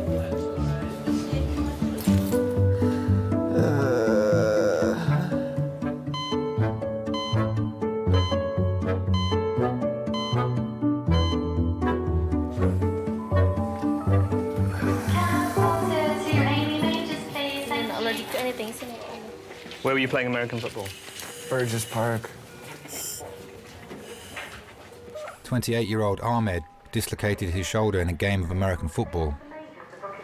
Just gonna give you something disciplined first. Yeah. Apparently in London, you guys have a few parks, so the parks are Just pretty a few. big, though. Where are you They're from? pretty big when you get to them, so... Canada. Whereabouts? Toronto, you know, Niagara Falls region. T-dot. T-dot, yeah. I've been here this is my 3rd year now. Okay, you're studying? Studying pharmacy. You've got different methods of putting shoulders back in. You know, you kind of have the discussion with your seniors or your colleagues beforehand, say, oh, I'm going to use the Cocker's method, I'm going to use the modified Milch method, or I'm going to use all these kind of methods. When in the end, it's kind of like, and then you just pop it back in. Yeah, I can feel it, you know, I'm just talking about nothing. Right, you ready to have a go? Yeah. Okay, let's put this on that side. Have you got the collar and cuff? All right, I've got you.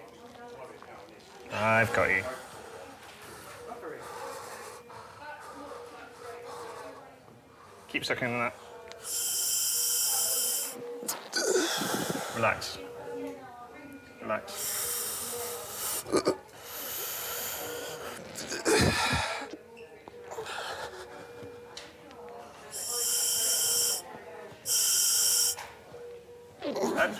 Keep taking nice big deep breaths on that. Relax.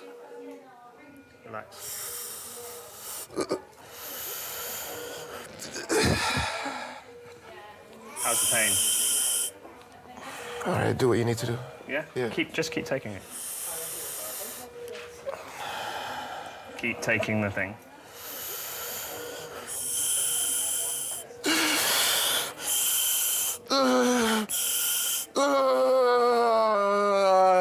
There we go.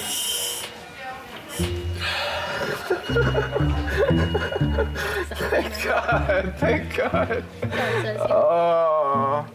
Oh my God, that's the best feeling in the world. Really? Yeah, no. You can't think of anything better? Well, right now it's all right. Okay. When you hear the clunk of a shoulder going back in, you're like, yes. I felt it just roll into place. Thanks a lot, man. No worries. It's like scoring a goal when you manage to get a shoulder back in. Or winning £10 on the lottery.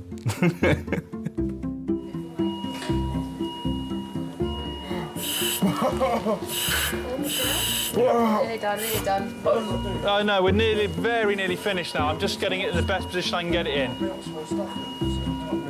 Because we often see patients come in walking for 3 days on broken ankles saying, oh, it's a bit stiff, doc.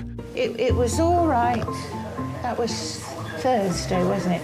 Yeah. It was okay. Well, I mean, it was painful, but it was okay Friday. Yeah. And you get somebody coming in with a paper cut who's screaming, as if their house is on fire. Yeah, to take a patient's pain away is quite satisfying. Because even though the problem's not gone, you've just taken away the pain, it's a start. Is it a bit better? Yeah. When someone's in pain, they need your help. When you aren't able to do that, it's almost as if you failed at what you were trained to do.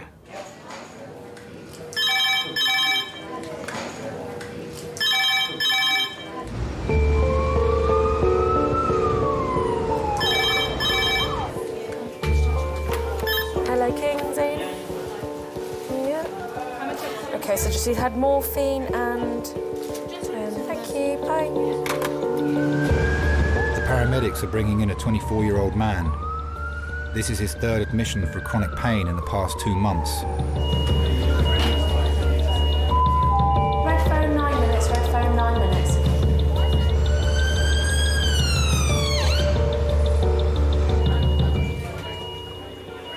When I see people with long-term illnesses, you do think about the family and how hard it must be for them to cope. You feel sorry for them because you can't cure them.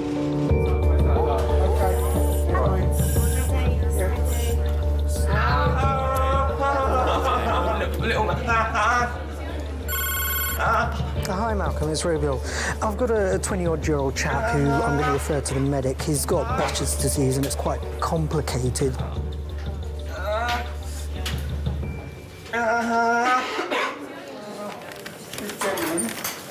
Has Behçet's disease. It's a syndrome. Pains all in his hips and down his legs.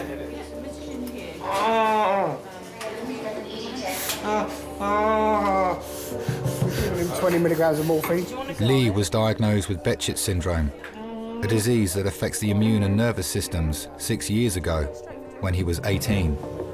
All right, pulled it up and went another 10. You should have seen him when we got there. You can see the pain he's in now. And that's after all that. He's been through so much.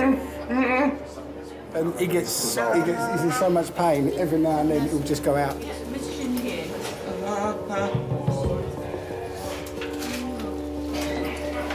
Can you two do something simple like go for a walk together? No. He can't even go to the shop downstairs because by the time he's done that, he's in agony. He would have been doing football, he would have been dancing a lot more. He would have been in the army.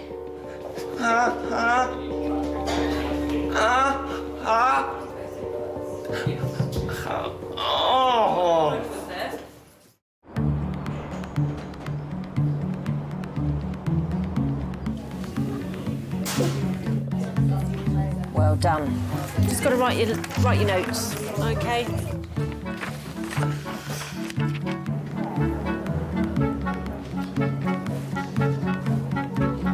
Danny, Neil, can you follow me? Hi. Dad of one, Danny, has come in with a swollen toe. Can I take a seat? Yeah. Hi there, my name's Chris. I'm one of the doctors. What can we do for you? Well, I put my foot through my son's bucket just under 2 weeks ago now.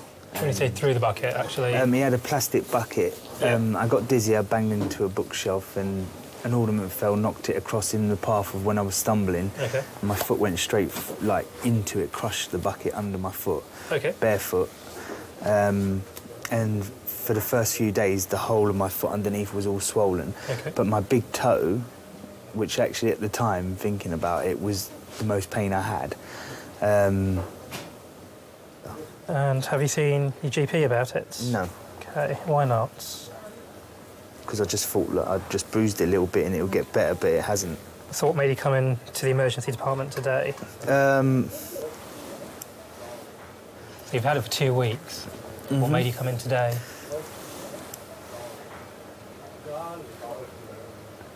Well, I didn't really notice it before. It was just today when I actually put them down, I noticed it, so I thought I'd better come and get it checked. Can we have a look at the other one then? Okay, let's have another look. So that's fine there. Yeah, but when you get down to where the ball bit is, it starts hurting. How about there? No, not so much. There. There. Sorry. So that's the worst bit there, is Yes. it? Okay. It made it hurt up here, yeah. Okay, let's get an X-ray of that. Men, in general, handle pain less well than women. Have you had any painkillers today? No, I haven't had nothing today, because I haven't had nothing to eat, so Would you I like some? haven't... yeah, actually, I could... Well, no, because I haven't eaten, so I don't really want to. Okay. I don't know if that's because we get mothered by our mums as little boys, whereas girls are left to get on with it. All right, the X-ray's fine. Yeah? Yeah, there's no fracture, no break, so it's just bruised. Okay. So just simple painkillers. All right, thank you. Cool.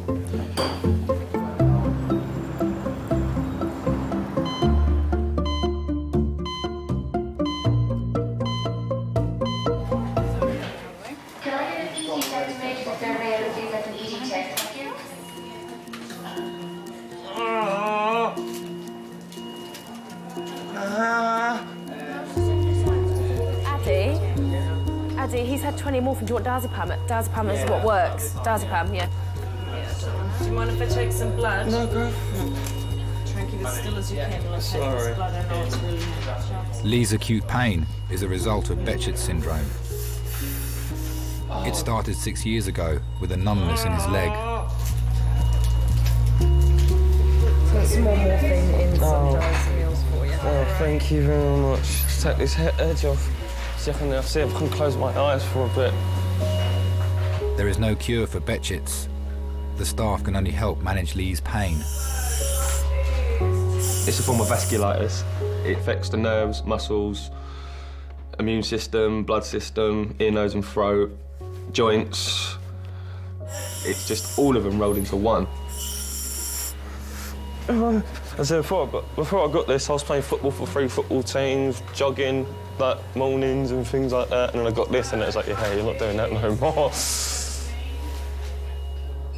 One thing I want to do is kick a ball again. That's my main dream, is just to, even a 5-a-side football match is my main dream, kick a ball again.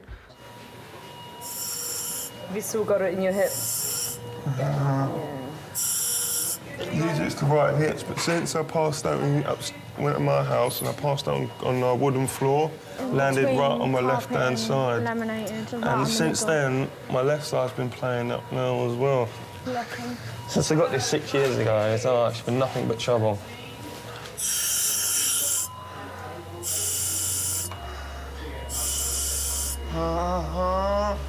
When I go past grass and smell of fresh cut grass, that's one thing that gets me still to this day. It just brings me back memories of back when I was playing before I had Behçet's. I love that smell. I could sit there and just smell fresh cut grass all day and just be happy.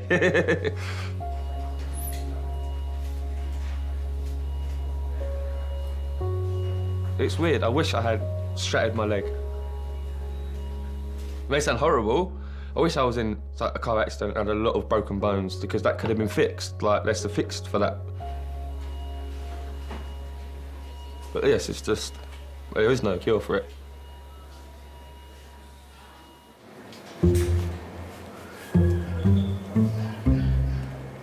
Man, I was more drunk last night than I have been in, like, several days. Yeah, but you think for most people that would be weeks. Yeah, should be weeks for you and all. Yeah.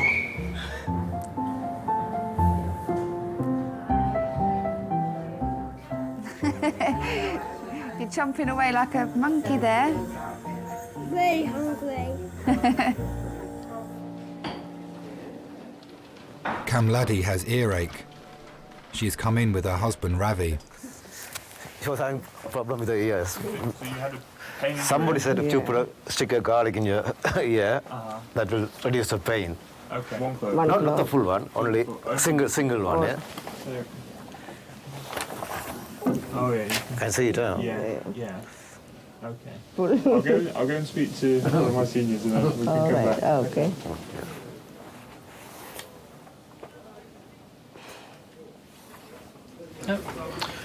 Garlic clove in her left ear. Sorry? Garlic clove. She's got no hearing loss from it. I'm sorry. I'm sorry. Okay, right. But how long's it been in there for? a day. Okay. Do you want to take it out? Yeah. Come on, mate. This garlic doesn't work, does it? I've never heard of it. I know. To be honest. No. Try that. Let's split one up, yeah. So could you just tilt your head a little bit? Yeah. That's great, thank you. It's got teeth on it. If you just grab it, you may be able to get some friction. There you go. Yeah, done. Well done. You can take it home if you want. Would you like it? Just double check. Make sure there's nothing left behind. You do find you get people with just really strange things wrong with them. Very old. You do hear about these weird remedies like that though, but I thought it would have been crushed garlic. Because when she said that, I was thinking, oh, this is gonna... That could be a mess, yeah. Yeah. That will definitely need microsuction. Some people do put objects in certain orifices that are inherently amusing. I guess probably. You kind of have to laugh, otherwise you'd go insane. So, yeah, they're the good fun ones.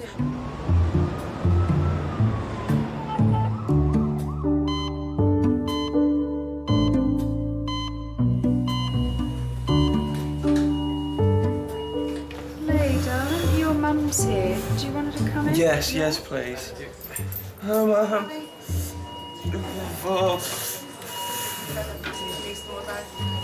Right, I've got some more dice can. Oh, thank you.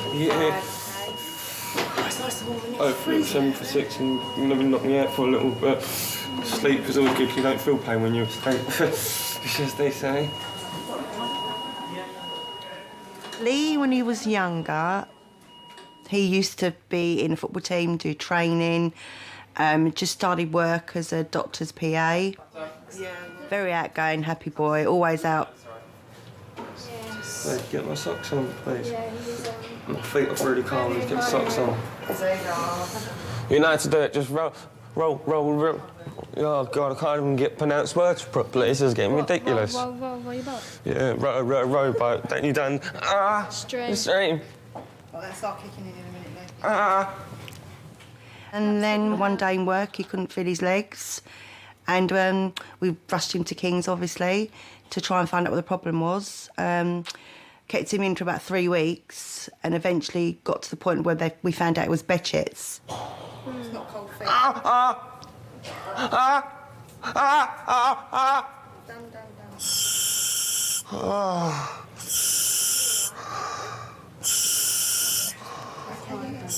His life's on hold. It's been on hold for 6 years.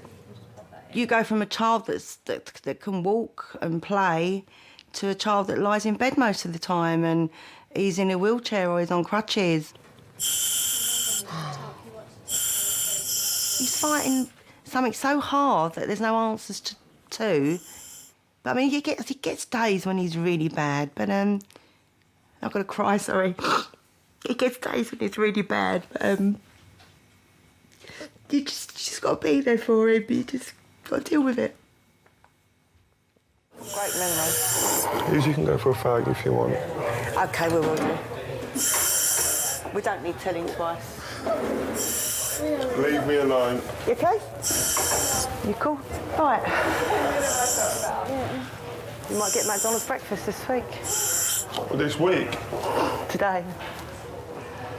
You going to treat me to McDonald's breakfast? Have you been a good boy? All depends what time. Are you going to treat me to McDonald's Yeah, I breakfast? bought you McDonald's last week. You're going to treat me to Yes. it? Well, he has been good taking his morphine, and I did say All right, then I will. I'd let him have something. Oh, see, I'm so happy.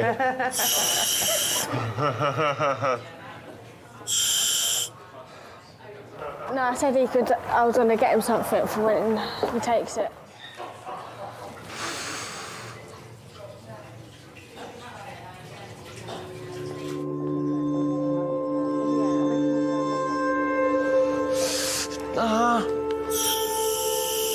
No. Can't relax yet. I'm pain. Oh! The weekend we decided to go up to Nick's. I wear heels.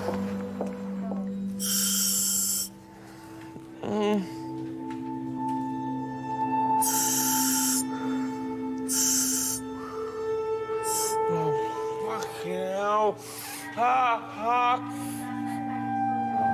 No. I love my flat.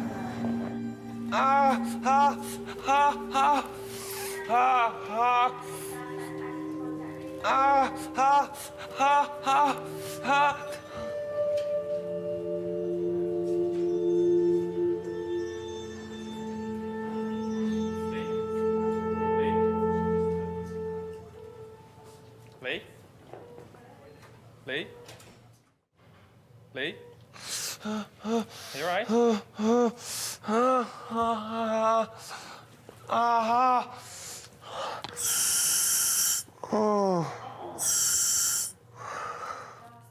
Can you ever forget you've got Behçet's?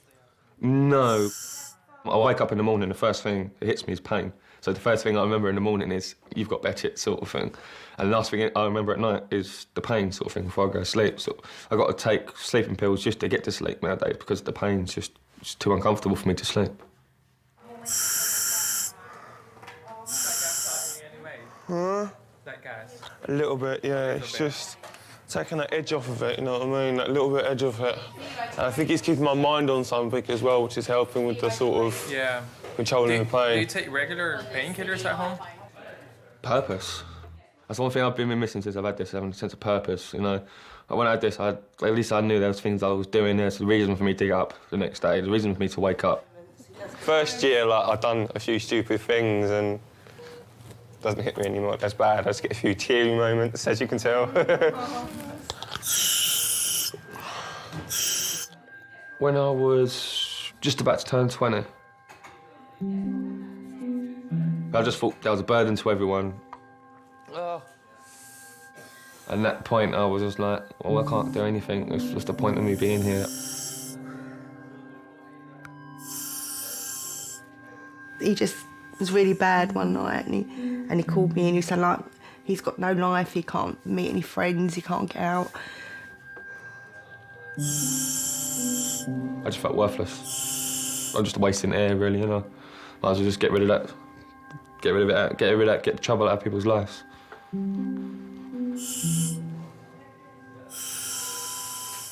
So we lived 3 floors up and I was sort of looking down at the window.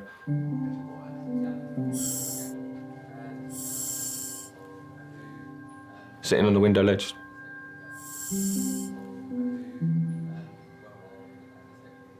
Just back to sort of lean forward and just go onto the concrete.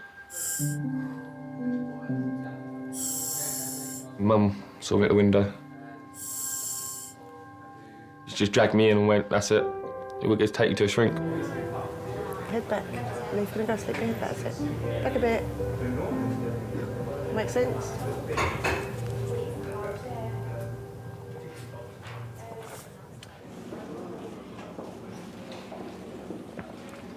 Hey man, I'm just wondering if Ahmed is still in resus or whether you know anything about him. Has he? Oh, they discharged him. That's cool. All right, thank you. That's great news. Ahmed's already gone home. They let him out just after. American football coach Jacob has brought in Andrea. That's unfair. I want to go home too. He was knocked unconscious in the same game as his teammate, who dislocated his shoulder. Head up, man. Eyes open. Let's not fall asleep.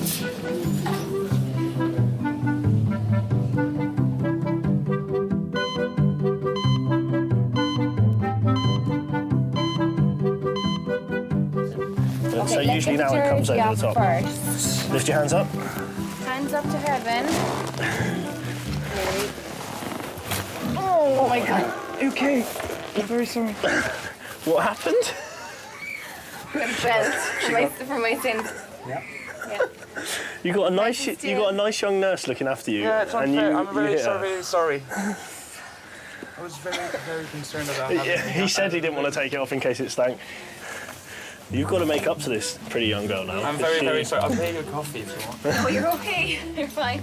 Cheers. You stink, by the way. What? You stink.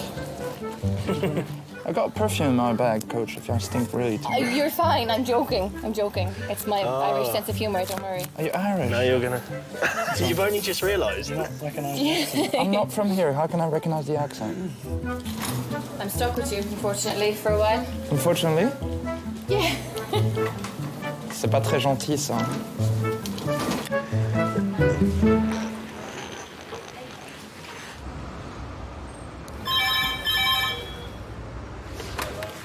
King's Recess. The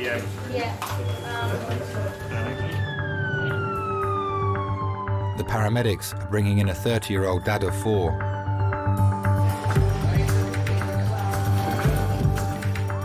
He was found unconscious at the bottom of a stairwell.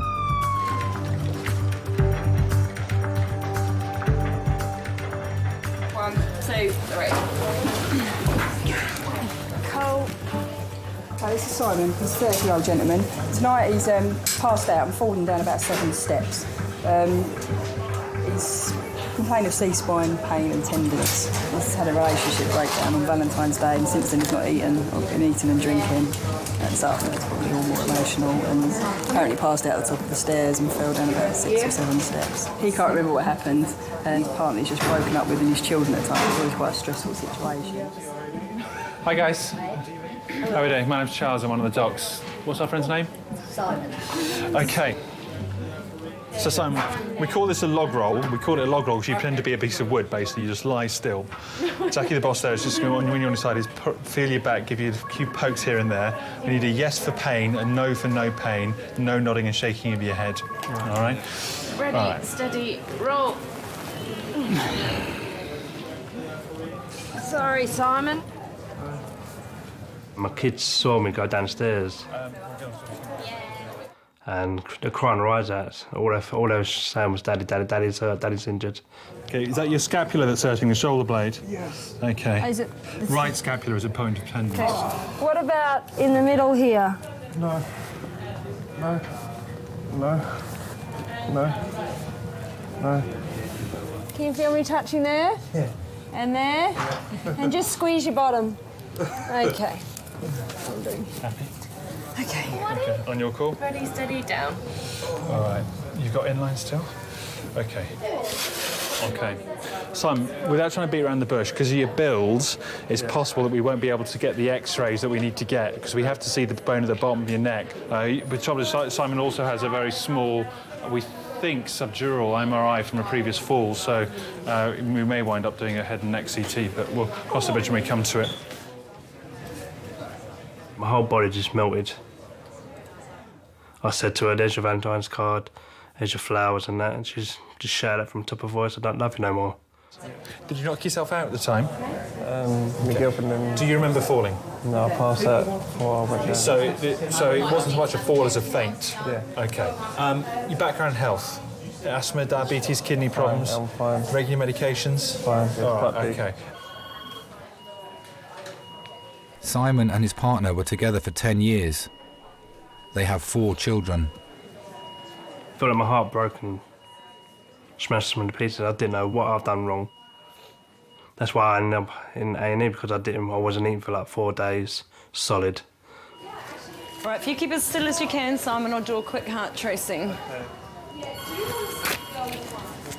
Did you ever think you would lose her? No, never. Never in a million years, no, never. He doesn't want us to cut his clothes off, Claire. It was a broken heart that led him to get a physical injury. For a male to come in and physically be, you know, well, stop eating and being unwell over a woman, I can't say I've seen that a lot. Squeeze both my hands as hard as you can. Harder, harder. Try and hurt me. Come on, you're tougher than that. I know it's scary. We'll get you all sorted, all right? Do you want a tissue? Have you always loved Cassie? Yeah, always, yeah, from day one. From day one when she moved around the estate. I see her walking up and down the street with her sister going to the shops. She'd be in her boob tube and miniskirt in the summer, right? And I was just like, wow.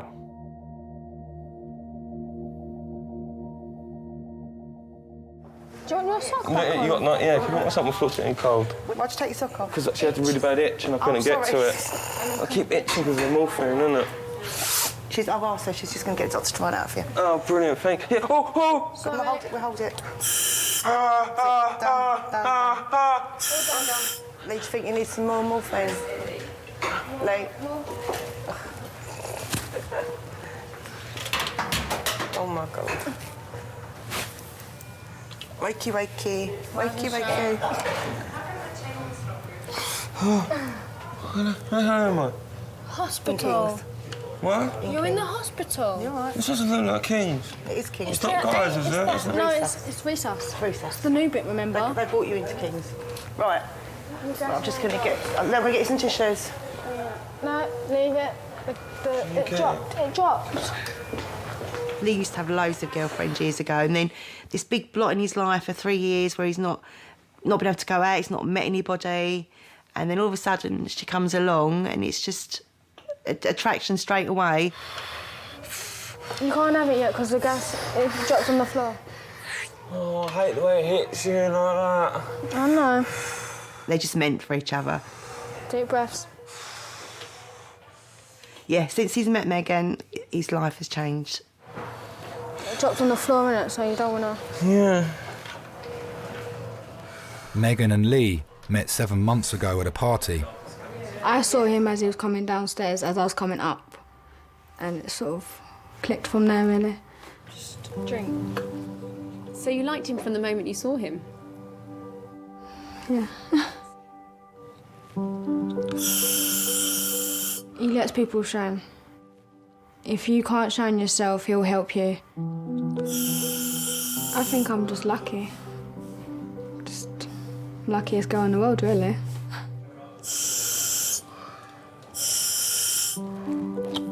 Where's the drink, babe? Where's the drink, babe?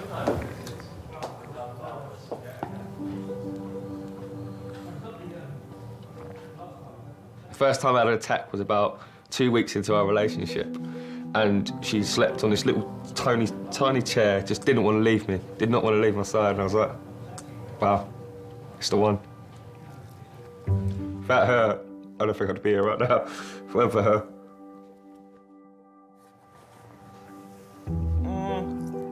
My head was getting back to a point where I was in a place where it was getting bad again. And she sort of just cut me at the right point. Oh, sorry.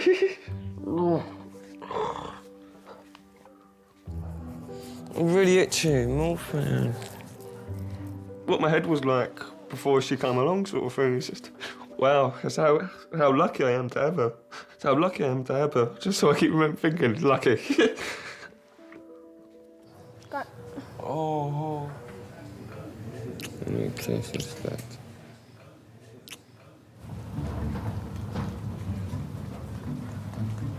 His eyes are hurting him. Yeah, he's not doing well for us. Thank you He hasn't very hit you much. again, has he? Not yet. I think he probably wanted to. Are you all right? He didn't hurt you, did he? No, I'm fine. Good. You do stink, though, you know that? No, that's good. That's the smell of success. Yeah, well, I'm playing Sunday anyway. What? I'll be down to Coach Ramos. No, I'll get clearance. Hi guys. Good evening. How are we doing? Do you mind if we turn some light on? Yeah, he's a bit sensitive to the light at the minute. All right. Do you reckon you can cope with it for a short while? Jolly good. Andrea, Mr. Gabus, is that how we pronounce it? Yeah, you're good. Okay, my name's Charles, one of the docs. So, American football, hence the pads. Now. I don't need that anymore. No, you don't. That's fine. From a head injury point of view, Yep. No imminent risk of concussion. OK, the slight light intolerance is a bit unusual, but I'm sure that'll settle. I'd avoid contact sport, unfortunately, until it settles down. To when? Until you've been pain-free for a while, all right? You just sign it saying I can play Sunday. I can't sign anything to say you can or you can't. The advice would be not to play until the pain is resolved, all right? Okay. All right, hold fire there. We'll get you some painkillers to get you on your way, OK? So that's cool. That's great news. There you go. All's good. Yeah, I was faking it, probably. Thank you. I'm Take sure care. you'll see another Bye-bye. one of the team sooner or later.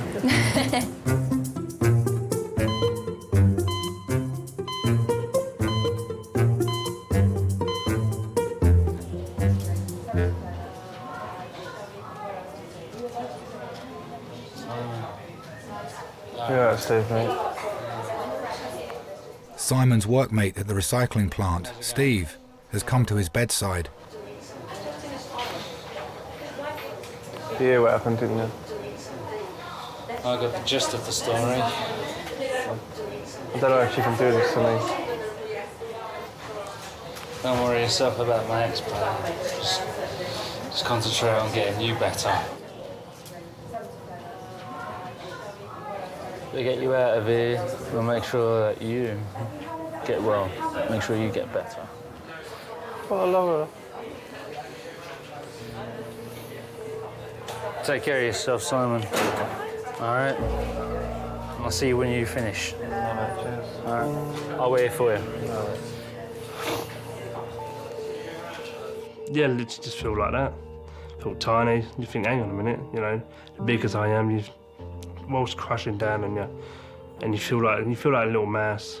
You ain't as big as you are no more. As soon as that woman says that, it's game over. Yeah.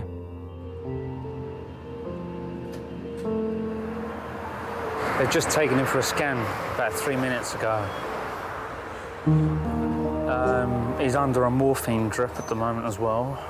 Yeah, it's going to take a lot for him to build everything back up. He's not the same Simon I knew when we started to work, I'll tell you that for certain.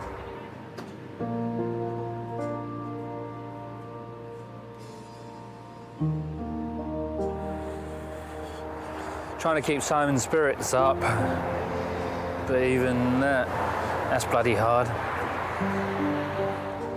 Just have to see how everything goes. Ready? 1, 2, 3.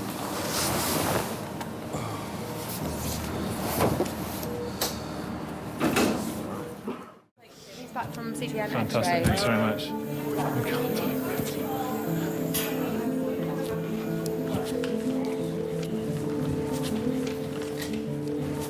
All right, Simon, your scan's fine. Let's get this for you, huh? So you let's take me off now. There we go. Now, I don't want you to start turning cartwheels or anything because you've been flat for a little while. Oh, man. That's better. OK, I'm just going to sit you up a little bit, all right? Simon's nan has come to take him home. I'm just going to sit you up a little bit, just let you relax, all right? And then I want to come back and re-examine your back a bit now, let me know your neck's fine, and see if I have to order any more x-rays or not. 20 mils Gaviscon, yeah? OK.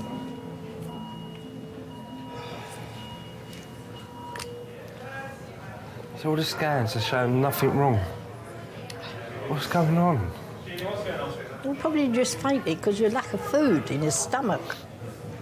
I'm still building my diet though. I just eat a little bit, not too much. 3 Brussels sprouts a day that day. 3 Brussels sprouts, no thank you. I had 2 Brussels sprouts today and about 4 carrots. I was thinking a lot more what I've done. If I should have done what everyone was telling me, the whole family and friends said, get on with it, move on. You know, what she's done, she's done. She's trying to move on herself.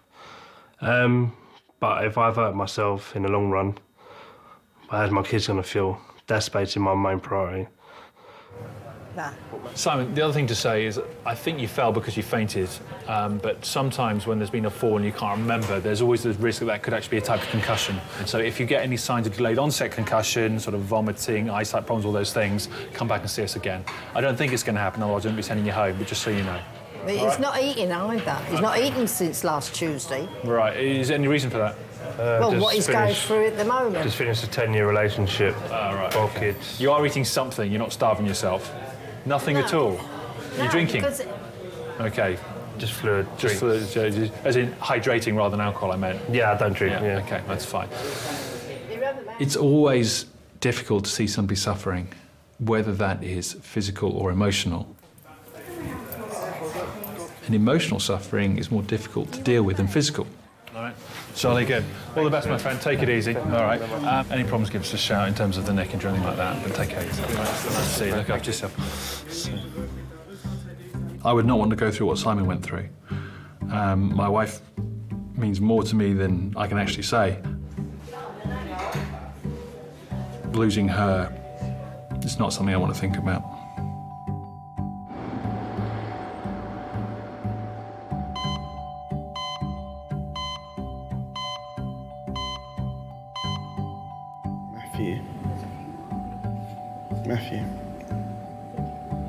Matthew, yeah? Would you pay £711 for flight and hotel to New York? No, too expensive.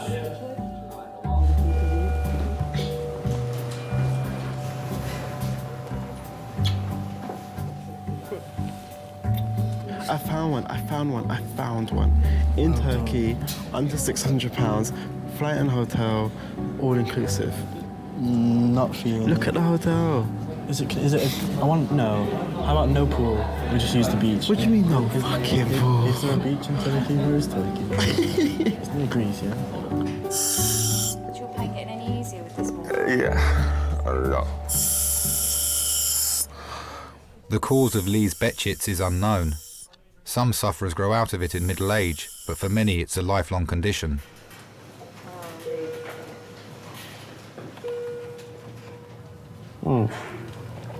That look. When you do that, I give you that one on that enough, right? Yeah, but I couldn't see how far, if it touched your lips or not. And just go like that on a general basis. When I do that, it's touched. When I do that again, it means I've had enough, all right? Means that, yeah? Let's try.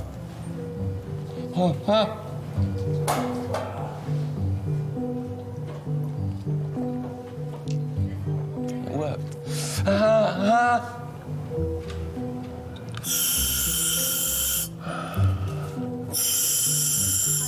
So how many times have you had to come to hospital with me now? My newly engaged fiancé. You don't have to keep saying it, you know. Yeah, but you're my newly engaged fiancé. Yeah. My beautiful fiancé. Do you like saying the word fiancé? I love it. Fiancé. I love saying it. I do. I love showing her off. It's just one of those things. I love showing her off. I'm just happy. Gaston, why have you taken off your finger? He's been annoying me. Put it on that one then. Okay. Who should hold? I don't like it. It annoys me. Oh, shut up. I thought we met a couple already. Stop moving.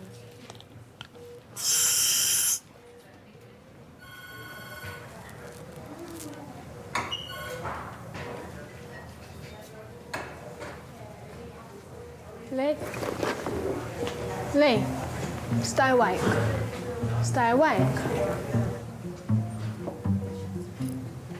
I'm going to take it. It's enough. Because you are very, very, very jolly. Yes. I want to get married when he is fine. When he's fit and able to walk, stand, and then walk back, and still carry on with the reception. You got my slippers on? I've just been rubbing the floor, innit? My shoes are hurting my feet. Even if it takes till we're 60, I'll wait till we're 60. Doesn't bother me.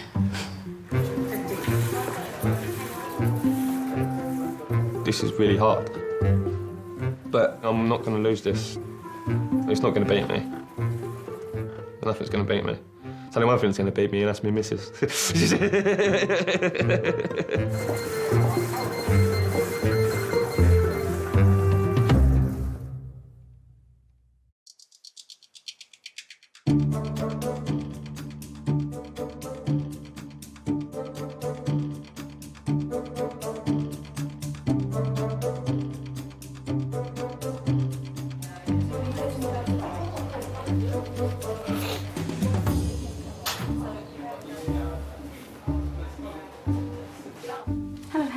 Hello. As you can see, I've got my girl back. Best woman in the world. Lovely.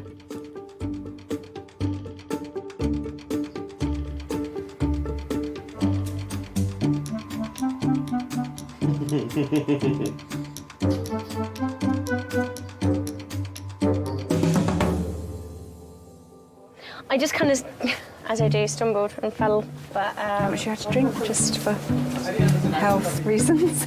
People don't come for a laugh to the emergency department. It's not like a comedy club. Well, I don't know. Sometimes it is. It hurt to lock my phone. There is a massive spectrum in the way you can die. It can be very peaceful and comfortable, and that's very difficult to recreate in an A&E department.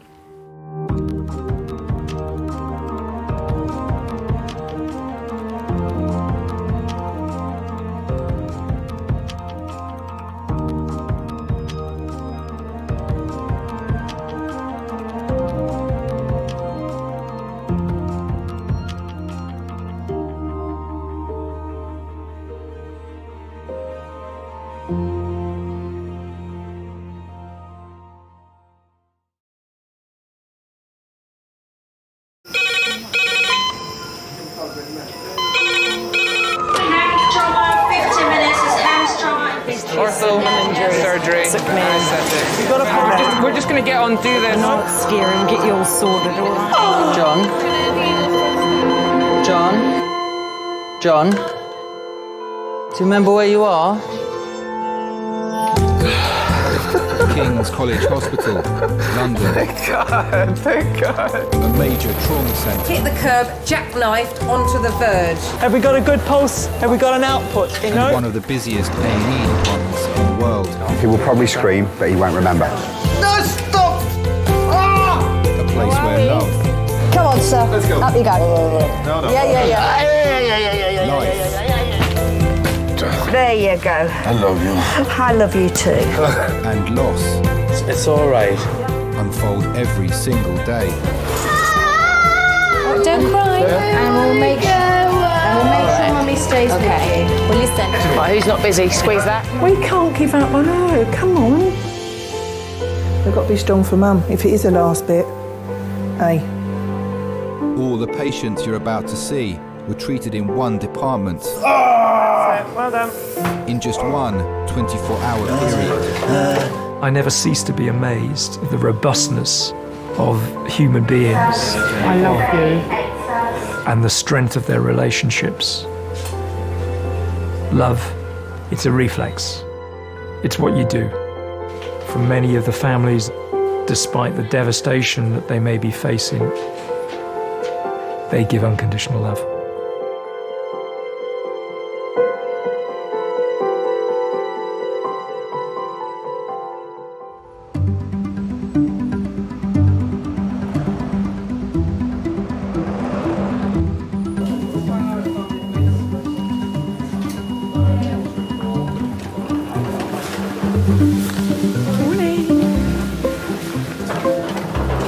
I've got trauma, I've got stroke. Well, in half an hour's time, you'll be on your way out, won't you?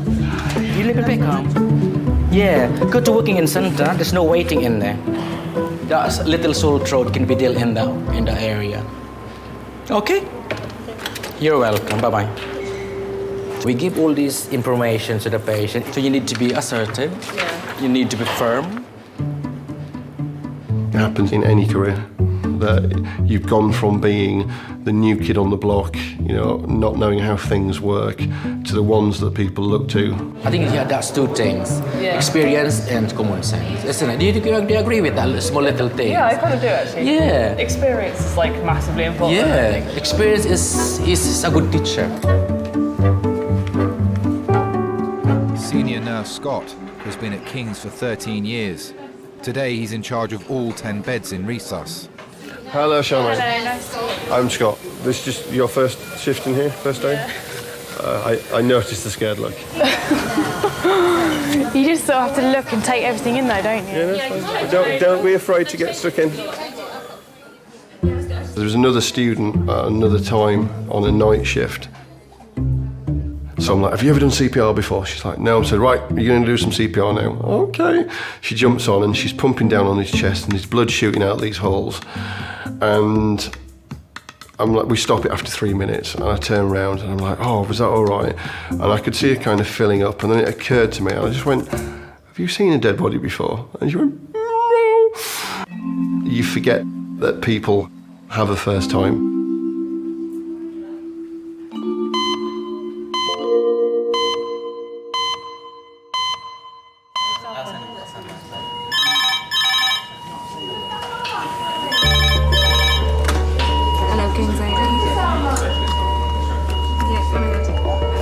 Okay, thank you. Bye. Fall from about 3 metres, head injury, LOC, GCS now 15, facial injury, C1 to C7 tenderness. Hello, everyone. Hello. Hello, Behçet. Get you oversleep. Mum of 2, Pauline, had a fall at home 40 minutes ago. Pauline's 56, had a mechanical fall at 10:30 this morning. She fell down 5 steps, landing on the table. Pauline does not remember the full events. Lovely, thank you very much. Yeah.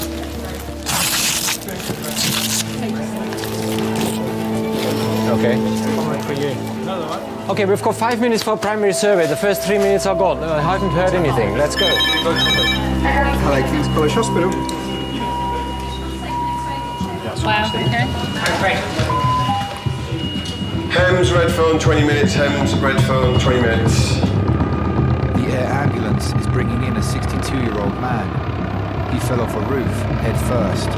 Right, Mary Jane, just so you know, I'm sorry. That's okay, that's okay. I'm going to get someone to take 7 CDU. 5's going to go around to major cubicle 8. 3's going to go to minus cubicle 2. And then that gives us a bit of space. When you've got a full resus where you're completely rammed, but something else is coming in and you need to fit that in, and you've got 5 minutes to do it, you've really got to fire off a lot of big decisions in a very short period of time. Can we urgently have a porter to resus to move some patients, please? Thank you. Excuse me, if I'm going to go to the toilet, where, can I walk right now? No? No. There's 3 of you here, it's waiting. They're all going to fight for one bed. Okay, we'll have to split this trauma call off a little bit. How many orthopedic surgeons I've got? 2. Can I leave you with this one there? So what we definitely need is C-spine, CT head. Happy? I'll leave you to it for now. We'll do the other one. Right, surgery. It's here, it's here. Orthopedics. It's here. Anaesthetics. I'm standing for him. It's here. Yes. Do what I tell you, you'll be absolutely fine. Fine. Put some gloves on and an apron. You're helping. So that'll be Hems from the park. So Clemens, just to give you an update, 60-year-old male has severe head, chest and abdominal injuries, is cardiovascularly unstable and intubated and ventilated. This is this patient, You're going now, are we? We are just going to take you next door. There's somebody quite sick coming in, so we have to make a space. Oh, it's okay, yeah. If you want to get hands on, do. If you just want to stand back and watch, I'm not forcing you to do anything you don't want to do. I want to get in there, but I don't want to get in people's way. You won't get in people's way because you'll be told to get out of the way. As soon as he rolls in through the door, he's attached to blood. So we could be looking at chest drains, we might even open his chest, or we could be looking at just, there's nothing we can do here. He might already be dead by the time he gets here.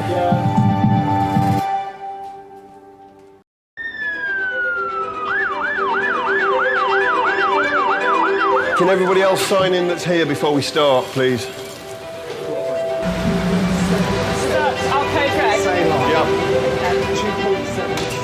A 62-year-old man with life-threatening injuries has been flown in from Sussex. He fell to the ground while working on a roof. It's a very time-critical situation. A fall from height, the 2 big things you're looking at is a head injury and a chest injury. Straight up in here, guys. We'd heard that he'd fallen into his head, so in the back of your mind you're thinking it could go either way here.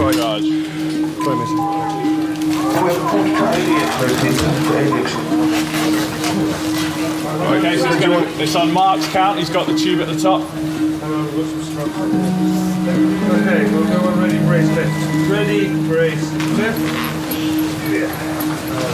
Coming out. Okay, we're all ears, thank you. Hi guys, this is David. He's approximately 60 years of age. David has had an unwitnessed fall 30 feet off a roof, landing on concrete. Injuries top to toe. He has a traumatic brain injury with a right parietal hematoma. He has chest injuries with suspicion of bilateral rib fractures and concerns of intra-abdominal bleeding.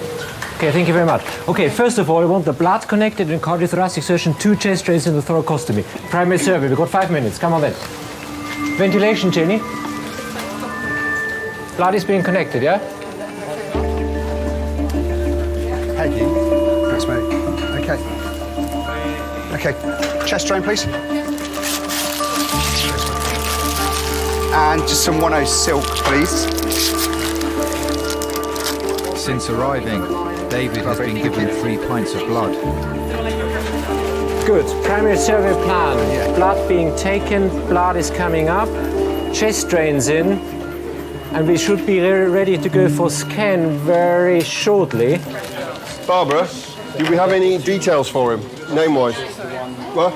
Yeah, come on, so we've got David Beck. Okay.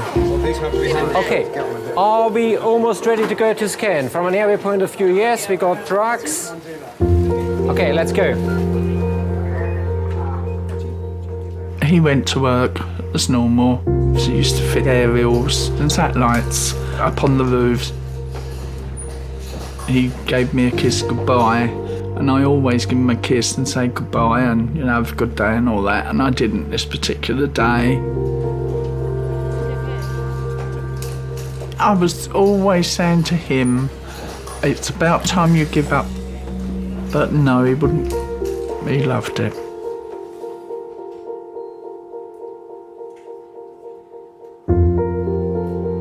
Got a phone call. Police car pulled up. And he sort of said, Mrs. Beck, I said, yeah. And he said, oh, we're taking you to London.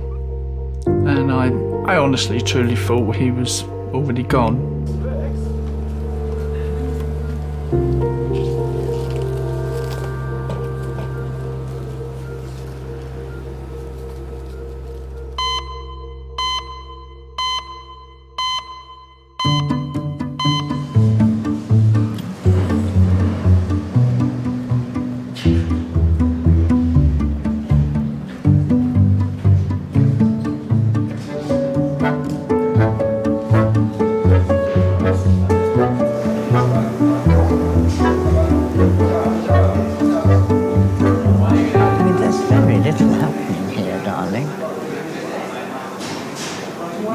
Very little happening.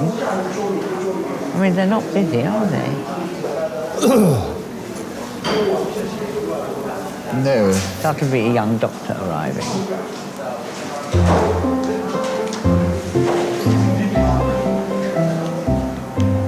And I don't know what the delay is. You know, it's not busy, is it? Well, we don't know what's going on behind the scenes there. Don't the people have to be here first? True. To go on behind the scenes? Certainly this can't be sorted out in the next couple of days or so. I'm going to be very handicapped. Yeah, there'd be 2 of us. I might have to put off my off. It just seems sad.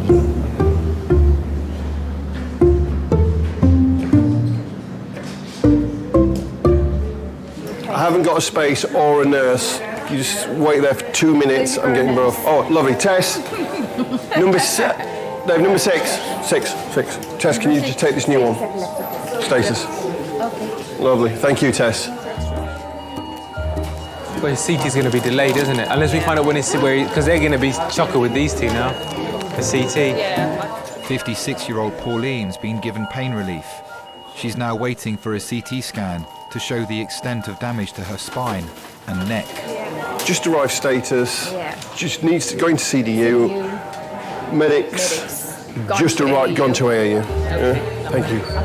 No, that's fine. I know.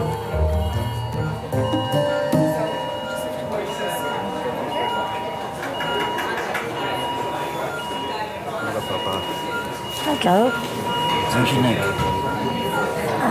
I don't know, because they're giving me morphine. Yeah. Don't cry, baby. I'm such a numbskull. Please don't cry. Oh, you worry me, Papa. I know. You do worry me. It just happens so quick. The accidents do happen quick, though. Papa, all I did was go up the stairs and I missed my footing and hit the table. Don't cry, please. Please. I'm fine. Don't cry. Can't help it. Don't.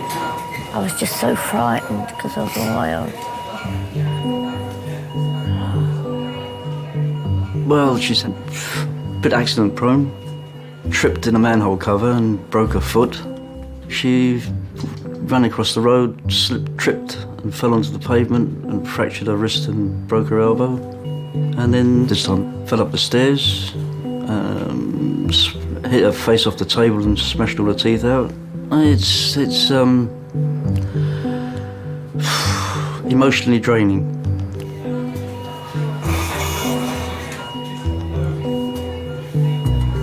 Well, I keep trying to tell her that, you know, just slow down. You know, you're getting old now, you're older, and just slow down and try and take things easy, you know, rather than dashing across the road and falling over and falling up the stairs and, you know, all the stuff that's happened to her.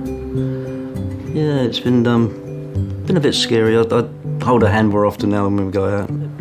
Have you seen the bottom teeth? No, I don't particularly want to.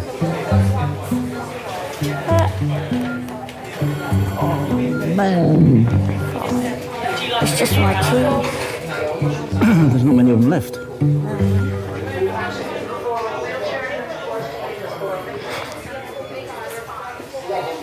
When is it ever going to end, Bob?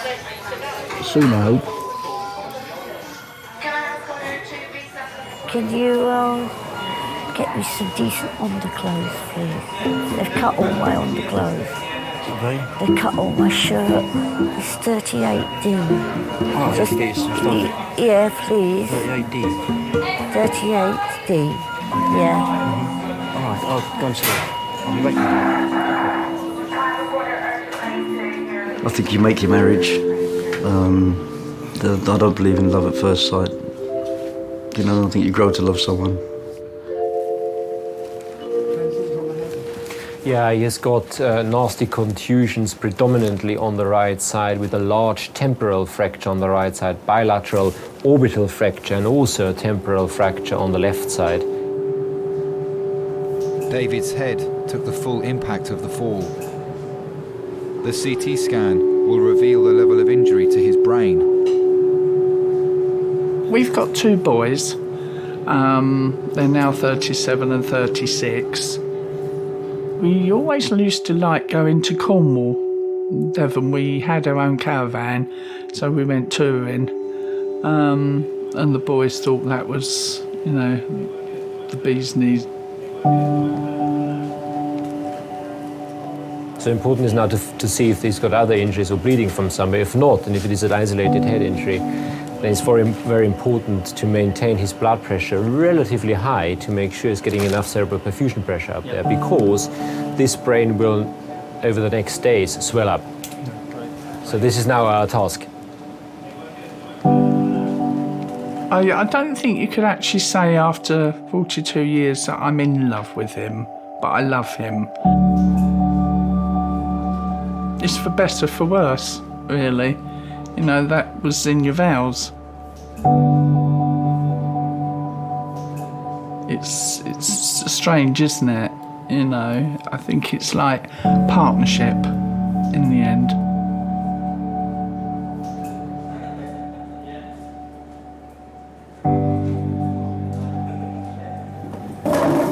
Right, you're going to roll you again. There you go.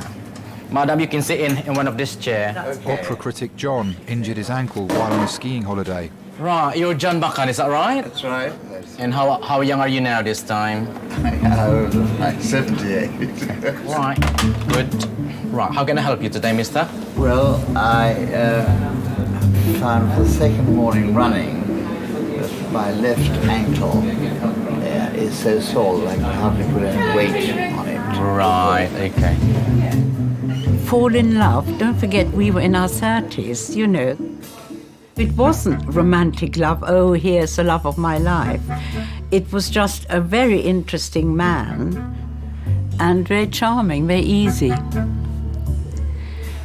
He asked me to go to an opera, the English version of Wagner opera, and we've been going to music ever since. I've been married to John for 42 years. So we tried massaging it a bit with oil and did not make the difference it made yesterday morning. So you're being oil massage? Yeah. And pain relief? Yeah. Sorry, I didn't take any pain. Oh, right, okay, just the massage. Yeah. She wear the trousers, do you think? Yes, I think probably she wears 1.5 of the legs of a pair of trousers, yes, I'd say so. Do you have any medical problems, sir? Yes, I'm suffering from prostate cancer. That's been treated. It's got out a little bit of it onto the pubic bone. Yeah. So he's on female hormones. Okay. Casodex. Daily.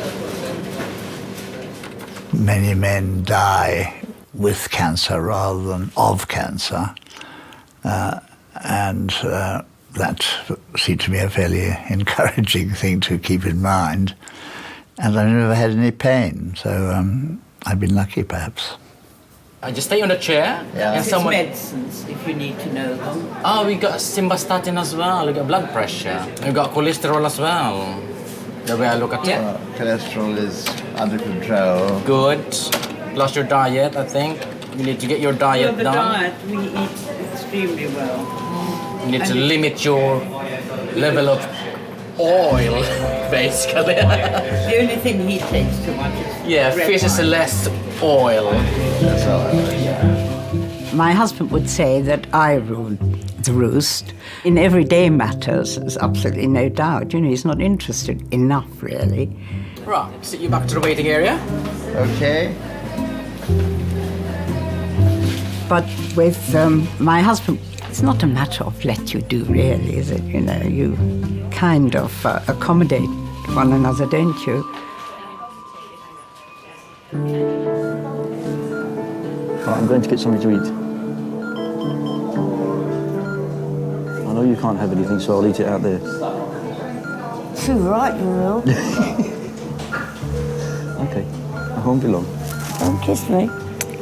There is kiss you, don't be silly. I mean on the lips. Yeah, you're having a laugh, aren't you? Wait a minute. Have you had any relatives at all yet? Apparently there's a wife who is being blue lighted in by the police. She's expected, yeah. So should we send her to surgical critical care? If I think that would be very good. Yeah. We would talk to her there. Yeah. Thank you. That'd No, be good. Jane, did you get that as well? David's CT scan has revealed significant injury to his brain. He's obviously sort of gone like that, hasn't he? And sort of as he's landed, sort of gone then slipped a bit more further like that. on the... Yeah. But I'm surprised his chest and everything. Chest is, It's not even a rib, well, not an obvious rib surprising. fracture I can see.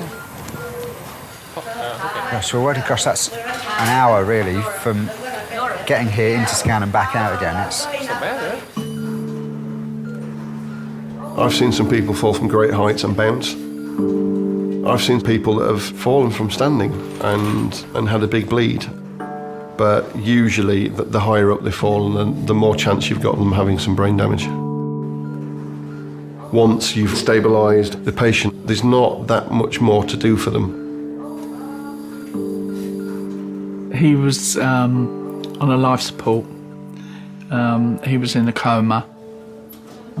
We all moan about our partners, but you just don't realise until something like this happens.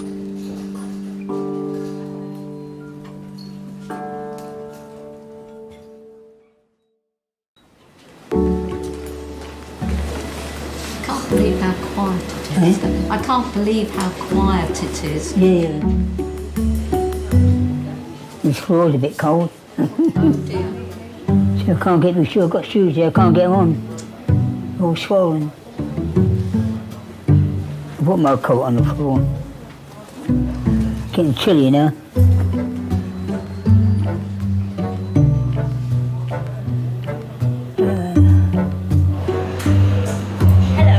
How can I hide your Daniela?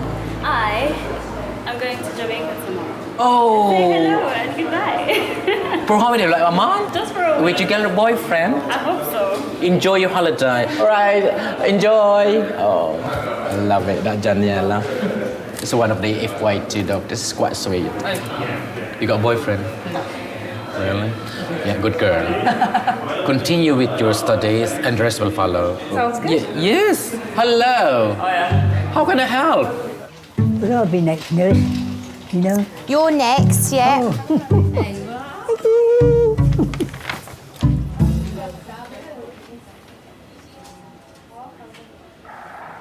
A very, very fit man. Just finished with the army in 1952, April 52. And it was, I went down to get a job, you know, at the Labour Exchange, and they turned around and said, "We ain't got no jobs for you." I thought, that's tasty. I said, you know, I've been out there for 2 years, right, doing your bit and pieces, whatever it was you had to do. I said, when I come back, there's no work for me. I said, tell you what, don't bother. I said, I'll go and get my own work. And I took to window cleaning like a duck to water. I was really fast. You don't stand going like this, clean the window. Come, finished, next job. And that was it, you know.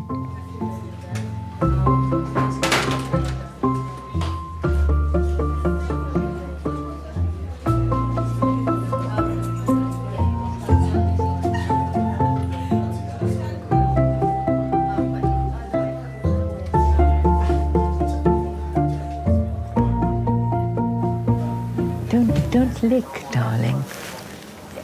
Don't lick what? Don't lick your lips. They'll get drier and drier if you do that. Oh, You know what? Maybe you should have a lipsil in your pocket, but you'll just lose it, won't you? Yeah. Stick some on now, though. There. Put some on.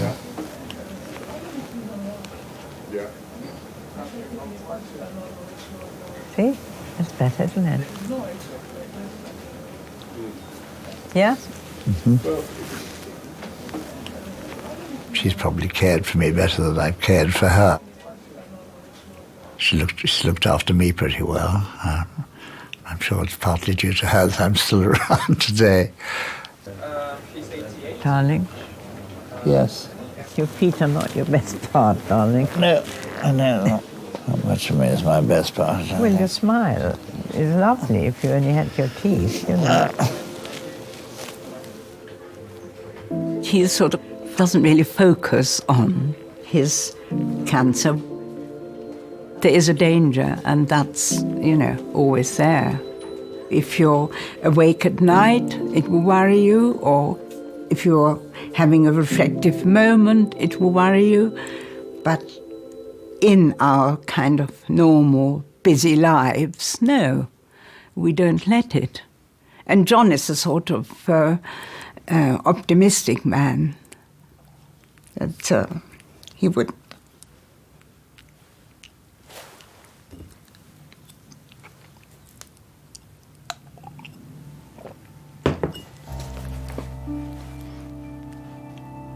So it's more around your ankle.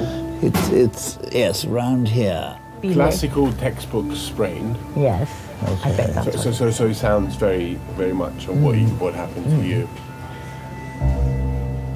We have good times and the not so good times, and you work through them together.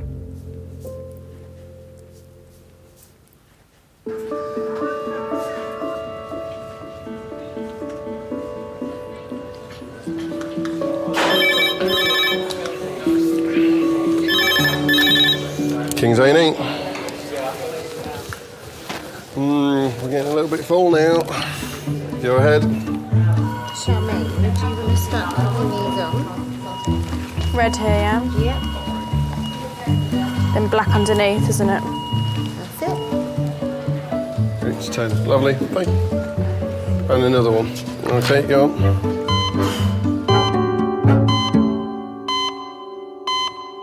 You've done very well being stripped down for such a long time.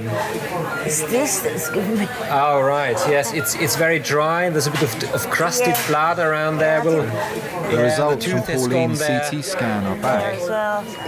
Did you say it was Just the... one crack in the bone. Right. It's a bit further up, a bit higher up than the coccyx bone. Right. We call it the lumbar region. All right. Lumbar spine. Yeah? Yeah. And there's no specific treatment for that apart from taking painkillers, really. Yeah. Right. Yeah. Should we have another look at the back then? Would that be right? They found another fracture. Yeah. So I've got a bit of a bad track record. I've just got to take things a bit easier. It's not fair on John, you know, because he tends to worry about everything I do. I'm just a bit stiff. All right. I class myself as being very lucky.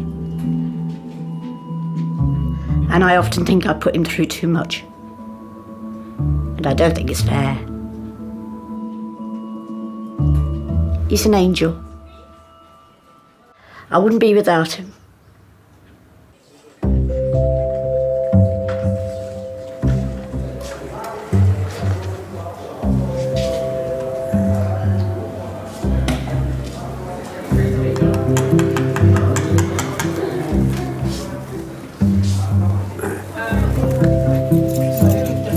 Hello, is it Mr. Runcorn? Yes, it's me. All right, would you mind coming through this way?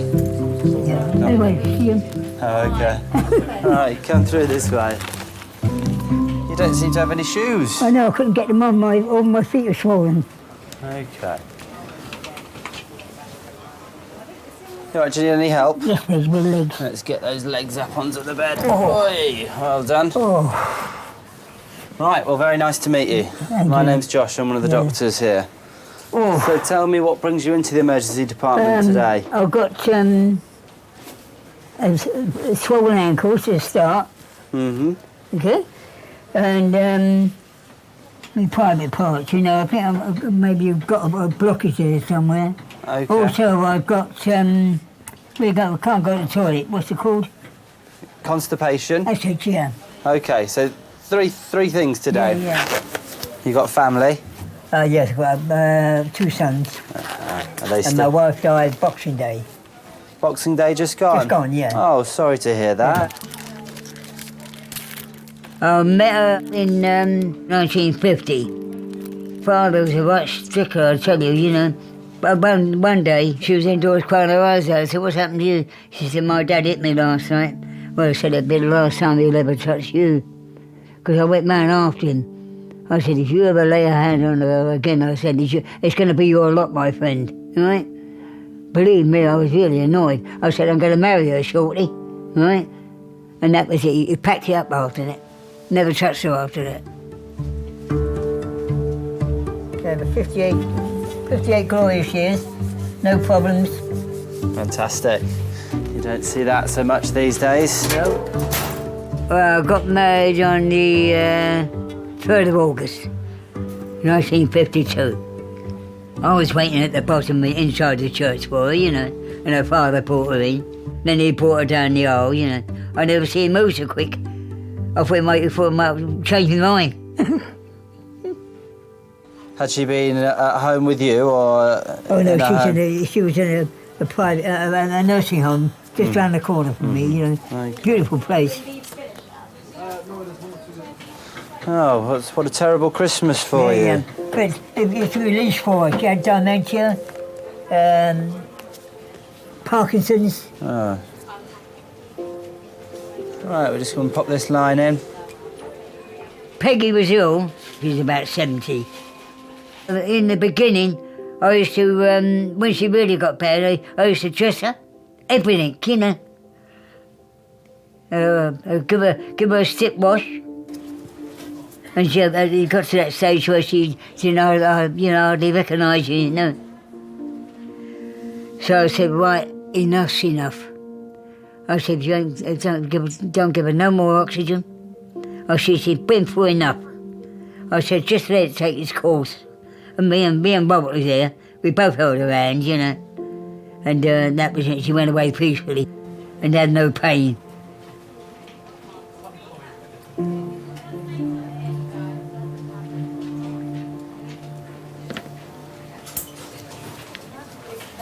Who does all your cooking for you? I do it. You do it yourself? Yeah.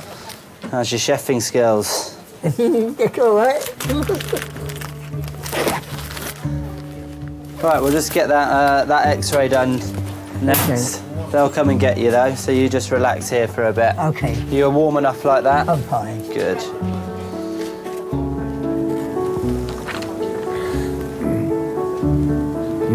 Thank you. And that's your water. Yeah.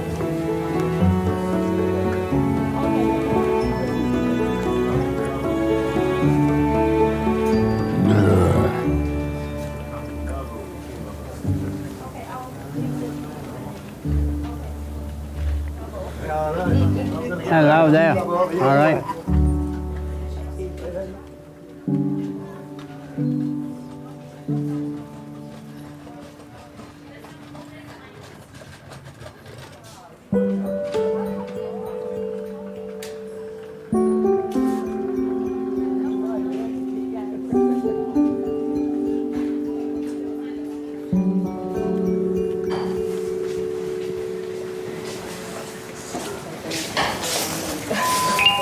Yes.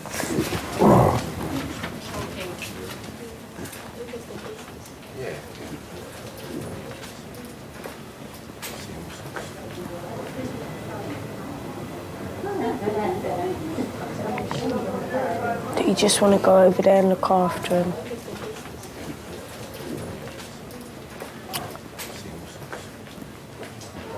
Old man. I know, I hate leaving him in the room. I want to go talk to him. How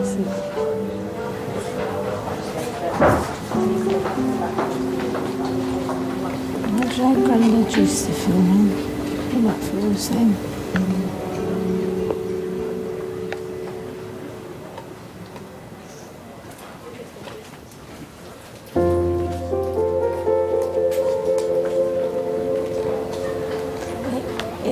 It really hurts, man.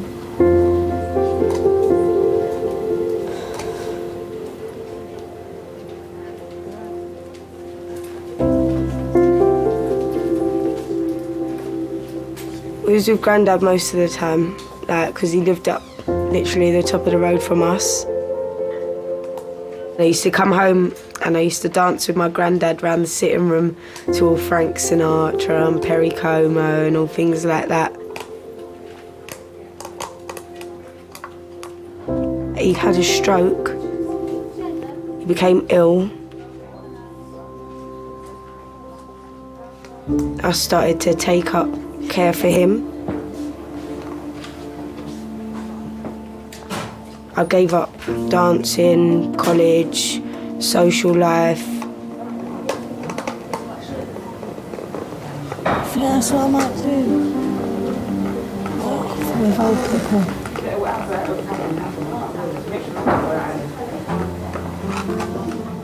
I don't think you'd have the patience.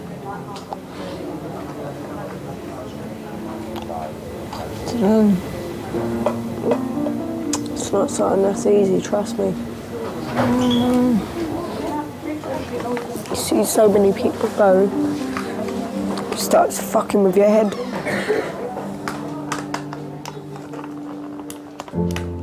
Doing care work, it's not really the life of a teenager, is it? But that was my life. Just had to kind of deal with it, and I enjoyed it, so I didn't really... Didn't feel like you missed out? Nah. I feel like I'm missing out now my granddad's gone, because I don't really have that routine no more of I've got to do this and I've got to do that, and it's like I ain't got that smile no more to look at when I come home, and I miss it.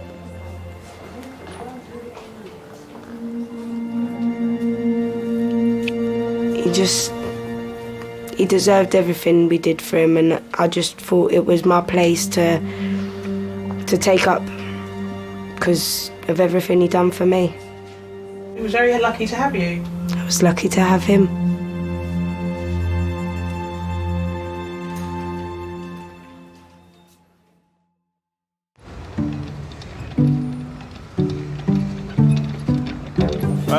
Is this the trauma one? The fall down the stairs.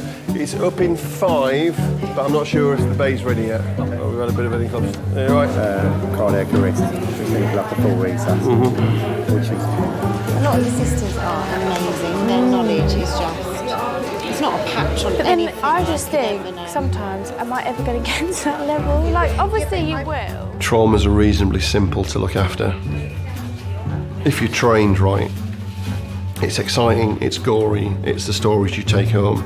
But if you want to be a proper A&E nurse, you know, show me how to look after a really good chest pain, sort out an asthmatic, being able to manage a good miners area, sit out and triage for 12 hours and triage 140 people and get it right all the time. Good A&E nurse is an all-rounder. Thanks for a lovely birthday. Yeah. Make sure you come back for a second one.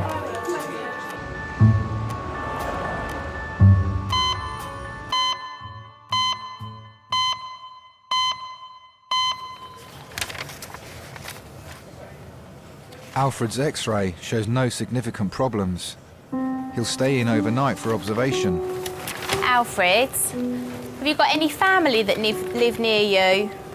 No, only my son. So you don't need any help at home with anything? Oh no, I'm fine. I do everything from... You're absolutely fine at me. home, Yeah. and then if you need any help, you can just ring your sons, can you? Okay. And they'll... Oh yeah. Yeah? Yeah. You sure? Yeah. Okay.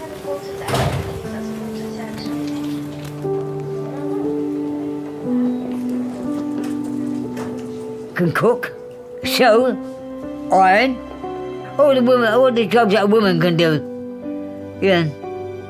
The times I've heard some things, oh, I wish I had you for a husband. Oh, I wish I had you. But you can't have me, I'm spoken for.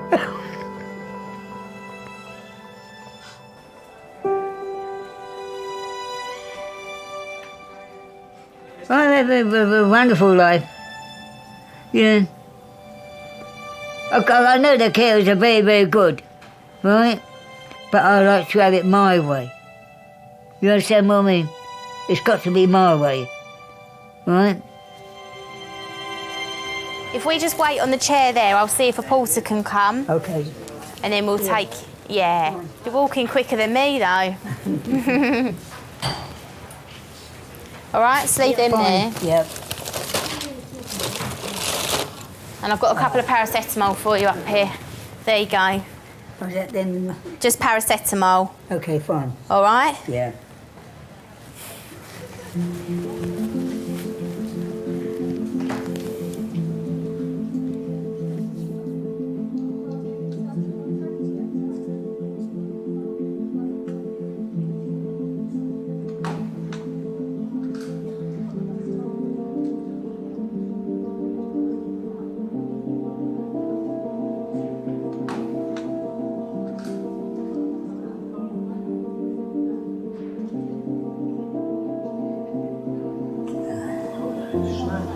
Sorry?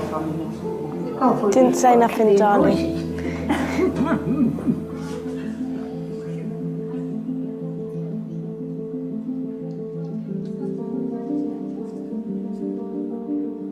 My granddad passed just like literally before my 18th.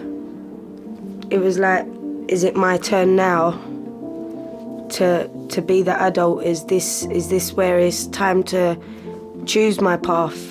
Because I'm 18, granddad's always told me, don't do this, don't do that, go and do this, go and do that, and he'd always advise me, and it was like, well, now I've got that option.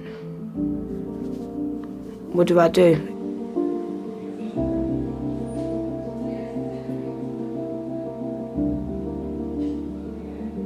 I learned quite a lot from my granddad. I think I got a very old soul. We're off. Okay.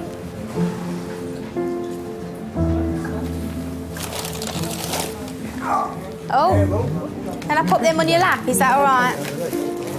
All right. So much stuff, isn't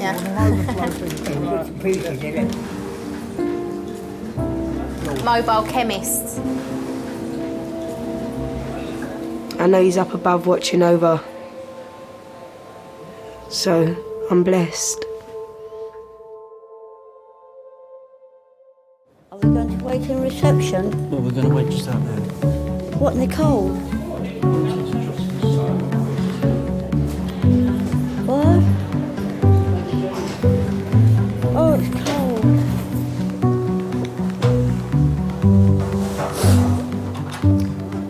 Right. So just like the party, I'll be the last one here. For fuck's sake. Oh.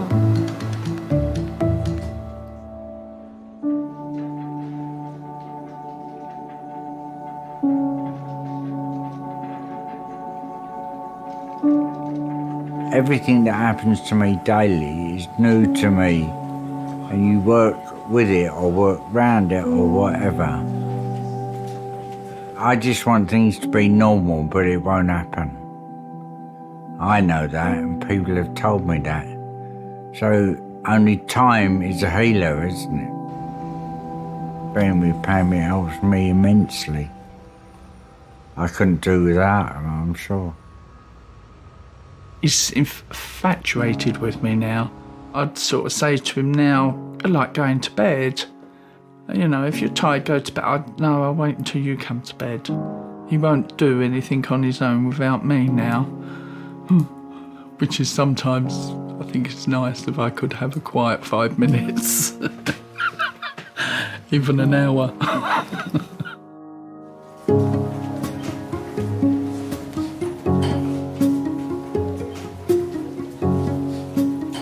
At Camberwell, I do private jobs as well, as regards cleaning. I've been going there 30 years. They think the world of me and don't want to get rid of me. I threaten to leave them, really. You're not going anywhere, you're not going nowhere.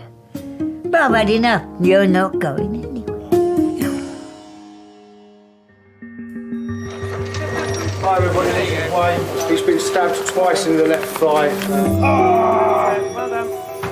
As a parent, all you want is for your children to be happy and healthy. May not even be back tonight. You have one tumour and then you're told it's gone, and then it comes back. With your track record, we have to assume the worst and hope for the best.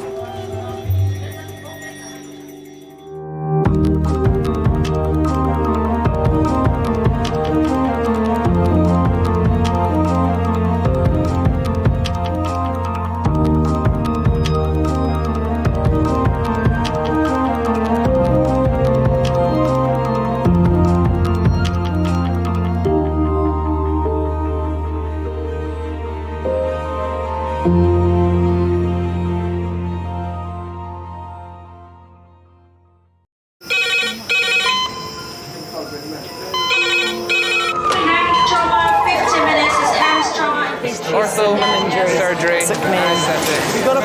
We're just going to get on, do this. Not scare and get you all sorted, all right? John? Do you remember where you are? King's College Hospital, London.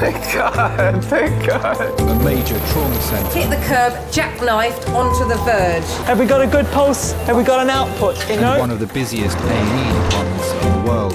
He will probably scream, but he won't remember. No, stop! Ah! A place where love. Come on, sir. Let's go. Up you go. No. Yeah.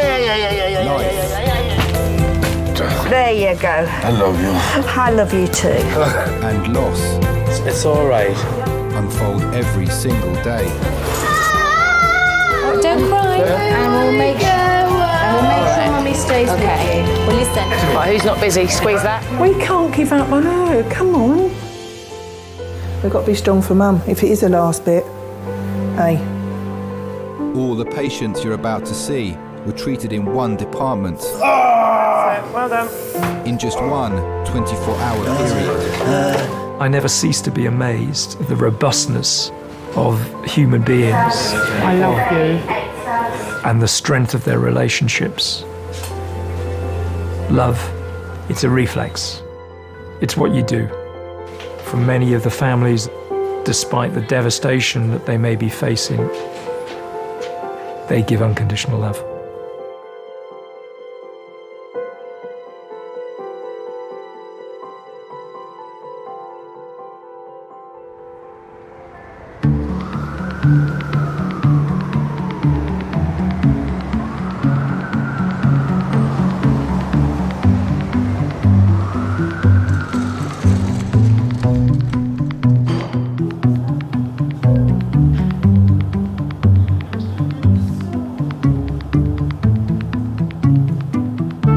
Is that for your car window?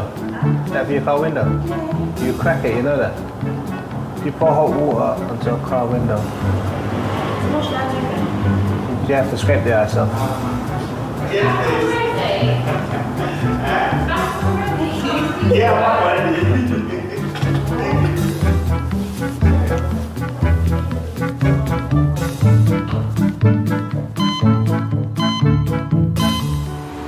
Show me the way to go home.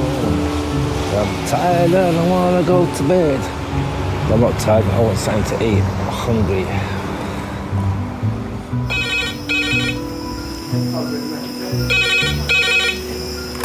King's A&E, how may I help? Adult male trauma. Code red, yep. Head, chest, limb, yep. Okay, good. Sorry, was that motorbike or motor car? Motorbike.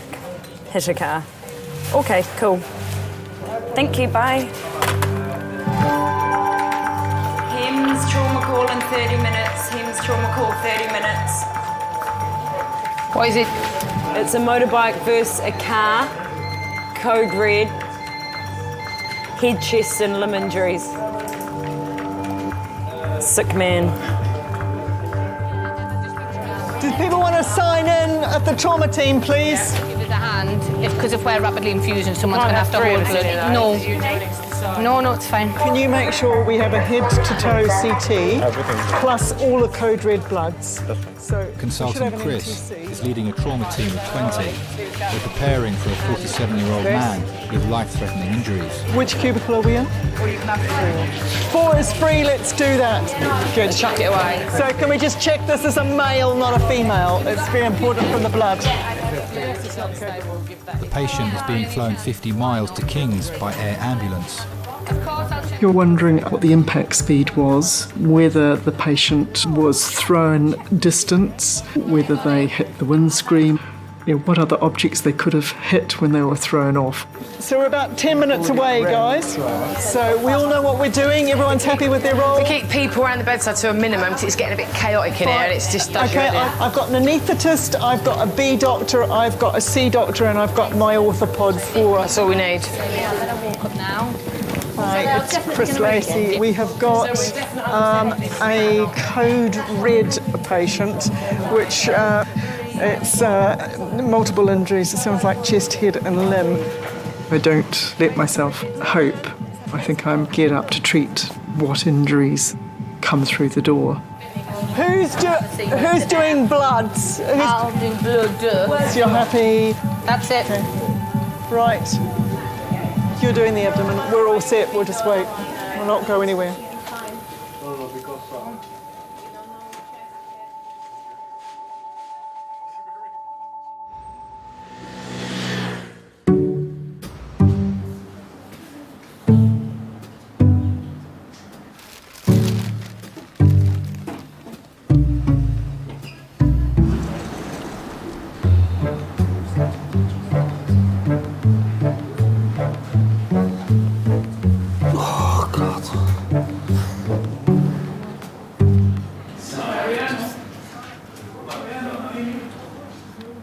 What's he saying?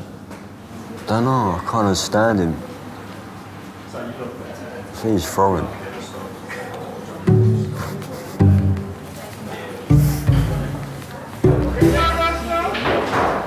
Couldn't understand her either.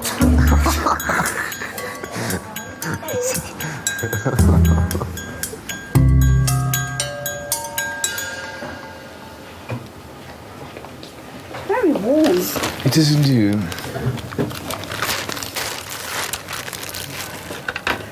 You're gonna put that in my hand? Yeah. Jesus Christ, don't let me see, don't let me look, please. I won't let you look. I've not even done anything yet, and you. It's exciting me. 69-year-old Steve has come in with a fishbone in his finger.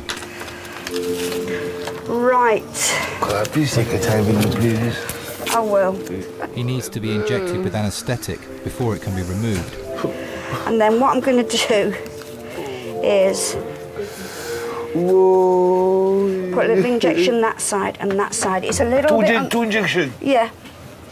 It's a little uncomfortable, okay? But once it's done, it's done. Well done.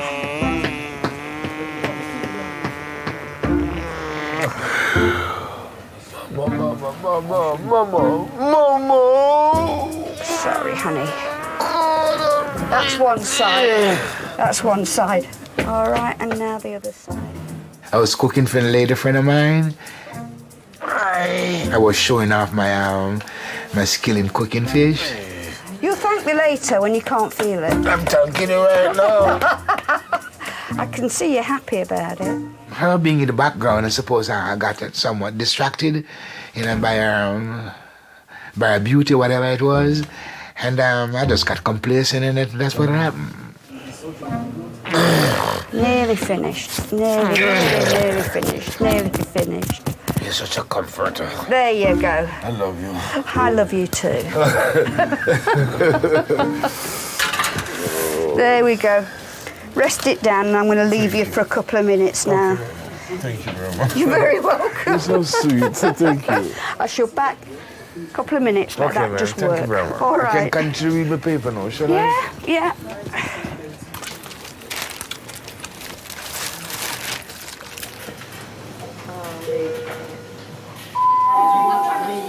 Can I get 2 porters to majors for a wire transfer, please? It's 35 minutes since the team last heard from the helicopter medics carrying the code red trauma patient. Oh, come on.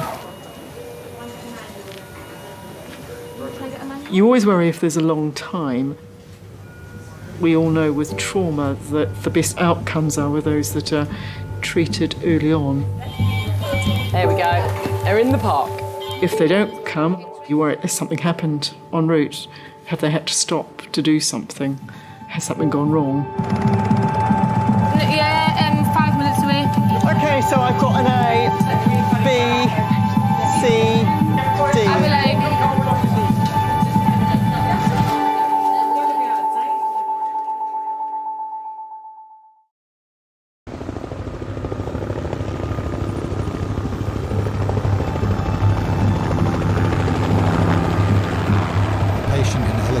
Is Gary, a 47-year-old single father of 2. It was during the evening and I received a phone call from the police, and the gist of it was that Gary had been involved in a terrible road accident and that he probably would not survive the night. Laura's running. Gemma's nurse 1, I'm nurse 2. She's doing bloods, I'm doing monitoring. Who's doing airway helping? I remember feeling numb, trembling. It was just an experience that I hope not to experience at any other time in my life. Everything's there, ready to go anyway. We've got for the A airway. nurse, B nurse, C nurse. Yes, you have. We're organised. Do they need to smoke, need anything? She's got it. It's 2 hours since Gary was on his motorbike heading home and had a head-on collision with a car. If someone's been hit by a car on their bike, there's no protection. It's literally, the rider versus the impact of the car. If 2 cars collide, you've got some crumple. But if you're on a bike and your car hits you, that's it. Gary is on life support and has been placed in a medically induced coma to reduce the risk of brain damage. Everything consultant Chris and her team do in the next 15 minutes will be solely to keep Gary alive. This is Gary, he's 47 years old. He was riding a motorcycle this afternoon and had a head-on collision with a car. Both the motorcycle and the car were very significantly damaged. Injuries top to toe, he has a head injury, he has a large scalp laceration down to the bone, he has right-sided rib fractures, right-sided femur and an open tib and fib fracture. You're thinking what will kill him first. You've got quite a lot of information that's flashed in front of you. You've got uncertainty. Sometimes this doesn't quite add up. Okay, as soon as we've done the ABCDE, we're going to CT, guys. As soon as we're happy, we'll go straight to CT. If the blood pressure is above 90, we're going round the corner. We've got bloods? Yeah, like this. We're just getting bloods. I get bloods. We're going to take bloods and we're going to CT. You're always thinking about the chances of survival. Okay, fine. Not yet. It's freezing though. Have we got a good palpable pulse? Like for some reason the blood is not running through. I don't know what the pelvis is, so I can't do a femoral stab, Leanne. Can we just hang up a minute? I want a blood pressure. If we're not getting one on the cuff, can we recite the cuff? But before we push any more blood in, I'd like to know what we've got. Have you got a pulse on the groin? No?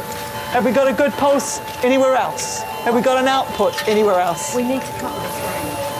This is probably through. I can't get a blood pressure. Output.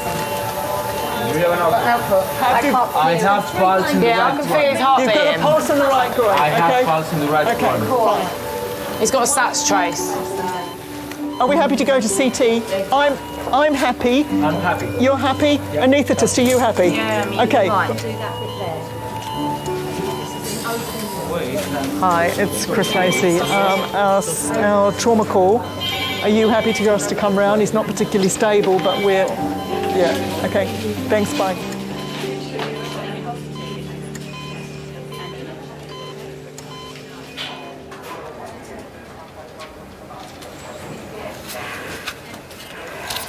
Probably don't want to look at this.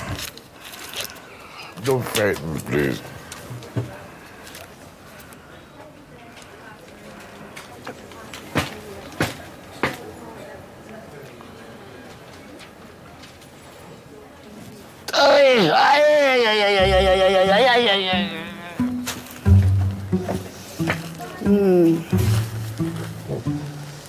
It should have worked by now. I could give you a bit more local anaesthetic. Oh, God, please, whatever. Yeah.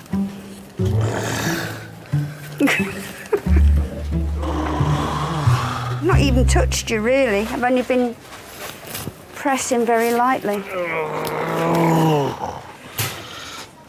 Let me go and get one of my colleagues.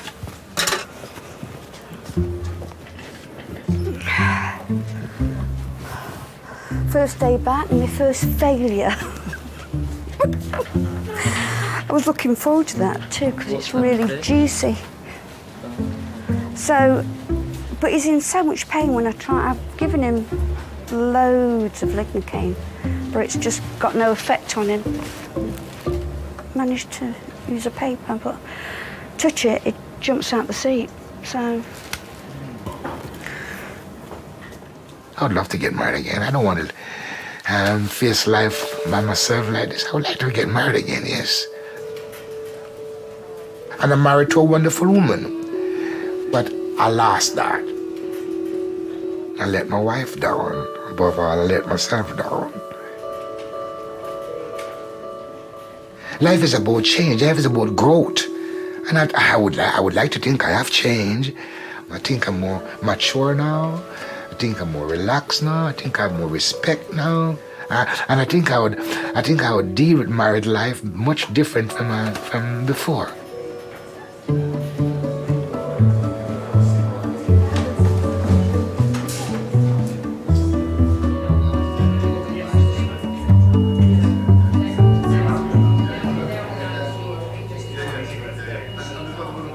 Year-old Hannah has been brought in by her mum with an extreme allergic reaction to her face cream. How you doing, Mrs? All right? Yeah, my face is just very tight now. Still sore? No, it's not sore. It's just very dry and uncomfortable. I'm going to get some kind of, see if we can get some creams, but it's just really excoriated around here, isn't it? What can we put on that, like? And I don't know if it's Vaseline still or... Because the face was so swollen, obviously you think about the airway, if there's swelling inside the face and in the throat and things like that, and her tongue. So until you know that her airway is safe, you would always put a patient with that amount of facial swelling that's clearly having a reaction to something in resus. Okay. I don't want to put anything on it because I don't want to make it worse. I just want to think we should leave it alone at the moment, yeah? I know it's sore, but just try and hang in there. If once the swelling goes down, it won't be so bad. We've just got to wait for that medicine to work. I'm allergic to wheat and soybean, nuts, eggs, cow's milk, tree pollen and grass pollen, hair dye, and then a whole bunch of chemicals that are in things like washing up liquid, cosmetics. How you doing? Your eyes are opening. Yeah. They are, aren't they? When a patient first comes into A&E, it's a guessing game. It's like Sherlock Holmes trying to work out what's going on. What did they say? That you are allergic to oat. I am. Oat in this. Oh. Oh, at least we know what it is. No. Right, give that a good wipe and get all that off. It's just baby wipes. I'm sure you're hopefully not allergic to those. We'll rinse it off with water afterwards, okay? Oh, that stings like...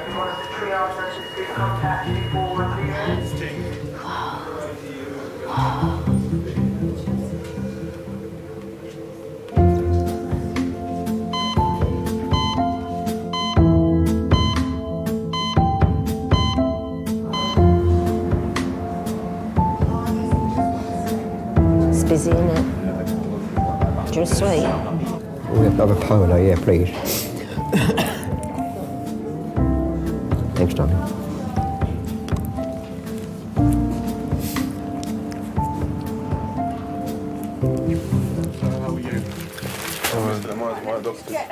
How did you manage to get Fishbone. I was scaling a fish.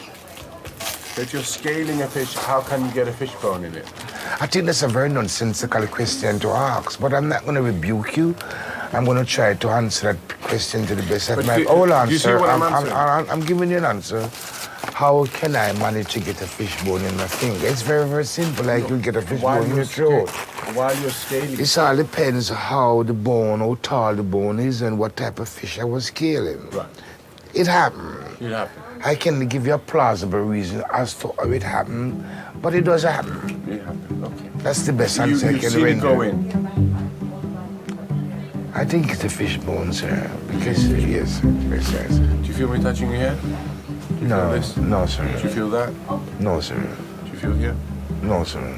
I'm sorry for my being boisterous a while ago, sir. No, you're not boisterous. You're fine. Very sorry for to be rude. You're not boisterous at all. Thank you. Is this painful for you? No, sir. No.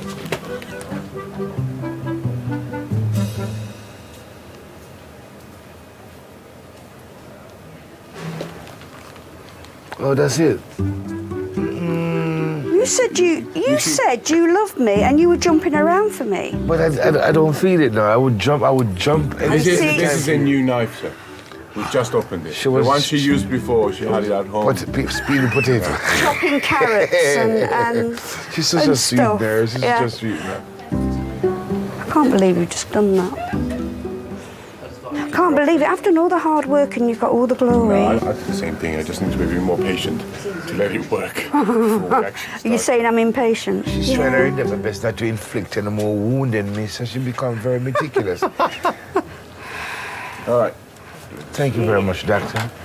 Just keep some pressure on it, sir. Okay, sir. Thanks a lot, man. I appreciate it. I can't believe you took all my glory.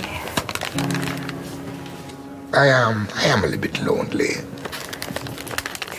Sometimes the loneliness grabs you. I regret not being the father I would love to be able to be. I regret not being the husband I ought to be. I regret not being loyal and loving and caring. as I have gotten from my family.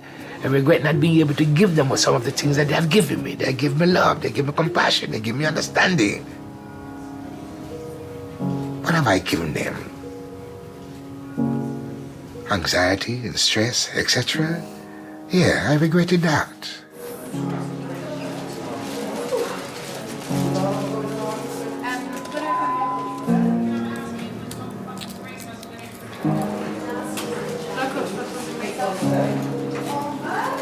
I'm ready, steady, go. So ready, steady, go. Since his arrival in A&E, motorcycle accident victim Gary has had almost half the blood in his body replaced. Okay, now just stop. Let the anaesthetist readjust and get her arms in the right place. But it's not actively bleeding, is it? No? Okay. He had injuries to both sides of his chest. We knew he had a bad head injury, so you're worrying, is there something in the head that's going to cause big clots or bleeding into the brain? You're worrying about spinal injuries. This is the motorcyclist versus a car, possibly at high speed.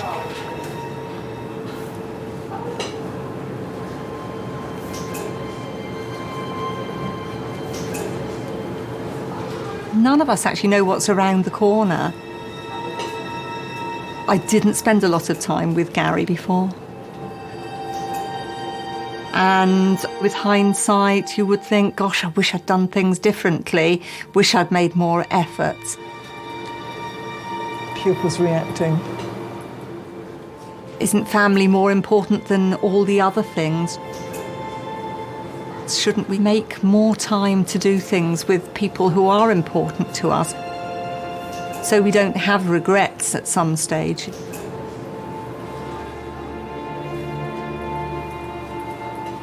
He's got a fracture there, yeah. And he's not noted to move his lower limbs.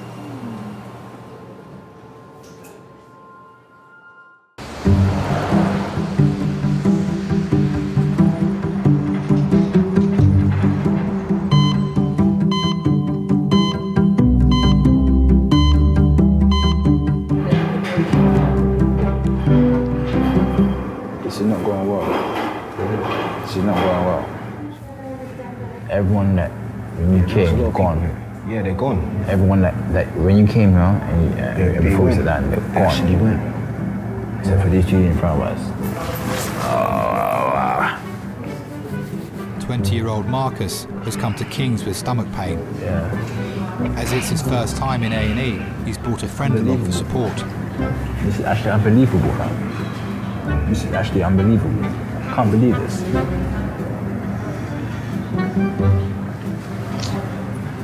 That much of pain. So why need to take painkillers then? No, I'm just gonna walk.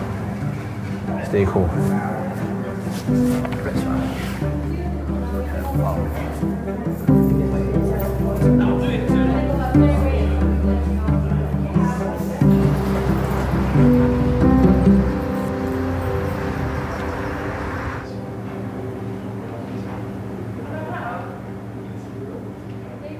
It's an RTC, motorcyclist versus car, brought to us from Hampshire by Surrey and Sussex Hymns. Gary's scans reveal his injuries are no longer immediately life-threatening.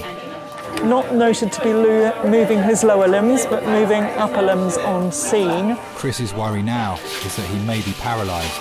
He has a fracture at the T11-12 region. There's a lot of free air that's in the soft tissue behind the spines, which we're not certain where he's come from. Before we log roll him, we'd like your opinion on what you think of that. You can have broken bones around the spinal cord, but not always injury to the cord in the middle, which carries all the nervous impulses. And so it's important for us to understand fairly quickly how much damage there is. Spine has a T11 fracture, which neurosurgery are coming down to have a look at. I just spoke to the on-scene doctor who said he did not notice him moving his legs. Gary was very much a family man. Immediately before the accident, sadly, he'd separated from his wife, but he was a pretty hands-on dad, actually.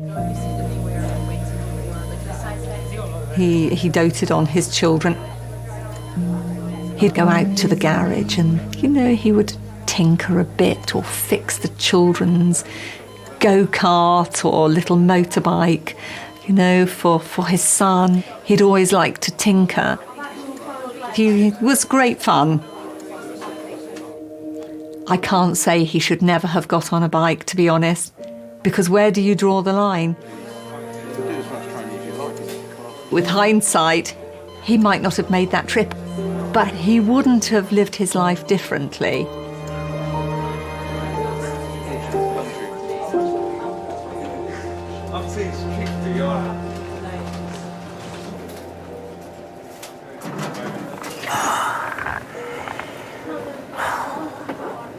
I was walking, I was laying down. Yeah, it shows it elevated like I told Oh, you. God.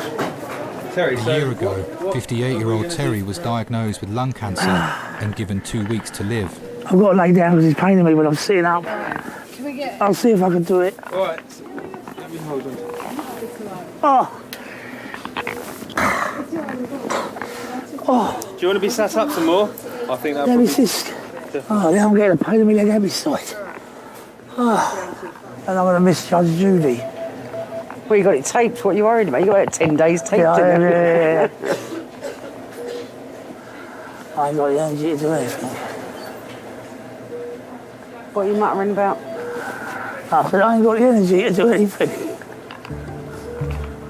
Think yourself lucky. At least you can shut your eyes and go to sleep laying and with your feet up. I smoke more now since I've been ill than I ever did because boredom, innit?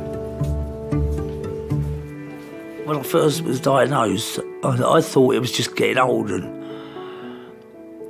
walking to the station. I found it harder every day, getting out of breath, and I just put it down to too many fags and getting old. Then I went to my doctors and sent me to the hospital and they did diagnose cancer. Yeah, a bit of a shock. Oh, God. Yeah, Oh! What's the problem today? What do you think the problem is? Because I look well.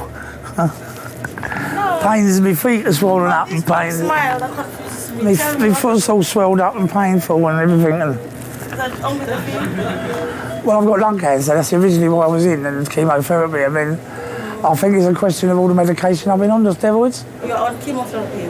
Finished it now. You finish it now. Yeah, there's no more they can When do. was It's the all last one finished. done? 4 weeks ago. 4 weeks ago.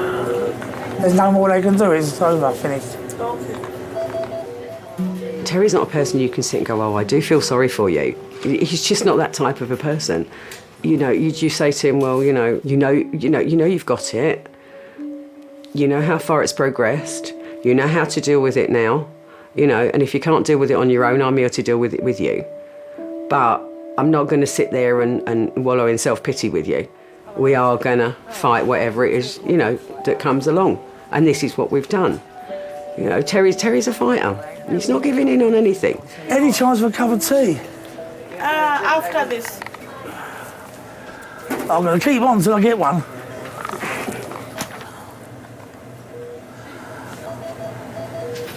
Just as you doze off, someone's going to come in and wake you up. You know that, don't you? And poke you. They wake me up with a cup of tea. At least you had your toenails cut, so that's all right. Yeah. I'm here. Yeah, and you're here. And your beard's off, so you're all So right. they asked me, it fell out, all right.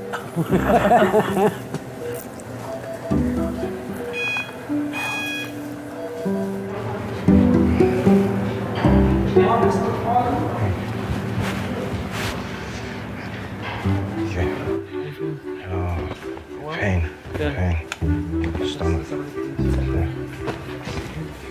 I'll have a quick thing for Tom. Yeah. I'll have a listen to your chest as well. Yeah. In abdominal pain, I usually check the back passage as well. All right, that's fine. Yeah? Have you had that examination before? No. Okay. No, But, I haven't been tested okay. at all. It usually involves inserting one finger into the back passage to check if there's any problems in the back passage. Okay, that's fine. Okay, okay, that's fine. That's fine. That's fine.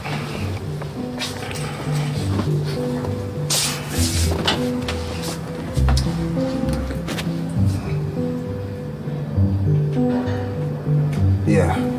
Here? No, not there. Mostly in the middle. In the middle here? Yeah. All right, so if I just get you to lean onto your left-hand side. Yeah, that's it. So just bring your knees up towards your chest. Yeah, that's perfect. You okay now? Yeah. Oh. You know, shut it. All right.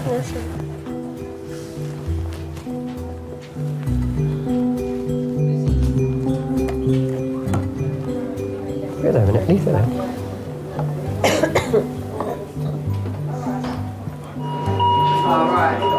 Can we see? Yeah, more open, most definitely. Okay. You know, the allergies are actually, in terms of my life, are quite recent. When I was younger, I was carefree. It's literally only in the last 3 years that it's been bad. You and Dad are so great. She probably doesn't see how I feel. You kind of cry inside, really. I know there are worse things that happen to people, but me being her mum, I do find it really hard to know how to make her feel better. Just want you to know it doesn't go unappreciated. And I don't know what I would do if I had to sit here on my own right now. If I'd have known what was coming, I'd probably say I would have stuffed my face every day. I regret not trying more, because when I was growing up, I didn't like to try a lot of stuff. I like to stick to what I know, and now I wish that I'd tried it. You want to go home? Am I allowed to go home now? Of course you are. Am I? I've always said, every situation that could possibly happen, it has to happen to someone, and this just happens to be my thing. This is my one thing I'm hoping that I got in my life that was, you know, not fantastic to deal with. They've done nothing. I come in and saw the ulcer 5 weeks ago. The district nurse came in and dressed it once. Be careful, yeah? Yeah, I'm okay, thank you, darling. With only chocolate biscuits. Wait for the doctor first. I know. Well, I won't take his time, will he? Go and wake him up. Hopefully your second trip is in. Yeah, go and wake him up. He's probably a kip somewhere. He's probably sitting on a chair on a kip now.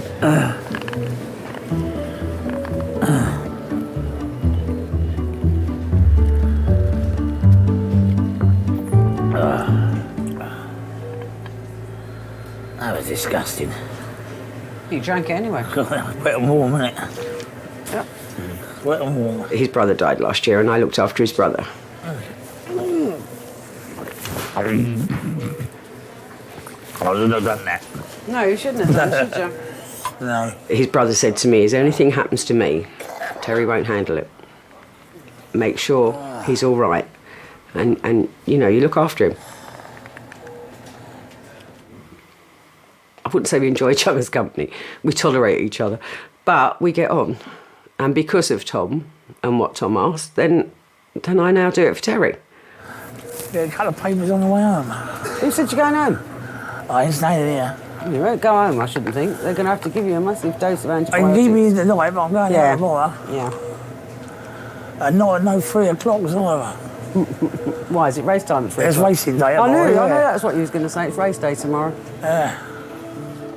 He likes the pub and racing are the only two things that I know that him and his brother they've ever liked. They love their drink, you know. I never known two people like drink so much, but they did like their drink, and that was their life.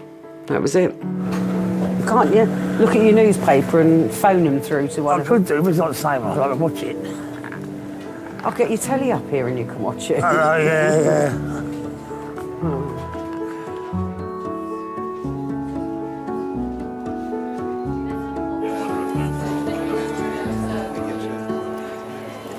Okay, I've got neurosurgery here with me. Okay, so the facet joints are widened at that T11. Okay, and the canal at the week, yeah, we can't tell, I agree. It's just, yeah, we won't know. We won't know.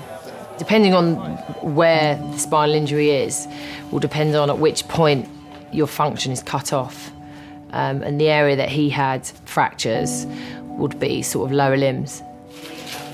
You need to know for sure, and you can't know for sure until you wake somebody up.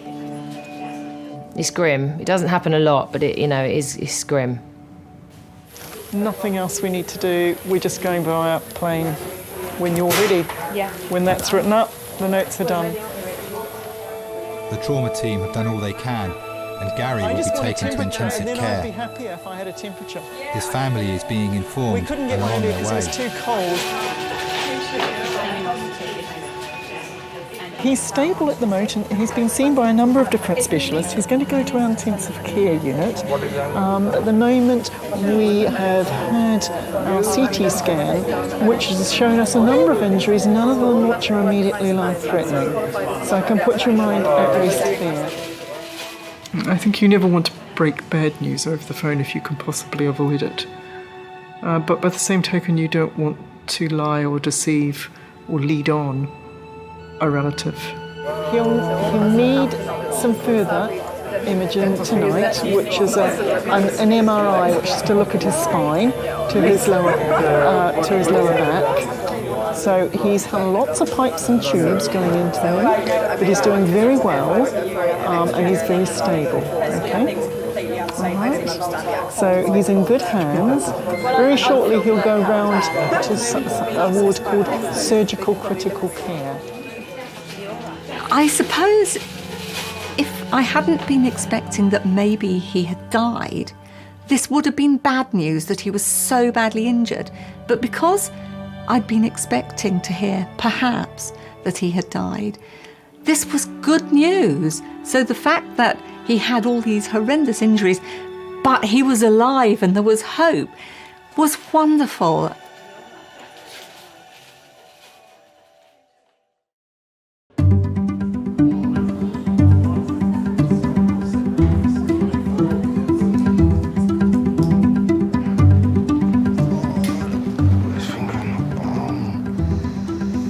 Doctors suspect Marcus has irritable bowel syndrome.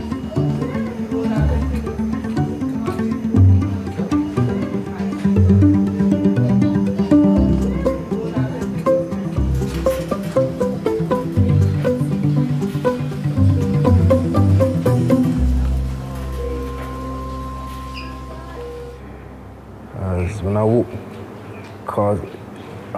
walked out like hobbling in that, because Mum went, when he done it, because I was like, oh, because it hurt.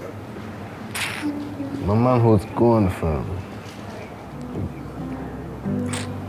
because he just put it up there, but they had to do it. He had to do it because he didn't need to do that for me. Because, I feel loose blood.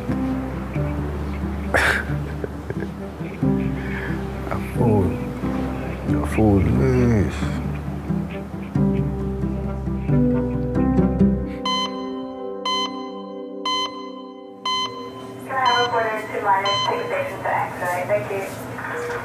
Where are they taking me next? Who? These lot. Taking you? Taking me. Taking you nowhere? Not at the moment. You're dreaming again, aren't you? Why have you got your arm up near? I don't know. You waiting for a bus or something? Pubs are still open. That's what your right arm's for, love. I ain't good for nothing else. Is Jacko there? Was Jacko at the pub? Yeah. All right, okay, well, you got to see him at least. He annoyed me, he did. Why? He annoyed me. I didn't say nothing to him, I just let him wash. I said, look, I told him what was going on there, and I ain't got long. And all that, there's final diagnosis and all that. Yeah. I said, do you fancy coming away again in March? Oh, no, I can't do anything in March. He said, I've got to go to Cheltenham, watch some races. Yeah. And something else, and I said, Jacko, this is my last ever holiday, and my last drink with you, for good. You could bloody well go anytime. You couldn't cancel a horse racing meeting. So I just walked away. Yeah, because you can do that anytime. Yeah, so I said, you could go it's like what you said to George. Yeah. Yeah. You can do all them things after. I just let it pass, but I was really annoyed with that. I get more angry than I get upset. Because I wonder why. You know what I mean? 2 brothers diagnosed very shortly after each other. You know, what's the chances of that? You know, most people have one in a family that's ill. Unfortunately, this family had it, and it was only a few months after each other. So it is a bit of a kick. But no, we get through it. Oh, there's a twin brother, identical twins, Tom. I miss him terribly. We done everything together. Everything. There wasn't a day go by where we didn't speak to each other or see each other, even when we was with our partners. Don't start me off. I miss him terribly. 57 he was.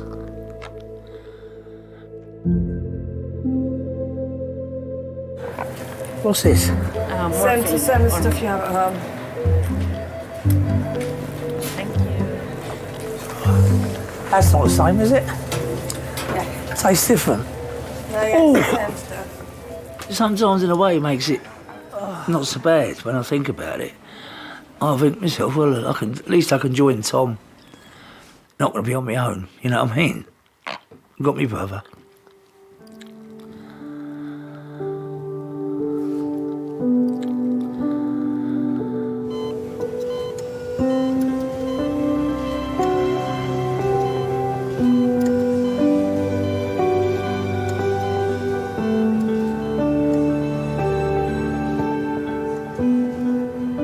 There's a lot of A&E nurses, and the character that we are, people think you're a bit nutty and you're a little bit hyperactive and you're a bit... But I think when you do that job every day and you realise how short your life can be, literally nothing's taken for granted. You know, you can end just like that. You're not going to waste a day, are you? You're just going to do it.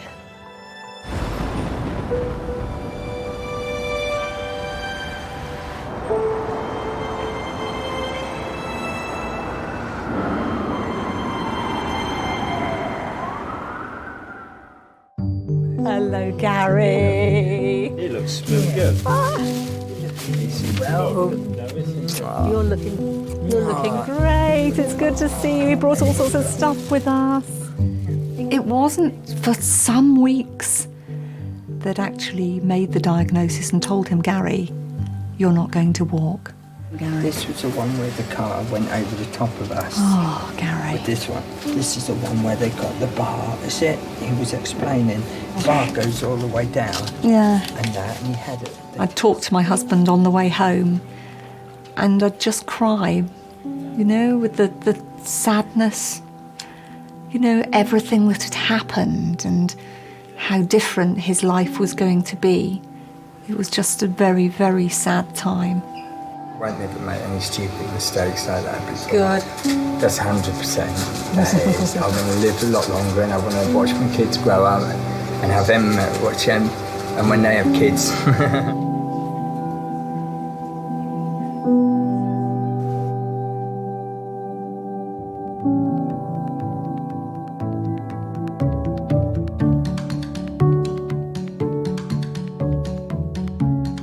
Find me a wheelchair so I can get to that shop. I'm starving and thirsty. You can push me, you're all right.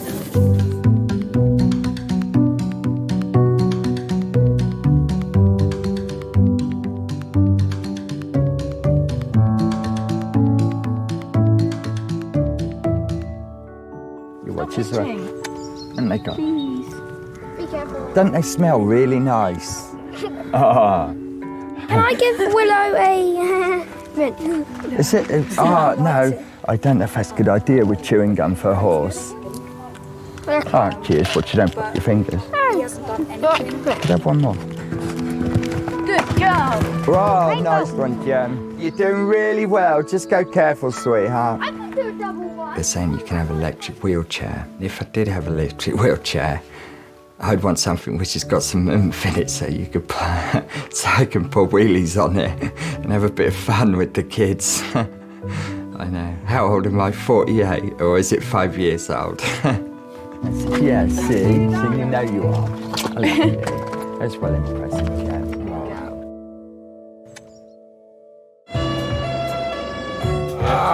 Fucking right it. Look it. You weren't particularly attached to those T-shirts, were you? They're the best T-shirts I've ever bought, to be honest with you. Laugh, and the world laughs with you. I know, yes. What I want you to do is get your bottom right up on the chair. Cry and you sleep alone. They look after me nice today.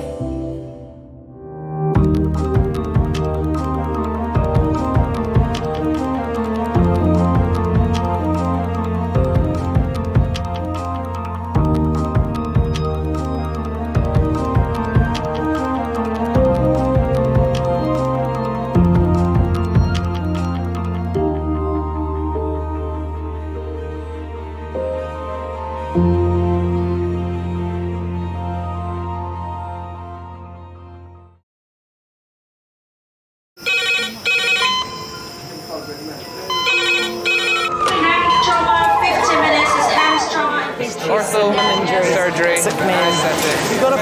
We're just going to get on through this. Not scare and get you all sorted, all right? John? Do you remember where you are? King's College Hospital, London. Thank God. A major trauma centre. Hit the curb, jackknifed onto the verge. Have we got a good pulse? Have we got an output? You know? And one of the busiest A&E departments in the world. He will probably scream, but he won't remember. No, stop!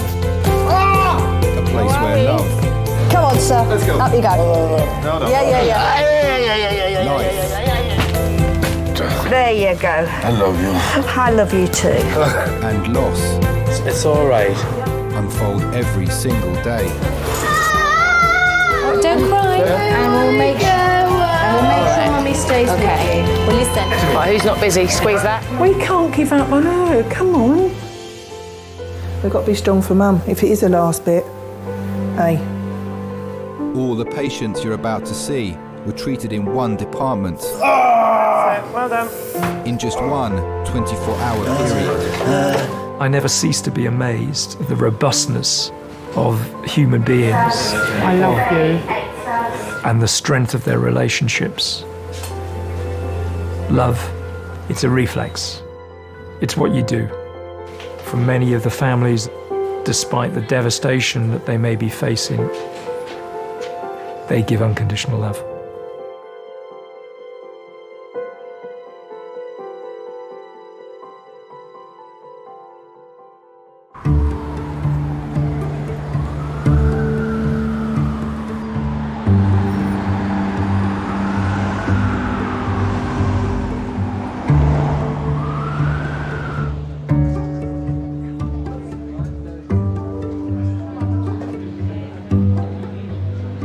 They should give you free meals in A&E, really.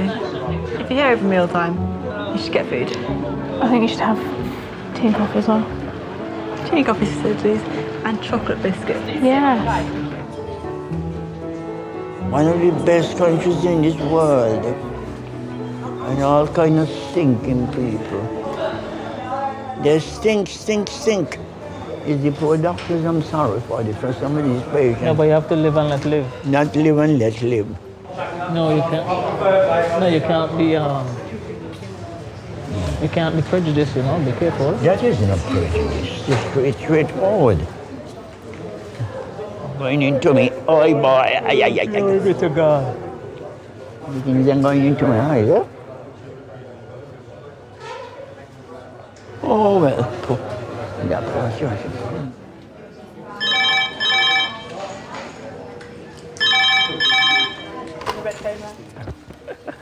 Afternoon, King's College. 383. You're hardwired for that red phone to ring. 8 to 10. Thank you. Yes, bye. You get into gear. You go from doing your normal day job to, right, this is what we're going to do. I've got to get this sorted out. I need these people. I need these drugs. And you prepare yourself. It's like going into battle. Adult trauma in 5 minutes. A 32-year-old scaffolder has been struck on the head by a 6-metre scaffolding tube. Oh my God, I was so scared the first time I ever worked in recess because Being new to the team and not knowing everyone, it's hard when you first start, especially. It's a scary place to be. You're on the front line, you have to know everything about everything.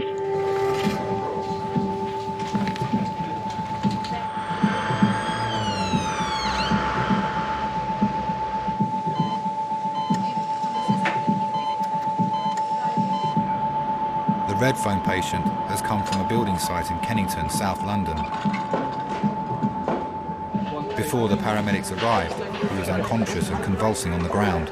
Okay then, this is Tommy, he's 32. Hi there, Tommy, I'm Charlotte. He's a scaffolder, and what he is complaining of is some pain central in his neck, going from the base of his neck right to the top of his head, roughly in the middle. He does have an injury to the back of his head, onto his head. Fortunately, so we're going to have to cut all your clothes off, all right? Do you round up for me, Tommy? Thanks, darling. You weren't particularly attached to those t-shirts, were you? They're the best t-shirts I've ever bought, to be honest with you. Honestly, they are. Chest X-ray here? Or do any? Resonant percussion notes. Cruel lot of people here. I fucking hate it, I really do. Hold on, mate. Sorry for swearing. It's all right. The human body is tough. It's built to run, it's built to hunt, it's built to play sports. It's not built to be hit by something hard and metal. And that can really damage your brain. It's difficult, because you often don't know what they've done. Well, what we're going to do, get some blood, make sure that's fine. Get you off the hard metal scoop in a second. You'll probably have a scan of your head and your neck. See if you've broken anything, or if that scope of that scaffold's gone into your head. And then we'll talk again. Thank you.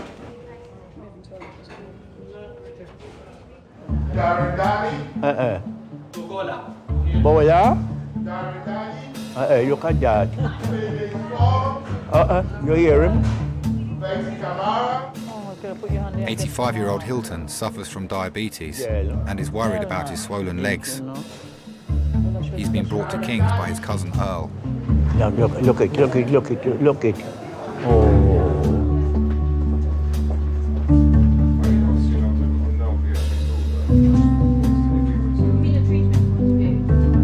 Hilton Herbert. Yes. There we go. Yes, come in. Oh, God. All right, girl. Yes, madam. Hello. And how are you? My favourite patients are the elderly because they're always so grateful for what you do. Yeah, they give you lots of banter and cheek, and yeah, you just give it back to them and play along with it. Okay, what I want you to do is get your bottom right up on the chair. Bottom? Yes, your bottom. Oh, my God. I'm a man 85. You don't inspect my bottom. I'm not inspecting it. I want you to sit on it on the chair. Oh, you must respect it. I respect you. You're a pretty little nice nurse. Okay, so shuffle your bottom back and then swing your legs up. Yes. All right, and then you can tell me all about it. My name's Nancy. Yeah. All right? Yeah. What have you come in to see us for today? I come in to see you because my foot swollen. Your foot's swollen? Yeah, I have my foot is swollen, and I won't trouble you all, my dear, if I didn't want it. I'm 85 years of age, and I'm proud of that. Oh, so you should be. Yes. I grew up in the Caribbean. Life was hard. When the war was over, my intention was to come to England and do better and to help my family and things. Yeah. So is this the one that you were worried about? Yes. Yeah. And that too. And how long have you had diabetes? Oh, since 1977. Okay, and are you on insulin? Yes. Yeah. But it's controlled. See? It's well controlled. Everything is How under often control. do you check your sugars? Once a day. Once a day. And have you checked them today? Today? And are they all right? I was ashamed. It's 3.9 today. 3.9. Excellent. 3.9. Okay. Yes. And how do you feel in yourself? Do you feel well? Unwell? I feel well, but it's only that day. I could hardly walk sometimes. Yeah, okay. What I'm going to do, I'm just going to go and check our computer and see if we've got the blood results test. And I just want to do a little swab of your leg, see if there's any bacteria growing there. Yes, all please, right, yes, and then I'll be please. back to see you. Thank you very much. All right. No.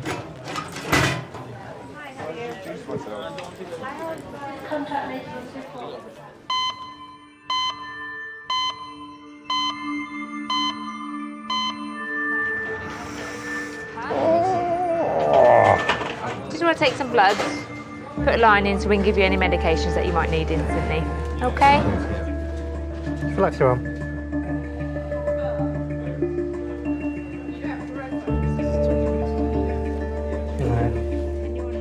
When a patient comes in shivering, 9 times out of 10, it's shock.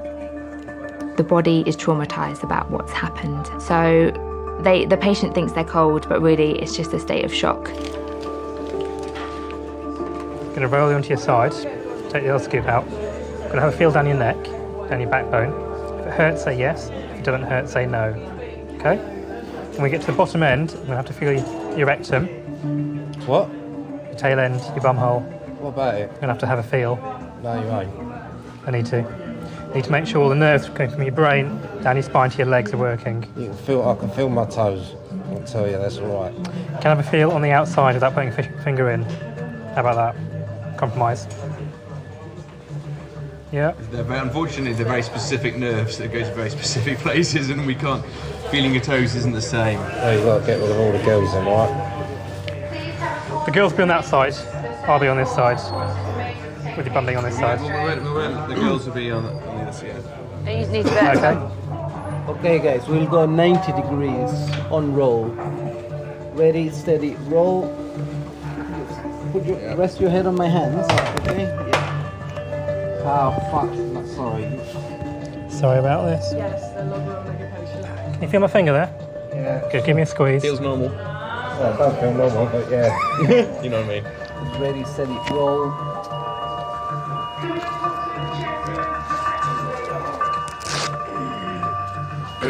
Let's get you warmed up now, okay? Don't move too much.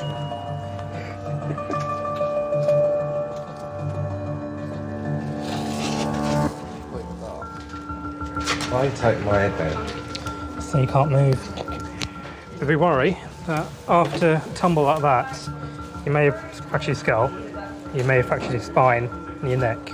You're quite sore though. I know you said it's bruised, but it's difficult to know, is it bruised or is it broken? I appreciate you. Look. So painkillers, x-rays, scan of your head, see where we go. Thank you. What's your name again? It's Chris. Chris. No problems.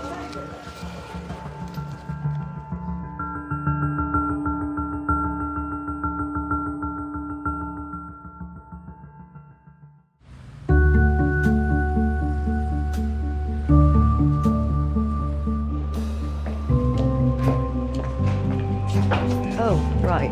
Thank you. Okay. That's it at the end. And I'll just go and get that coffee for you. Thank you. And there's your coat. Thank you. Okay, I'll just turn that.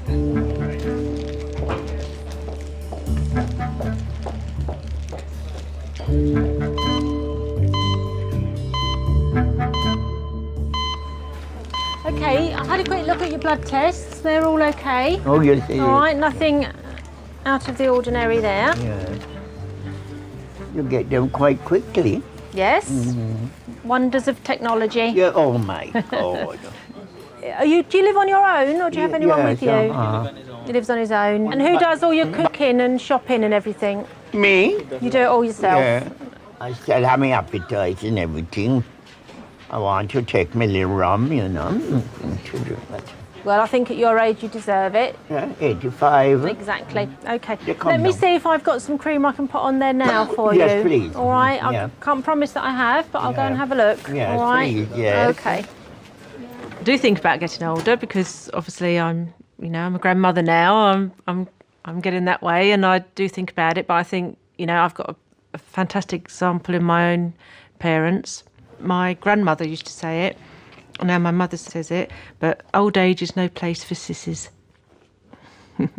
There you go. You can take this home with you and put this on. All right. Yes. It's quite greasy. Yeah. Oh, that's It's good. very then. good. Could you put them in a bag for me? Yeah. That is a gel. It's an ointment. Ointment? Yeah. What's the name of it?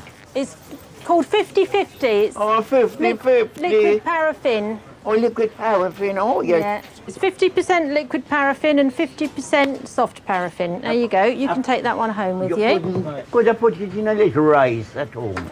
Well, as you get older and I older. was saying, can he cook this with some rice? No. What, you sure? And I had your rice nearby already. You see, you can fry the fish in. Fry the fish in this? Yeah. Fry the fish in the paraffin, yeah. And it will be so nice. That's like, she like that. Mm-hmm.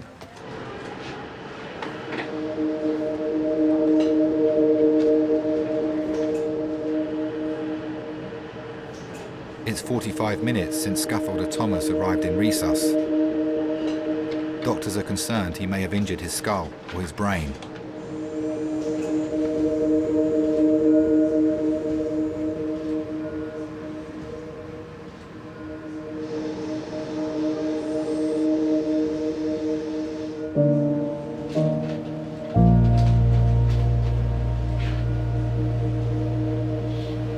Apart from that, I cannot see anything major inside. Let's check.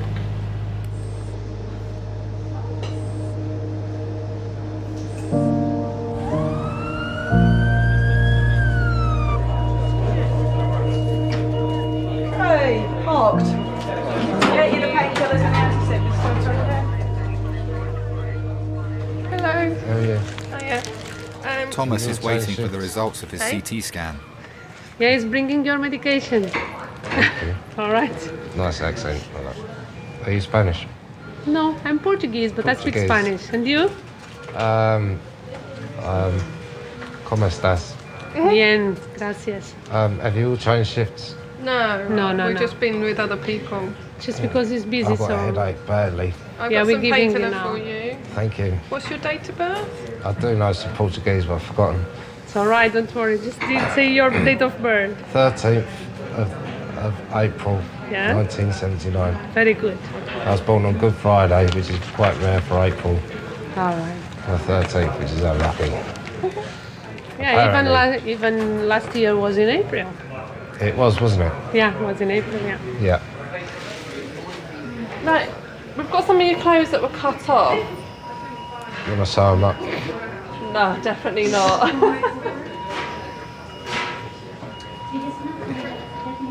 Maybe someone would, not me. No, I haven't got anyone. I can have a quick look through them and see if there's anything in pockets. Do you want them in the bin? Yeah, chuck them in the bin. I will show you what I'm doing. Well, I haven't got anything to go home with. So there's no Mrs. Herbert then? Huh? No Mrs. Hilton? No. No. Strictly Herbert on its own. Some of the women, them is too bad. You can't be worried. Yeah. You could have a fling. The woman in these islands, they're worse than the German soldiers. Really? Oh, blimey. I wouldn't have you done, no. No, don't hit them so hard. The woman in these islands. Present company accepted, I hope. They're worse than the German soldiers. Oh, my goodness me. So now it's no cause for alarm, eh? No cause for alarm. I feel as young as ever, yeah. I'm quite happy. Never married yet. I don't want nobody to have me pin down to them. Yeah. I like to be free. He said, in the Bible, he said, who is free indeed. I like to be free. You need to get yourself home because it's cold outside. Oh, yes, I know. Last time I come here, let somebody get a cab for me. Okay, we'll get you a cab. Huh? We'll get you a cab. Cab, yes. And All right. put my boy in. Do you want to go and sit in the waiting room? Yes, please, Hilton And we'll Herbert. get you a cab. Yes, thank you very much again. All right. And keep up the good work. Okay, just take it slowly. 85 and it hasn't been And touched. counting. You haven't been touched? What can you touch? All right then. All right. Okay. Yeah, see you. You know then. which way you're going? Yes, and before Yeah, you all right. you won't call the thing for me. I'll call a cab. Yes. All right. Okay, Take care then. now. All right. They look after me nice today. It's because I've had migraines and a lot of medication. Get migraine. I used to get migraine. So what did you do? I'm not quite certain what happened. But you haven't got them now, have you? No, I don't have them now. I tell you, once you go into menopause, Yes. that's tough. Yes. And how do you feel now? What? You feel well now, don't you? Touch wood? Yeah, touch wood, me too. I've never felt so well in my life. Touch wood. Touch wood.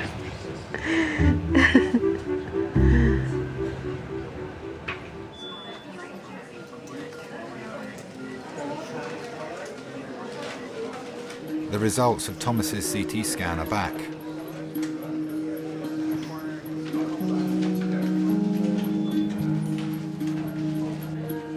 Hello.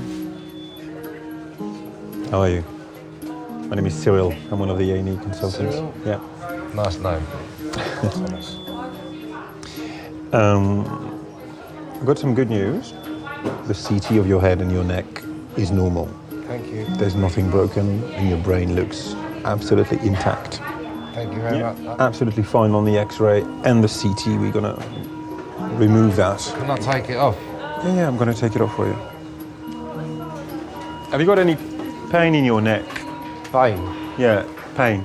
It's not painful. Oh, just at the back, but if my CT scan's fine, then it's just bruising, then don't worry about it.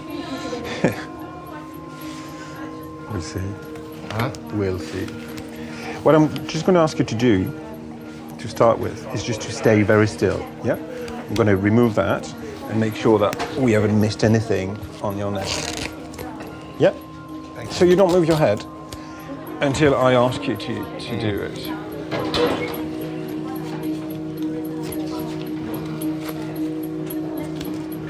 Oh, mate. Such a headache. Where is the headache? Is it at the back? Behind my eyes and the bruising's at the back, but... Yeah. Okay. Behind the jaw. Okay, Dad? You okay? Yeah, I'm fine. And Thomas is going to be fine too. Pardon? Yeah, I was just talking to myself. Right, just don't move your head a moment. Okay. How is it? Bruised. You feel it's bruised. Could you turn your head to the right for me? It's always a relief when you get good news. You do get something in the back of your mind wondering, you know, like, is there some sort of, like, because, you know, you worry about sort of maybe a blood clot or something, you know, that could hit you and switch you off. Because it's a head injury, it goes through your mind, you know. The feeling in your legs, in your arms is normal, yeah? Normal, yeah. Cool, no pins and needles, no. Could you turn your to the left now? It's a 6 metre tube, and then the tube basically hit me square on the back of the head.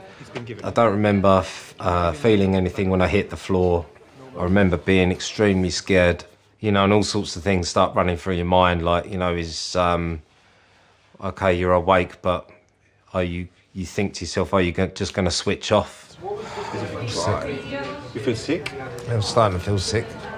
I was afraid of dying, really, to be honest with you. I'm a little bit of a worrier when it comes to things like that. Maybe if it happened to somebody else, they wouldn't have been so worried. But I was certainly scared of dying. I thought that was it. You're going to stay with us tonight. Do I have to? It's better. It's better. You lost consciousness, yeah, when that big scaffolding hit your head. So you had what we call a concussion, and a big one too, yeah? It's better to keep an eye on you. So you won't sleep very well, unfortunately, because every hour, well, 30 minutes at the beginning and then every hour, a nurse is going to come back to you and ask you some questions just to make sure that your brain works well, yeah? But we have to do that. I'm sure it did.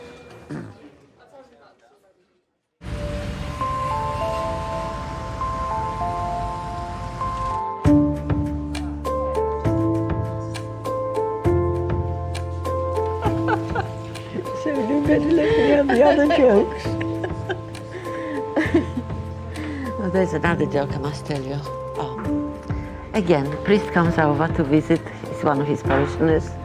And he comes to one couple and he asks them, how are they happy? And they say, yes, we're very happy.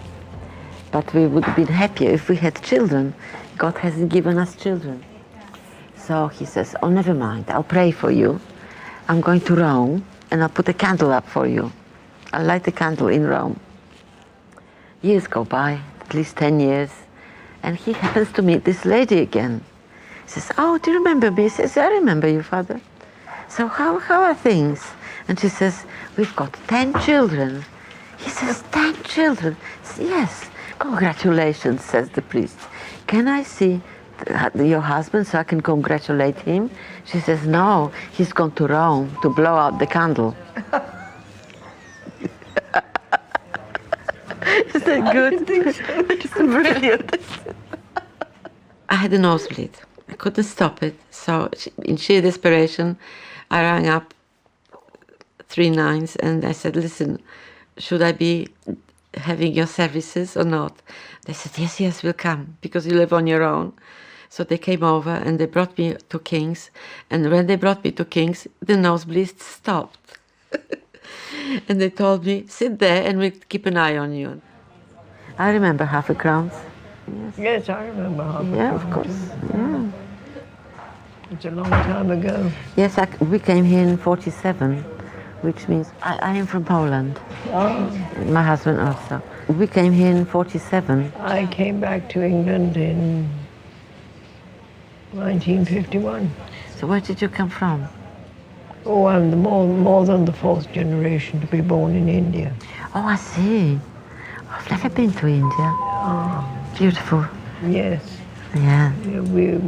We came from Bengal. My father was Commissioner of Excise in Bengal. Right, right. But did you have servants as well? Oh yes, yes, you have to have servants. Yes. You've got to have servants because you've got to. Yeah. There was not that's the way of life. Yes. You had to be looked after. But quite. Yes, yes. Reaching out to someone to me is very important, because I was all my life working with people, being a lecturer, teacher. So I miss it if I'm on my own and I don't talk, just listen to the radio and watch television. I must have a contact with the person.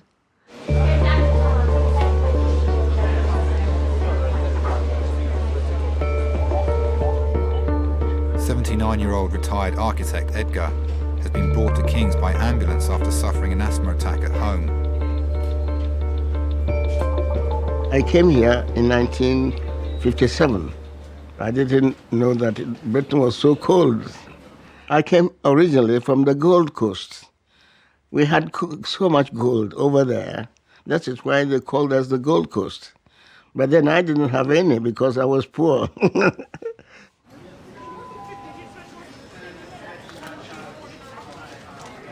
Me again. I've come to torment you some more. How are you feeling? I feel a bit tight. A bit tight? Yeah. I was wondering if you might be able to have a go on this for us. Have you used this? Yeah, I used it before, but I do it now. Yeah, so you know how to do it. You hold it and make sure your fingers don't get over the line on the top. And take a good, nice deep breath in and then blow as hard and fast as you can. With a... Okay. Right, okay. What we'll do is, if you take a deep breath in and hold it, and then wrap your lips around it and blow quick, hard as you can. Go. That's it. Okay, good man. Alrighty. Okay. We'll have to double this at least before we let you out of here. Okay, thank you very much. Okay. I have more energy to do anything I want, but asthma sometimes restricts you. Like last night, I was asleep and suddenly jumped because I was short of breath. And I don't know what happened. Maybe my neighbors were worried. Oh, why is this man calling the ambulance all the time? You know, my chest is so tight. Yes, I think we'll get you one of the nebulizers for the salbutamol to see if that helps. Okay. Does that sound all right? Yes. Do the ambulance people give you one of those on the way here? You know, the mask with the steam? No. No. Okay, fine. Let's give you one of those and see does it help. Okay. And then I'll test you on this again. Thank you. Every patient has, I guess, particular needs. Older patients, they need more time to say what it is that they want to say. And it's their own time. They've earned that time to take to say what they have to say. Sometimes they're very stoical and they won't complain at all. And they actually won't tell you what the problem is when they're there with you. They don't, because they don't want to admit that there's a problem, or they don't need help. So I think they do need more time. As my stepmother used to say, laugh and the world laughs with I you. know, yes. Cry and you sleep alone. Absolutely, that's true. That's right. I'll tell you another joke. Two very, very old gentlemen sitting on a bench in the park, and one of them says, "Oh, I'm so miserable. I'm so miserable. I feel like an old man because every bone in my body aches." "So how about you? How do you feel?" this one asked. And the other one says, "Oh no, I feel quite the reverse. I feel like a child. Just look, I have no hair, I haven't got any teeth in my head, and I've just wet my pants."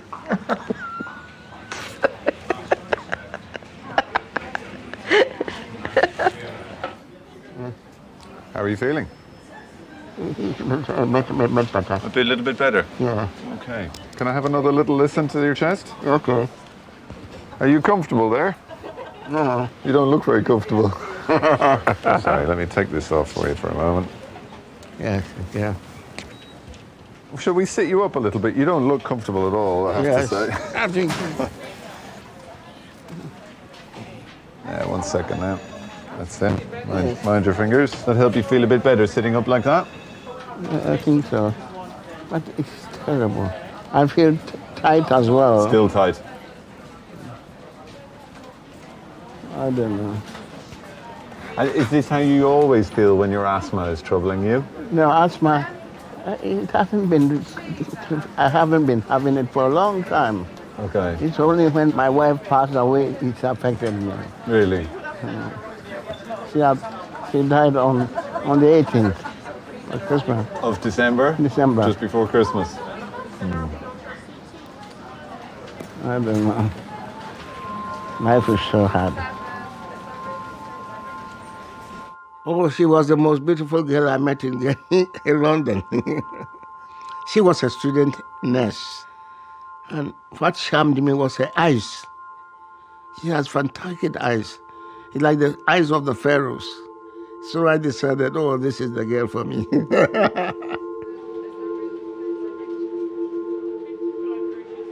And is anyone helping you? I'm living alone at the moment. Have you many friends or No. church or anything? No, I haven't friends. Okay. I don't have friends. I don't have any support. My wife was the only support. If something happens to me, there won't be anybody there. I don't know. At the moment, I'm lost. I'm lost. Unfortunately, we see an awful lot of patients who are completely alone, living a very, very isolated life. You know, the middle of the night, when you're not feeling well, it's a particularly dark and lonely place to be, and scary, I guess. I think men rely on their wives a lot more than they would like to admit from the moment that they meet and the moment that they get married. And I think that that reliance becomes greater and greater as life goes on. It's a long time my wife helped me, and maybe company too. I have nobody there, and I'm worried, you know. One is in a mess, and I don't know, my head is in a well. Yes. See, you don't know what to do. Yes. Whether I'm doing the right thing or the wrong thing. See. Life is so hard. See, I think you are doing the right thing, but I think you're in a very, very difficult spot at the moment. Yeah. I think it's... Well, we tend to be in places like that sometime in life. Yeah. But I think I've never experienced it before. Sure. I'm having too many things. Too many things, and your best support, your crutch is gone. Yeah, Your wife. yeah. What I might do is I think I might get one of my colleagues to come and have a chat with you. Okay. He works in social services, okay? But what they can do is see if there's something that they can do to, I don't know, to help you get through this period that you're in at the moment. Let me get you a tissue. Yeah. To get you through this this very, very dark period that you're in at the moment. Yes. And maybe sort of get you in contact with some people locally. Maybe we can see if we can help a little with that or something. Okay. Okay? Okay, dear. Thank you. So very much. bear with me. Okay, thank you very much. Let me see if we can help with the other things. Thank you very much. Thank you very much. Not at all. I'm just going to go and talk to this chap and I'll come back to you and let you know how we're getting on. Okay? Thank you. Yeah, okay. All right. Okay. Good night.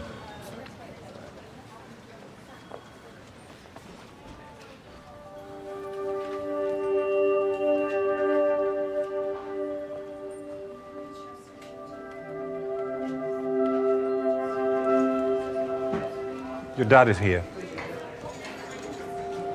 All right. Oh, got a headache and a half, eh? Oh, no. Yeah. Only just come over. I don't know, I don't remember anything. Oh. Oh, dear. I've got stomach. That's all right. But I'm tired. That's a 4, aren't they? You know? Are they single women here? Get your face on a nice girlfriend. Oh, no, you just relax. I'll tell you what happened. Yeah, he said something. You're setting out, and one of the stands come over. Well, I just remember waking up thinking I was dying, you know what I mean? I know it's like because your body goes into shock as well. When I had that car crash, exactly the same. I know what it's like. I've been in bloody hospital loads. I got hit by that car, didn't I, when I was 8? Stop making a habit of it, will you? You got any money on you and all that? They reckon just tonight, staying tonight, have good sleep and everything. They could sedated you a little bit as well, I think. It brings you together, doesn't it? You know, you just kind of, you realise, it puts things into perspective. You realise who you know, you realise some people are not so lucky to have their family around. Well, my dad thinks he's just dropping off a toothbrush and a deodorant. He's going to make sure I'm all right and just go home. But, you know, he doesn't realise that I'm sitting there and I'm grateful to have my dad there, or anyone, family-wise, or even friends, you know. There's a lot of people in this world that haven't got anything, anyone.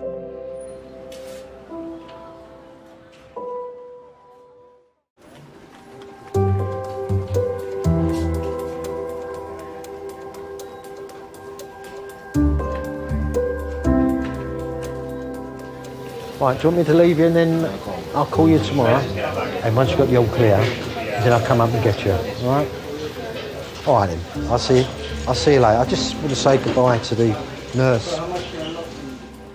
Thanks very much. It's all right for me to go now then? Yeah. I'll call tomorrow to see how he is. Yeah, 9, 10 o'clock. Yeah, because I know you need to free up the beds and all that, don't you? So, Yeah, well. yeah, but I'll be here tomorrow. Do you feel better, Tom? Hey? Do you feel better? Yeah. Be careful what he says because he feels crap. It's like all of us men, you know. All right, Tom, I'll see you tomorrow. I'll tell Mum everything, so don't worry. You know. And I'll finish that Indian off you left. All right, Tom, see you tomorrow. All right, thanks very much for everything. Thank you.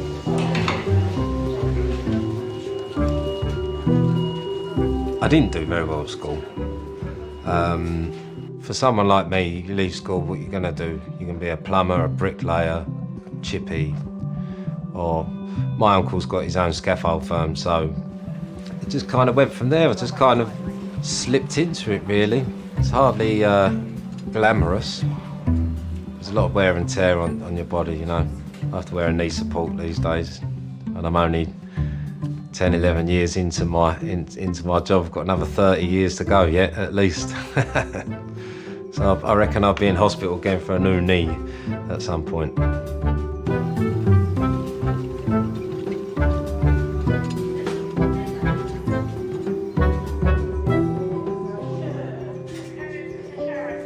My husband was a colonel in the Polish army.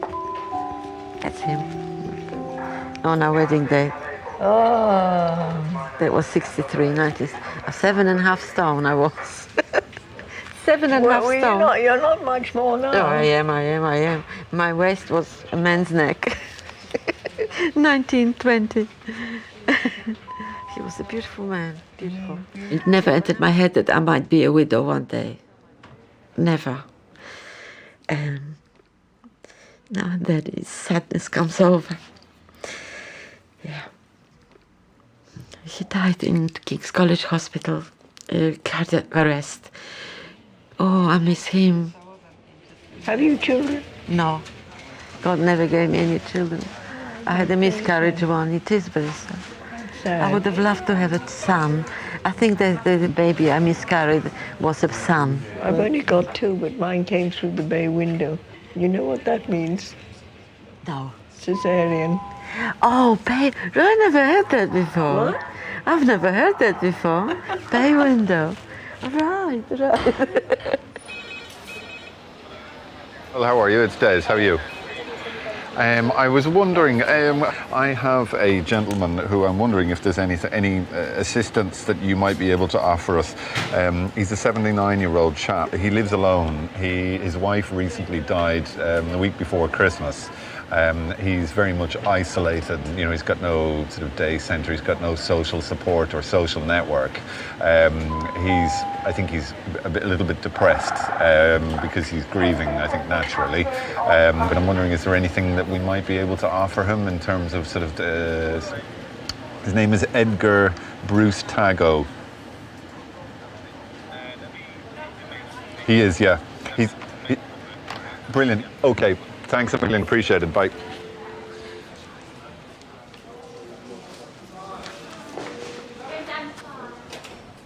Hello. Lucy, a Red Cross volunteer, has come to visit Edgar. Because we've got some volunteers down in Bromley, which nearby the place where you live, and I thought I've got a very nice lady. She's called Mary, and if you would like to, she can come to see you maybe on Thursday, because she's available on Mary. Thursday. Yeah. And she's really lovely. She used to be nurse as well. Oh, I see. She likes to see people and basically... Maybe she even knows my wife. Oh, is it? Because she's worked for 28 years there. Wow. She was a midwife there. Edgar, as I said, I would... Oh. I always feel sad. But life must go on. We live together, we help each other. And now she's gone. You see? That's how I feel. It's a lot to take in. Yes. There is a phenomenon called broken heart syndrome. And I think that once your partner and your anchor is gone, then why are we here? I find it difficult to know that there is an aspect of my patient's care that I can't sort out, because that's why I'm here, is to sort out these issues. But sure, I'd love to wave my magic wand and make absolutely everything fantastic, but life's not like that. And I don't want to live with anybody else. No. No. I don't want to live anybody who is looking after me. I don't want to live. No. No, if my husband goes and I have to be alone. You want to be alone? Well, no, my daughter, I don't want to live with my daughter. No. It's not fair to her. Right. Well, she might, yeah. No.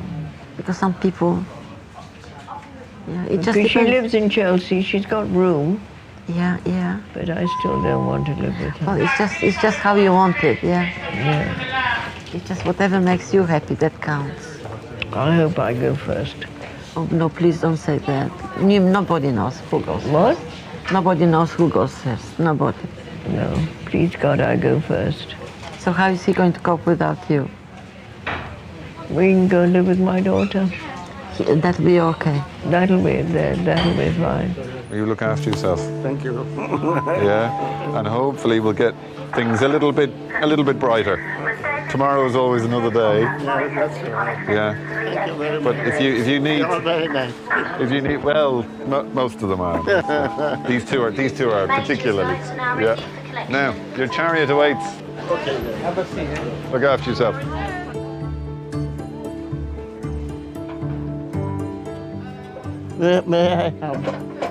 May I have one tissue because I'm crying, you see.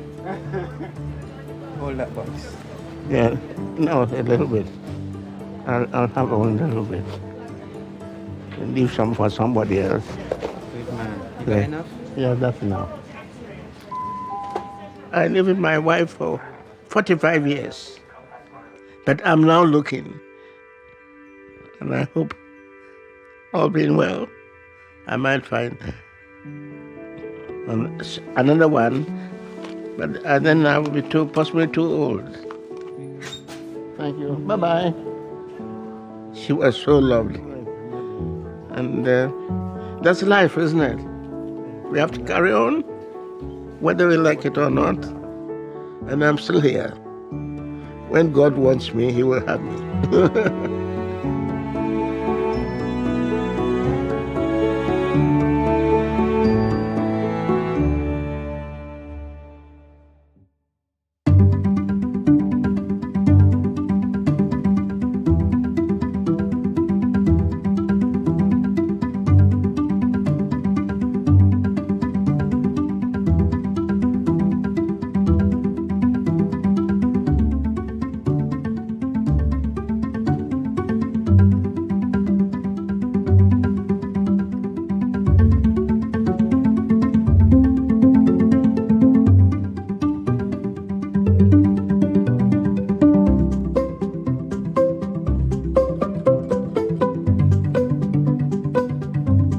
I've never had freedom like this in my life. That I can do whatever I like. I'm completely free. And even now, I'm completely free. I cannot go with a married man. That's the only thing. But I can, if I fancy anybody who is completely free, then I will go with him. No, I won't, but I could.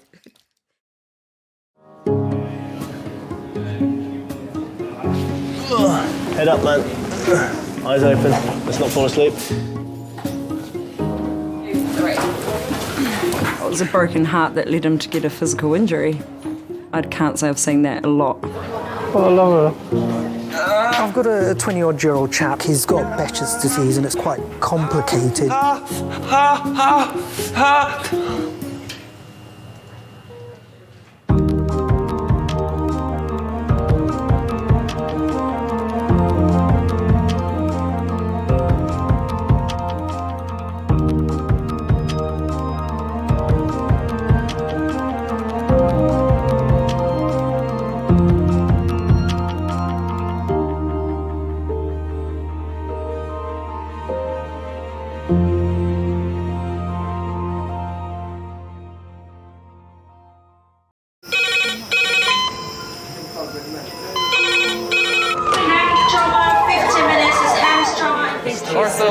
Surgery.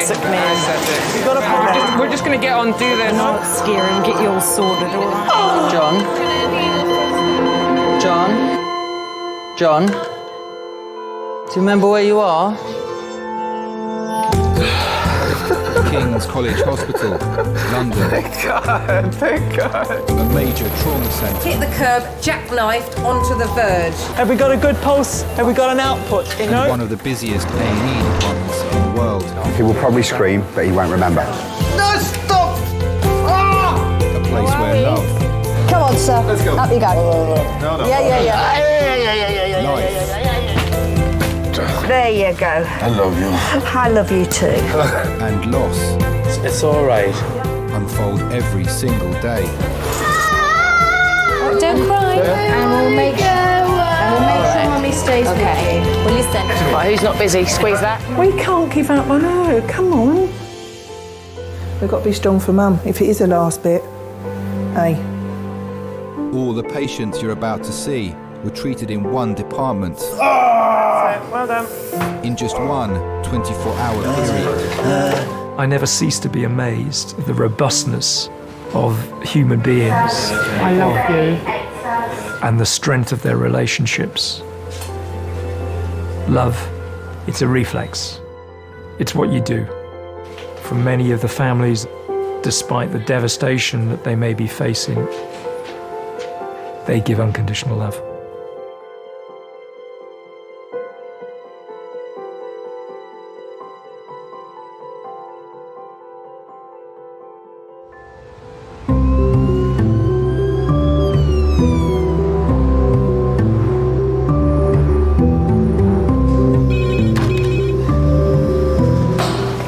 morning, A&E, Michael speaking. Hello?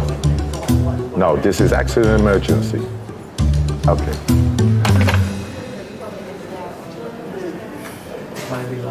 It's getting silly now, man, come on. I need to go and have a beer or withdraw stuff.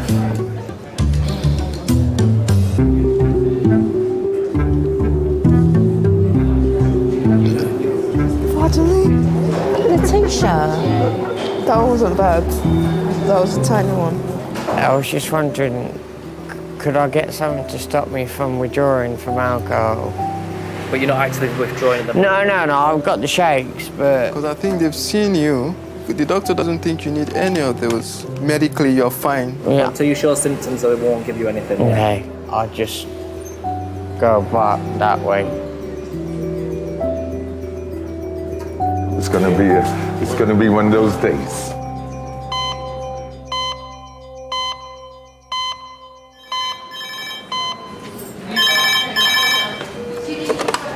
A&E Resource King's College Hospital.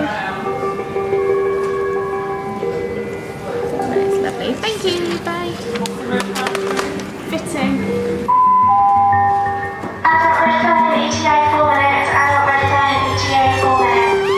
Fitting after head injury. So do you think it's a fit and then fall over and hit the head? Have we got lorazepam, sister, or have we got diazepam?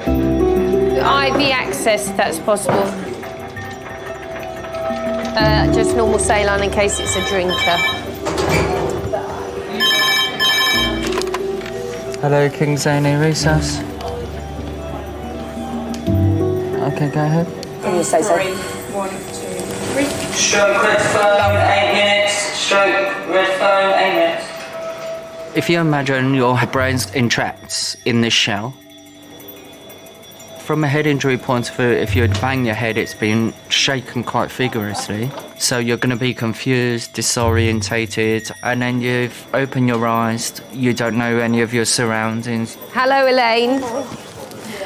I'm Dr. Hobbs, I'm one of the accident and emergency consultants. Hello. And can you remember what happened? Okay. Now listen, we're going to have to pop a little line in your arm and take some blood. Imagine how scary and frightening that must be.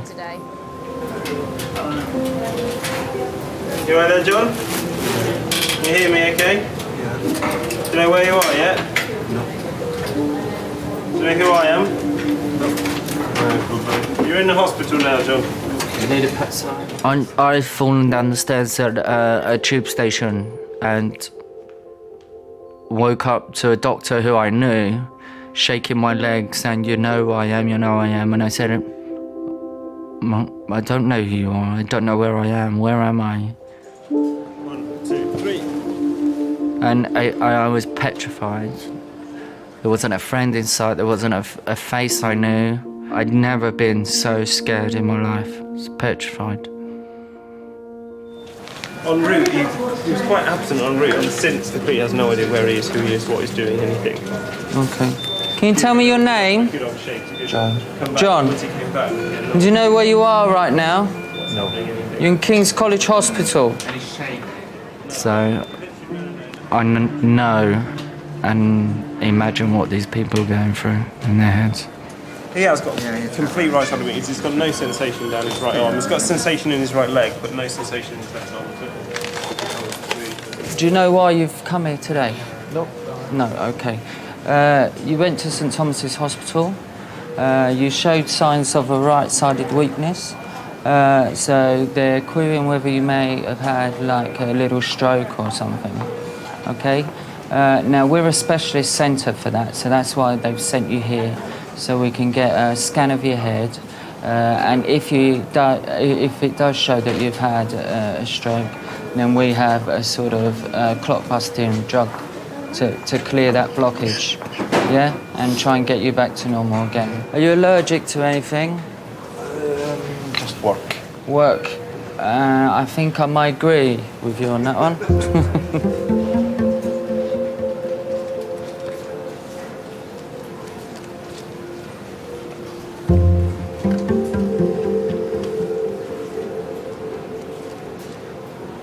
How quickly can things change with the person with the head injury? within a click of a finger.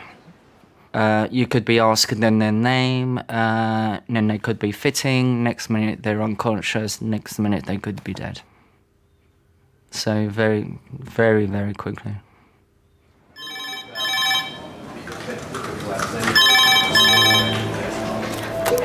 Hello, King's Amy.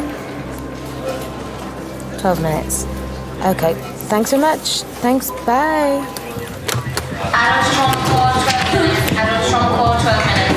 Who have we got? I think we have an orthopod. I think we have a surgeon. All we know is that is a pedestrian hit by a motorbike, so we need to make a quick assessment. So does everybody know what they're doing? Should we go in 7? Yeah. Is that all right? Katrina, we'll pop this next one in your room. Yeah. Okay, so have a call to the strike and trolley Teresa's by 7, call to the strike, trolley Teresa, thank you. We're not going to have a good day, are we?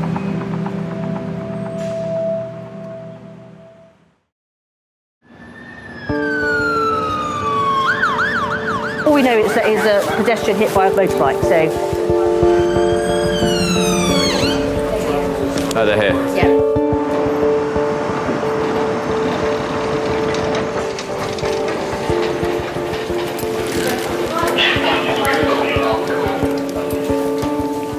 Seven-year-old Chrissy was crossing a road 500 metres from her home when she was knocked down by a motorcyclist.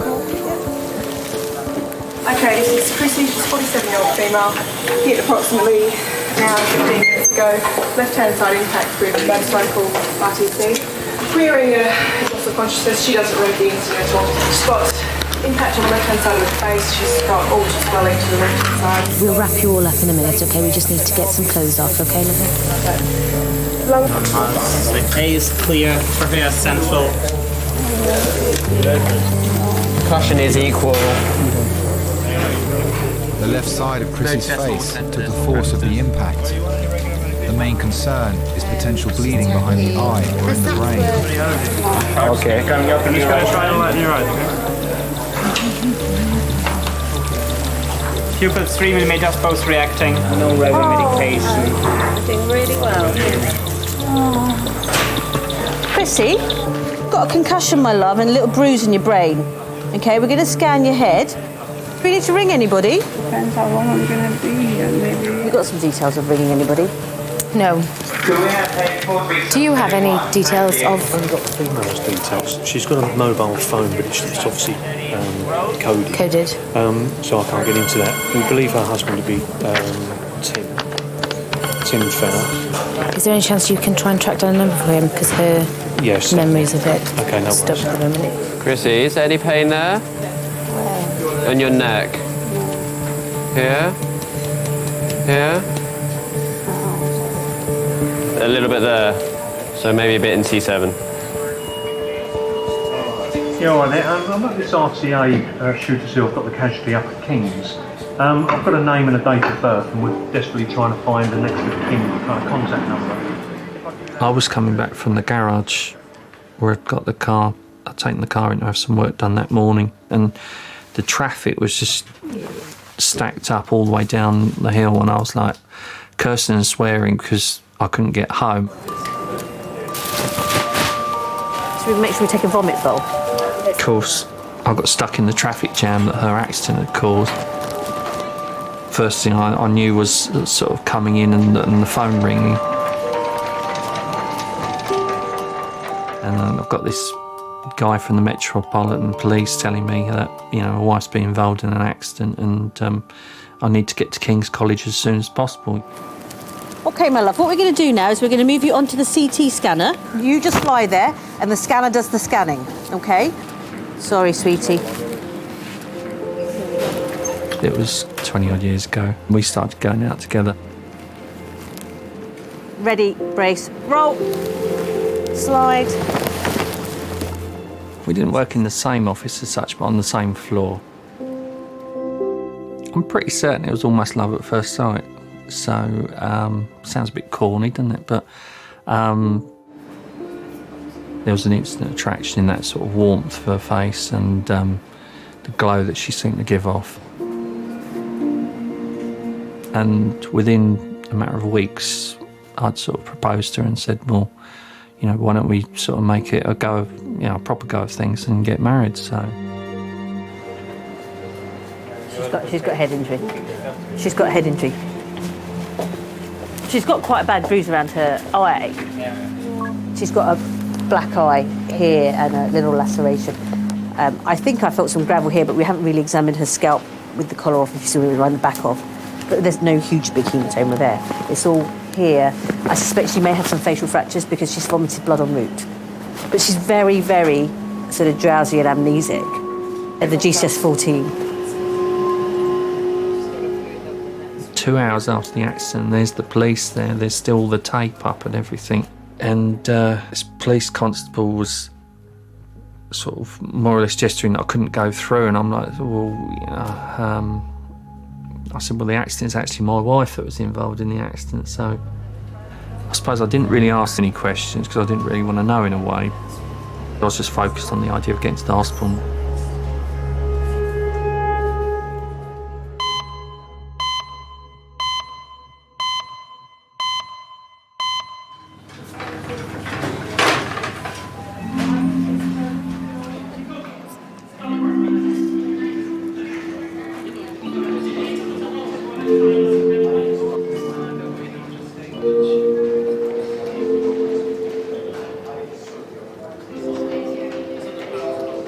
I don't know whether I like even like taking that as a compliment. That everyone always says I look like your sister. That means I look old. No, it means I look young, and I want to look like your mum. That means I look old.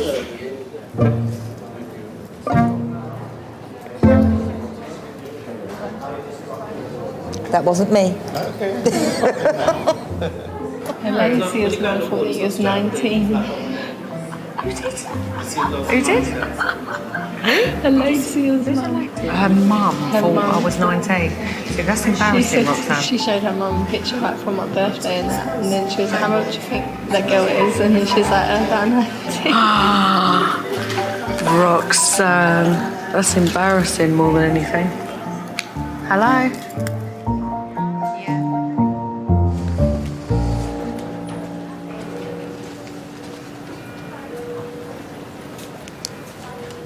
Yeah, John?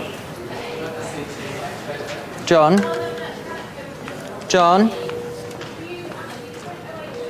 You all right there?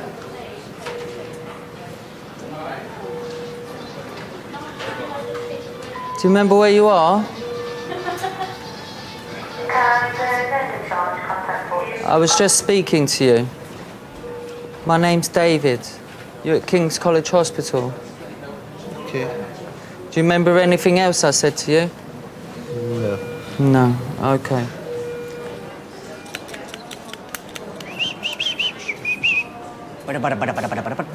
Somebody sounds happy. All right, we ready to rock and roll?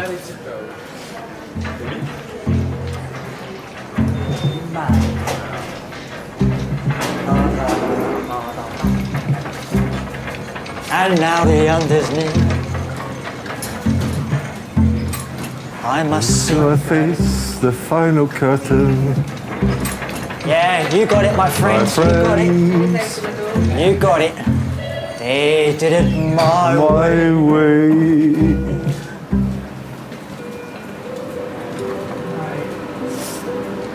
Bit of old Frank Sinatra, eh? Oh, you can't beat him. Hello. Do you think you'll be able to shuffle yourself over onto our bed, or do you want us to slide? Of course I can shuffle. Lovely, great. Lovely. I can tango as well if you want.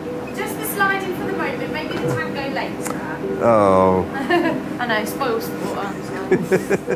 A stroke is a blockage to a vessel which stops oxygenating blood getting to various parts of the brain. If you have a blood clot on the left side of your brain, your right side of your arm and leg will stop working. Whenever you're ready. Okay. I think. No, the leg's not working. Not working. Okay, Let's we slide. can slide you Let's there. slide you across. All right. Why is it not working? Well, we're not sure at the minute, so that's why we're going for the scan of your head, okay? But let's slide you across, all right? It won't take too long.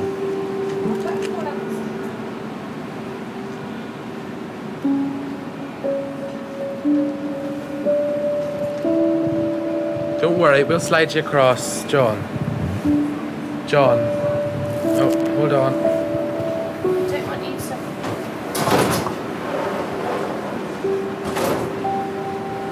Lovely, well done. Keep coming over. That's lovely. And all you need to do for this is keep very, very still for me, okay? Okay. Do your eyes just while the lasers come on, just so they don't hurt your eyes. Okay. Nice and still there.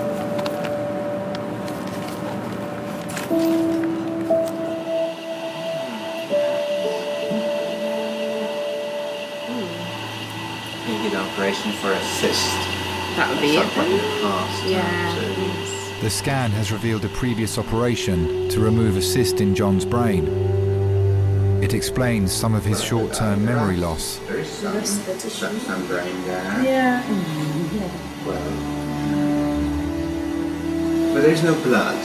So we just carry on and thrombolise. While the doctors have found no significant bleed in the brain, John's history of right-sided weakness means they will still treat him for a minor stroke. Joan, how are you doing? We believe you may have had a stroke, Joan, so we're going to give you some clot-busting medication. Okay. So I'm not going to die yet. Not at all. Don't talk like that.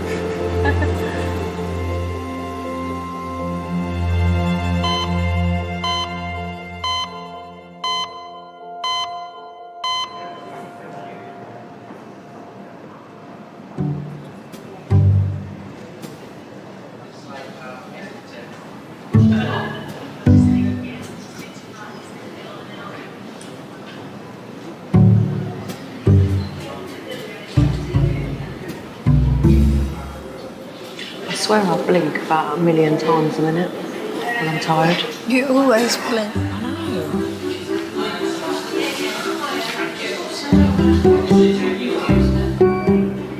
I feel sick. Yeah, you feel sick probably because you need to eat. This is what I'm saying to you, Rox. You need to eat. You can't just have biscuits. I've had a cream egg as well. Roxanne, you need a sandwich or something, darling. Shall I quickly nip round then? We're better off going now. Go on then. Yeah, we're going. Go on then. All right, wait a minute. Why are you thinking of me?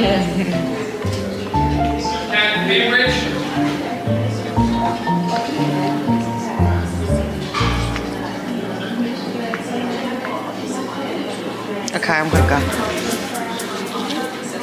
Right, what do you want?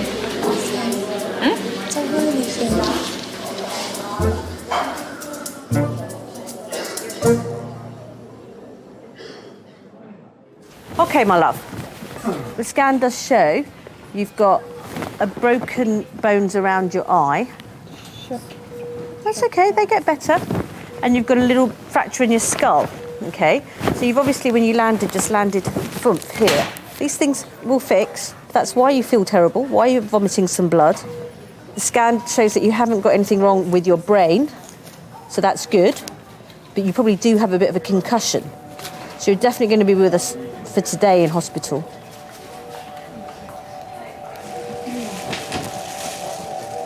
This lady, the whole imaging's been done.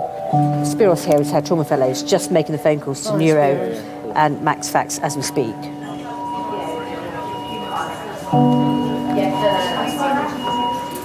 how this morning was supposed to work out, was it? Tim was on his way. You haven't worried about anything. Luke, 3999. Don't ask any old.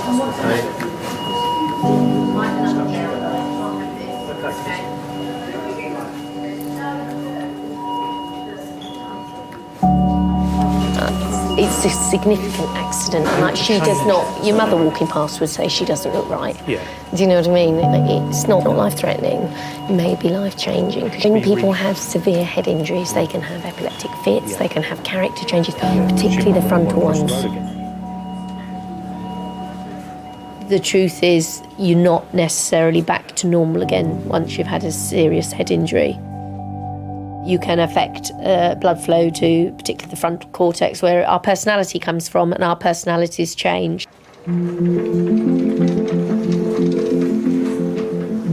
You can't help the way you've changed because the injury can't be undone. But unfortunately, that living has to go on.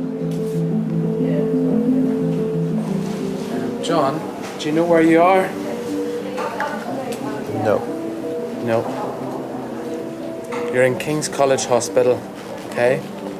Do you know what month it is? No. No. It's March. Oh. Okay. And what year? Springtime. What year is it?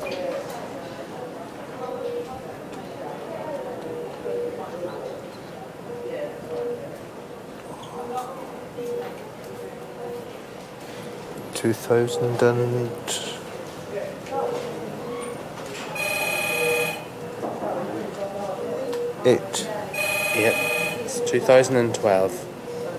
No. No, it is 2012. Okay. Alright,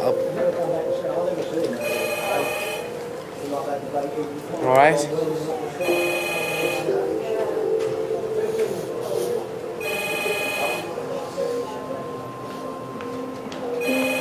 Don't worry, okay?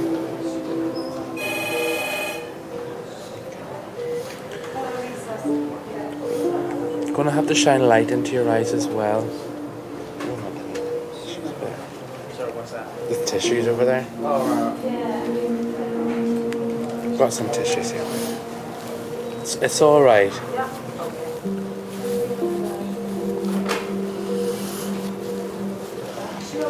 Okay. Yes. It's gonna be all right.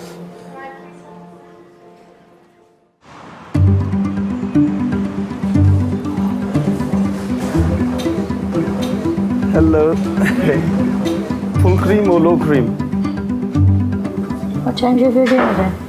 I'll have it later. What time do you have yours, Ivy? Later. About 6:30. What do you eat all day then? I haven't eaten anything yet. I haven't had anything, but I only usually have a sandwich anyway. You have no breakfast, friend? No. I only have a bit of toast in the morning. Oh dear.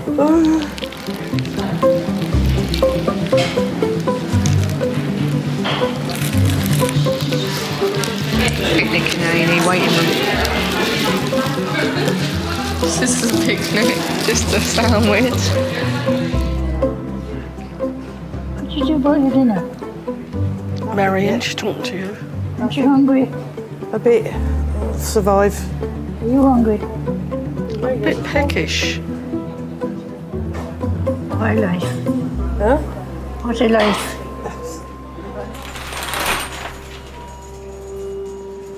Oh, hello, Eye Clinic. Sorry to trouble you. Can I speak to the ophthalmology registrar on call, please? It's a lady who was crossing the road who was hit by a motorbike. In her left orbit, she's got a fracture of every single wall. So the lateral, the medial, the posterior, and the inferior. The only thing she hasn't fractured, we think of that, is the superior wall, okay?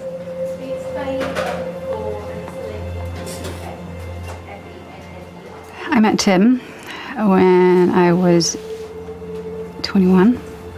He was just very, very good looking. It was just wow. And we were engaged within 3 weeks.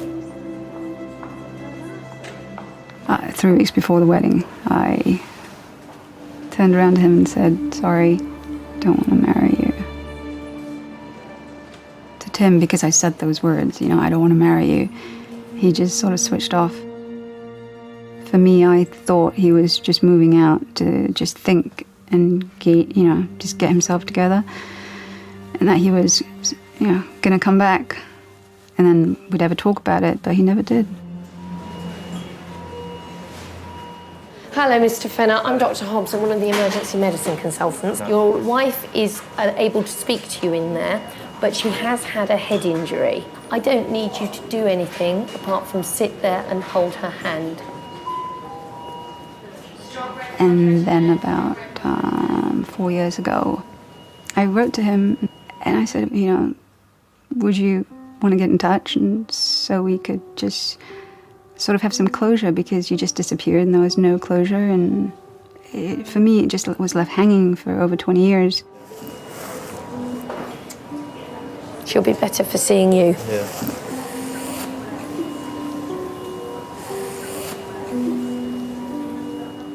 There's this letter in front of me from a person that I'd really loved and felt such a great bond with, and yet, yeah, things went wrong at the time, but there were still those feelings there.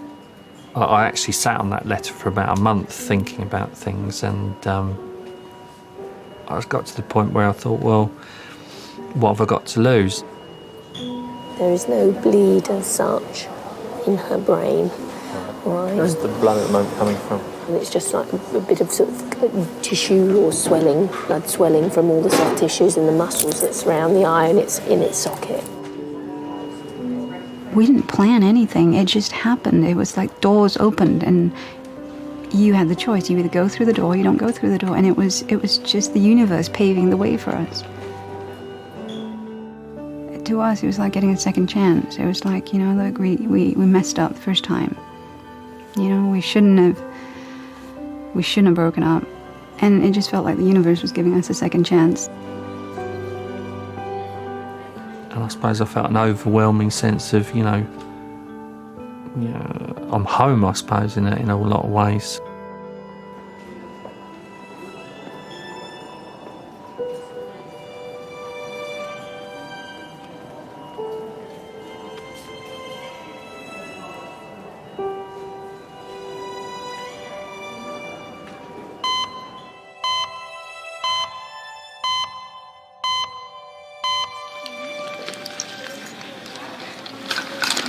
No, seriously. All right, it ain't going to be long now.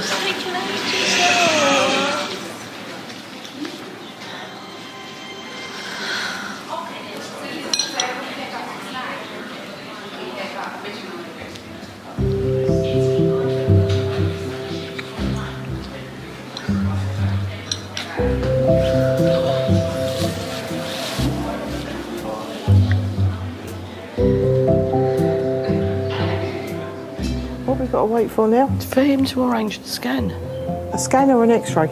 A scan. That's where they put the jelly on, isn't it? I think so, yeah. Like a baby scan. Yeah. They put the jelly on to scan it. What did I wake up? Jelly and custard. Very funny.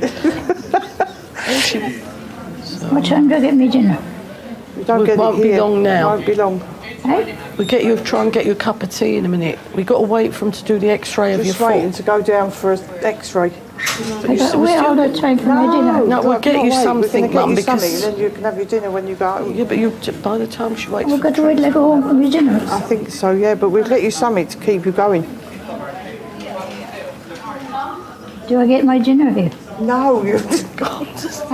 Just tell her yes, you do. Yeah, in a minute, They're cooking it now. And I get my dinner? Yeah, they're cooking it for you. What would you... He's going to ask you what you'd like. What would you like for dinner? What would you like for dinner? Roast dinner. Requests. Roast dinner. A roast dinner. Right, no problem.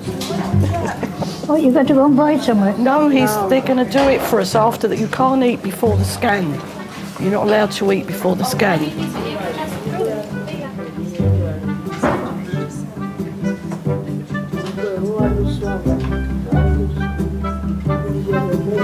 What am I doing here? They're X-raying your legs to see why it's swollen.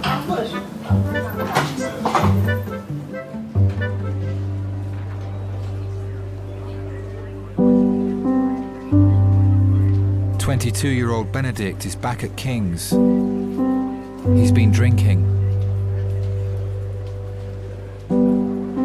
At the time, before I realised I had a drinking problem, I felt on top of the world. I felt amazing. I thought, you know, this is great. This is all I wanted to ever do, is just, you know, drink. At the peak of my alcoholism, my worst, I would say I was drinking basically anything as quick, as cheap as I can to be obliterated, to block out reality.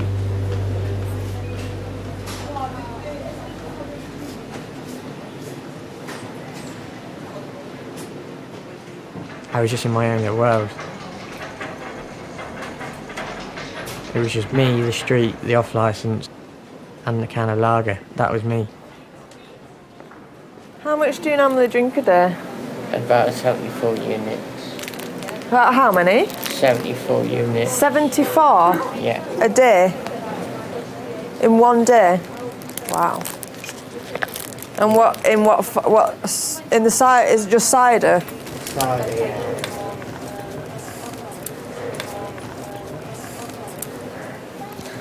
No, I could easily have up to 9 litres of 3 litres of white ale. Wow. 9% cider? 9%, yeah. What made you start drinking in the first place? I don't know, you can tell me. Do you regret it? Yeah, of course I do. You're very pretty. Thank you. That's nice of you to say. Make me blush? Really? Nah. No. It takes a lot to make me blush, really. I think I was about 6 years old, just starting out primary school, and we all got brought into the main hall. This guy stood up and he said, well, this is what we call the trumpet. And he must have played something really cool, like the Pink Panther, or something really cheesy theme tune. And I said, from that day onwards, I said, that's what I want to do. It's letting your emotions free. It's my voice. If I can't say something, I'll let you know via the trumpet. I'm just sick of the withdrawals and the fits. So. And then you drink to stop you feeling like rubbish. Yeah, I don't enjoy it, I hate it. It must be hard. Yeah, Hard work. Stop you feeling rough. Yeah. There were some times if I left the house, you know, I would have my trumpet case with me, but there wasn't a trumpet in there. There was a big bottle of cider. I couldn't stay sober enough to sit through one rehearsal. The drinking had really messed up something that I've always wanted to do.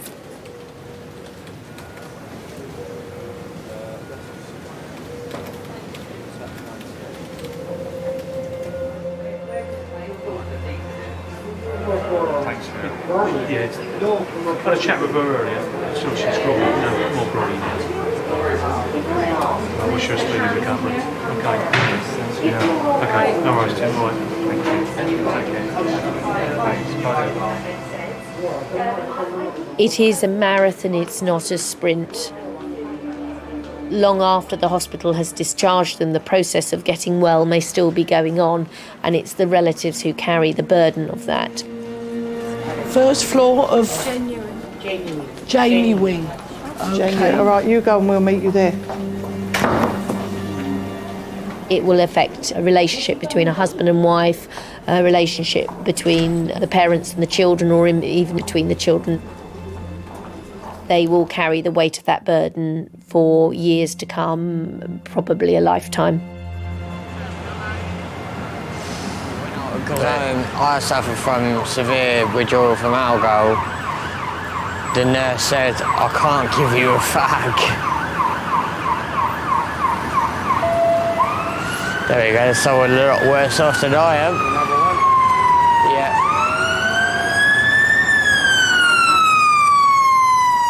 I had 3 children. Simon is very political, which I enjoyed. Emily went to my college and did English and drama, and I love English. And Benedict took up the music, and of course that was my first love and first profession. I'll see you in a sec. I'm very proud of Benedict. Taking the lead in Tchaikovsky 4 or Bruckner 4, I mean, at one end of the spectrum, or hearing him playing a trumpet concerto from memory.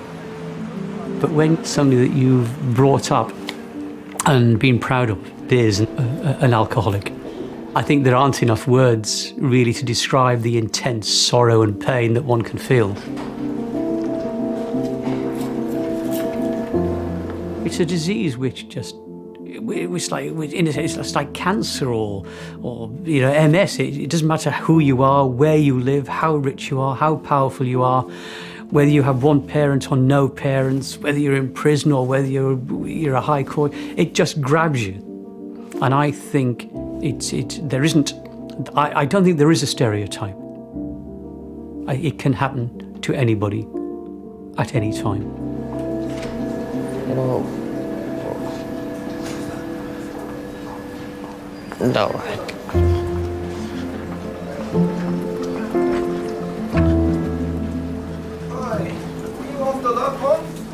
What? Anyway, right. Yeah, where you going? I've got a bed. You got a bed where? I don't know. Wait. Yeah. Come here. Yeah. Quick. Yeah. Is it? Yeah. Yeah. Put it on. Sorry. Yeah. He's just getting back to his walking back slowly. Yeah? Yeah. Walking back. Is it? Don't need a chair. No. You're gonna fall, mate. Yeah.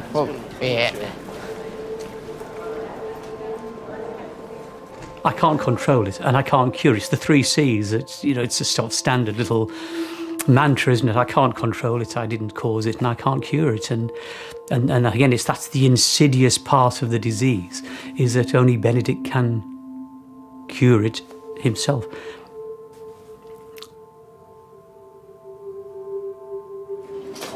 Yeah. All right, cool. Thank you, bro. Ben, what are you doing outside? I fag. Did you tell the nurse you went outside? No. You should have told the nurse.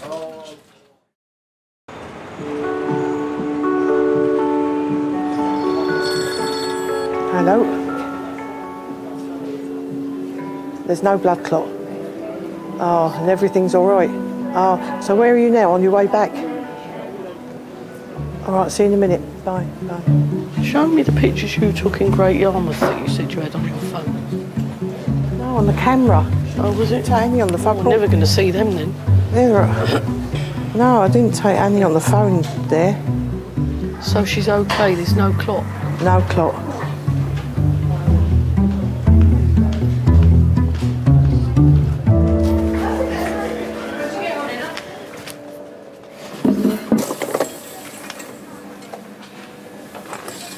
Hi, Benedict. Hi, it's Emmanuel from Mental Health. Yeah, I remember. You remember me last night, isn't it? Okay. What's happening? I had a withdrawal fit. Normally, I have a certain amount of drugs that I have to take, but they're not giving it to me, so... If you need it, definitely they'll prescribe it for you. Yeah, but I do need it. One doctor said, yes, you think you need it, but when they've done the assessment, they don't think you need it. It makes you feel sick to the stomach that I actually became a compulsive drunk alcoholic liar.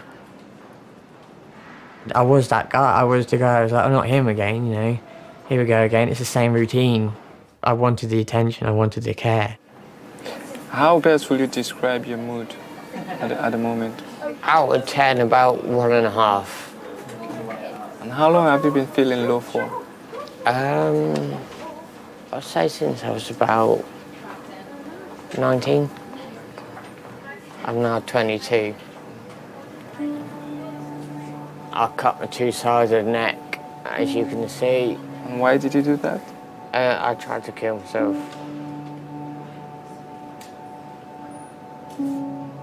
I was going to go for here, but I didn't have the balls to do it, so... When I say the ball, I didn't have the guts to do it, because I was dead scared of what could happen if I did it. So. There have been many times when I've said to myself and to others, something has to happen here. This cannot go on. Do I kick him out on the street? Do I spend thousands in a private rehab? I cannot handle this anymore. Do you still feel like you want to hurt yourself? No, not at the moment. No. I just want to have a beer. Because I know that's the one that's going to stop me from feeling the way I feel. You know what I mean? Why haven't you kicked him out? Why do you think you haven't? I love him too much.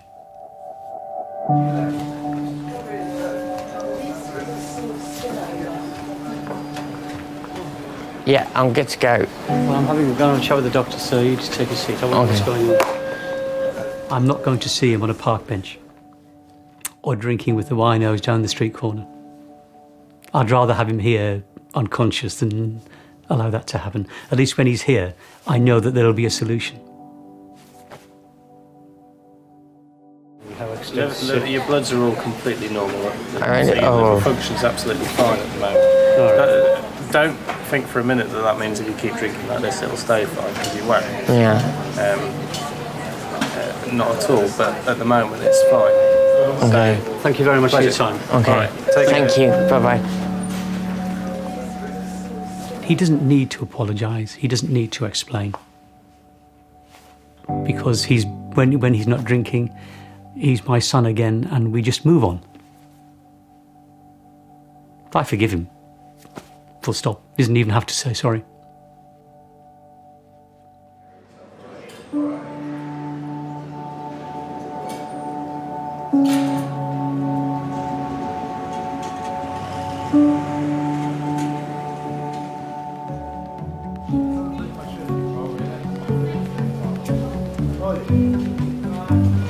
Missing you already.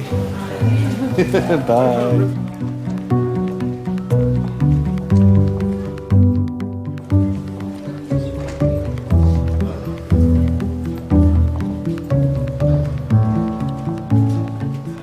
I'm not very good at being romantic or anything else. I suppose that's the one good thing that's come out of the accident, is the fact that it's woken me up, and hopefully I think she sees that I actually try harder now.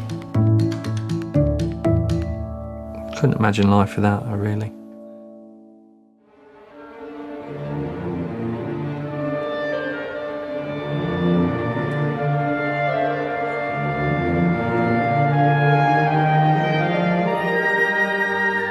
I went through a detox program straight from King's. I was there for 3 days. It wasn't easy, obviously, because I was the youngest there by about 30 years. But I did it.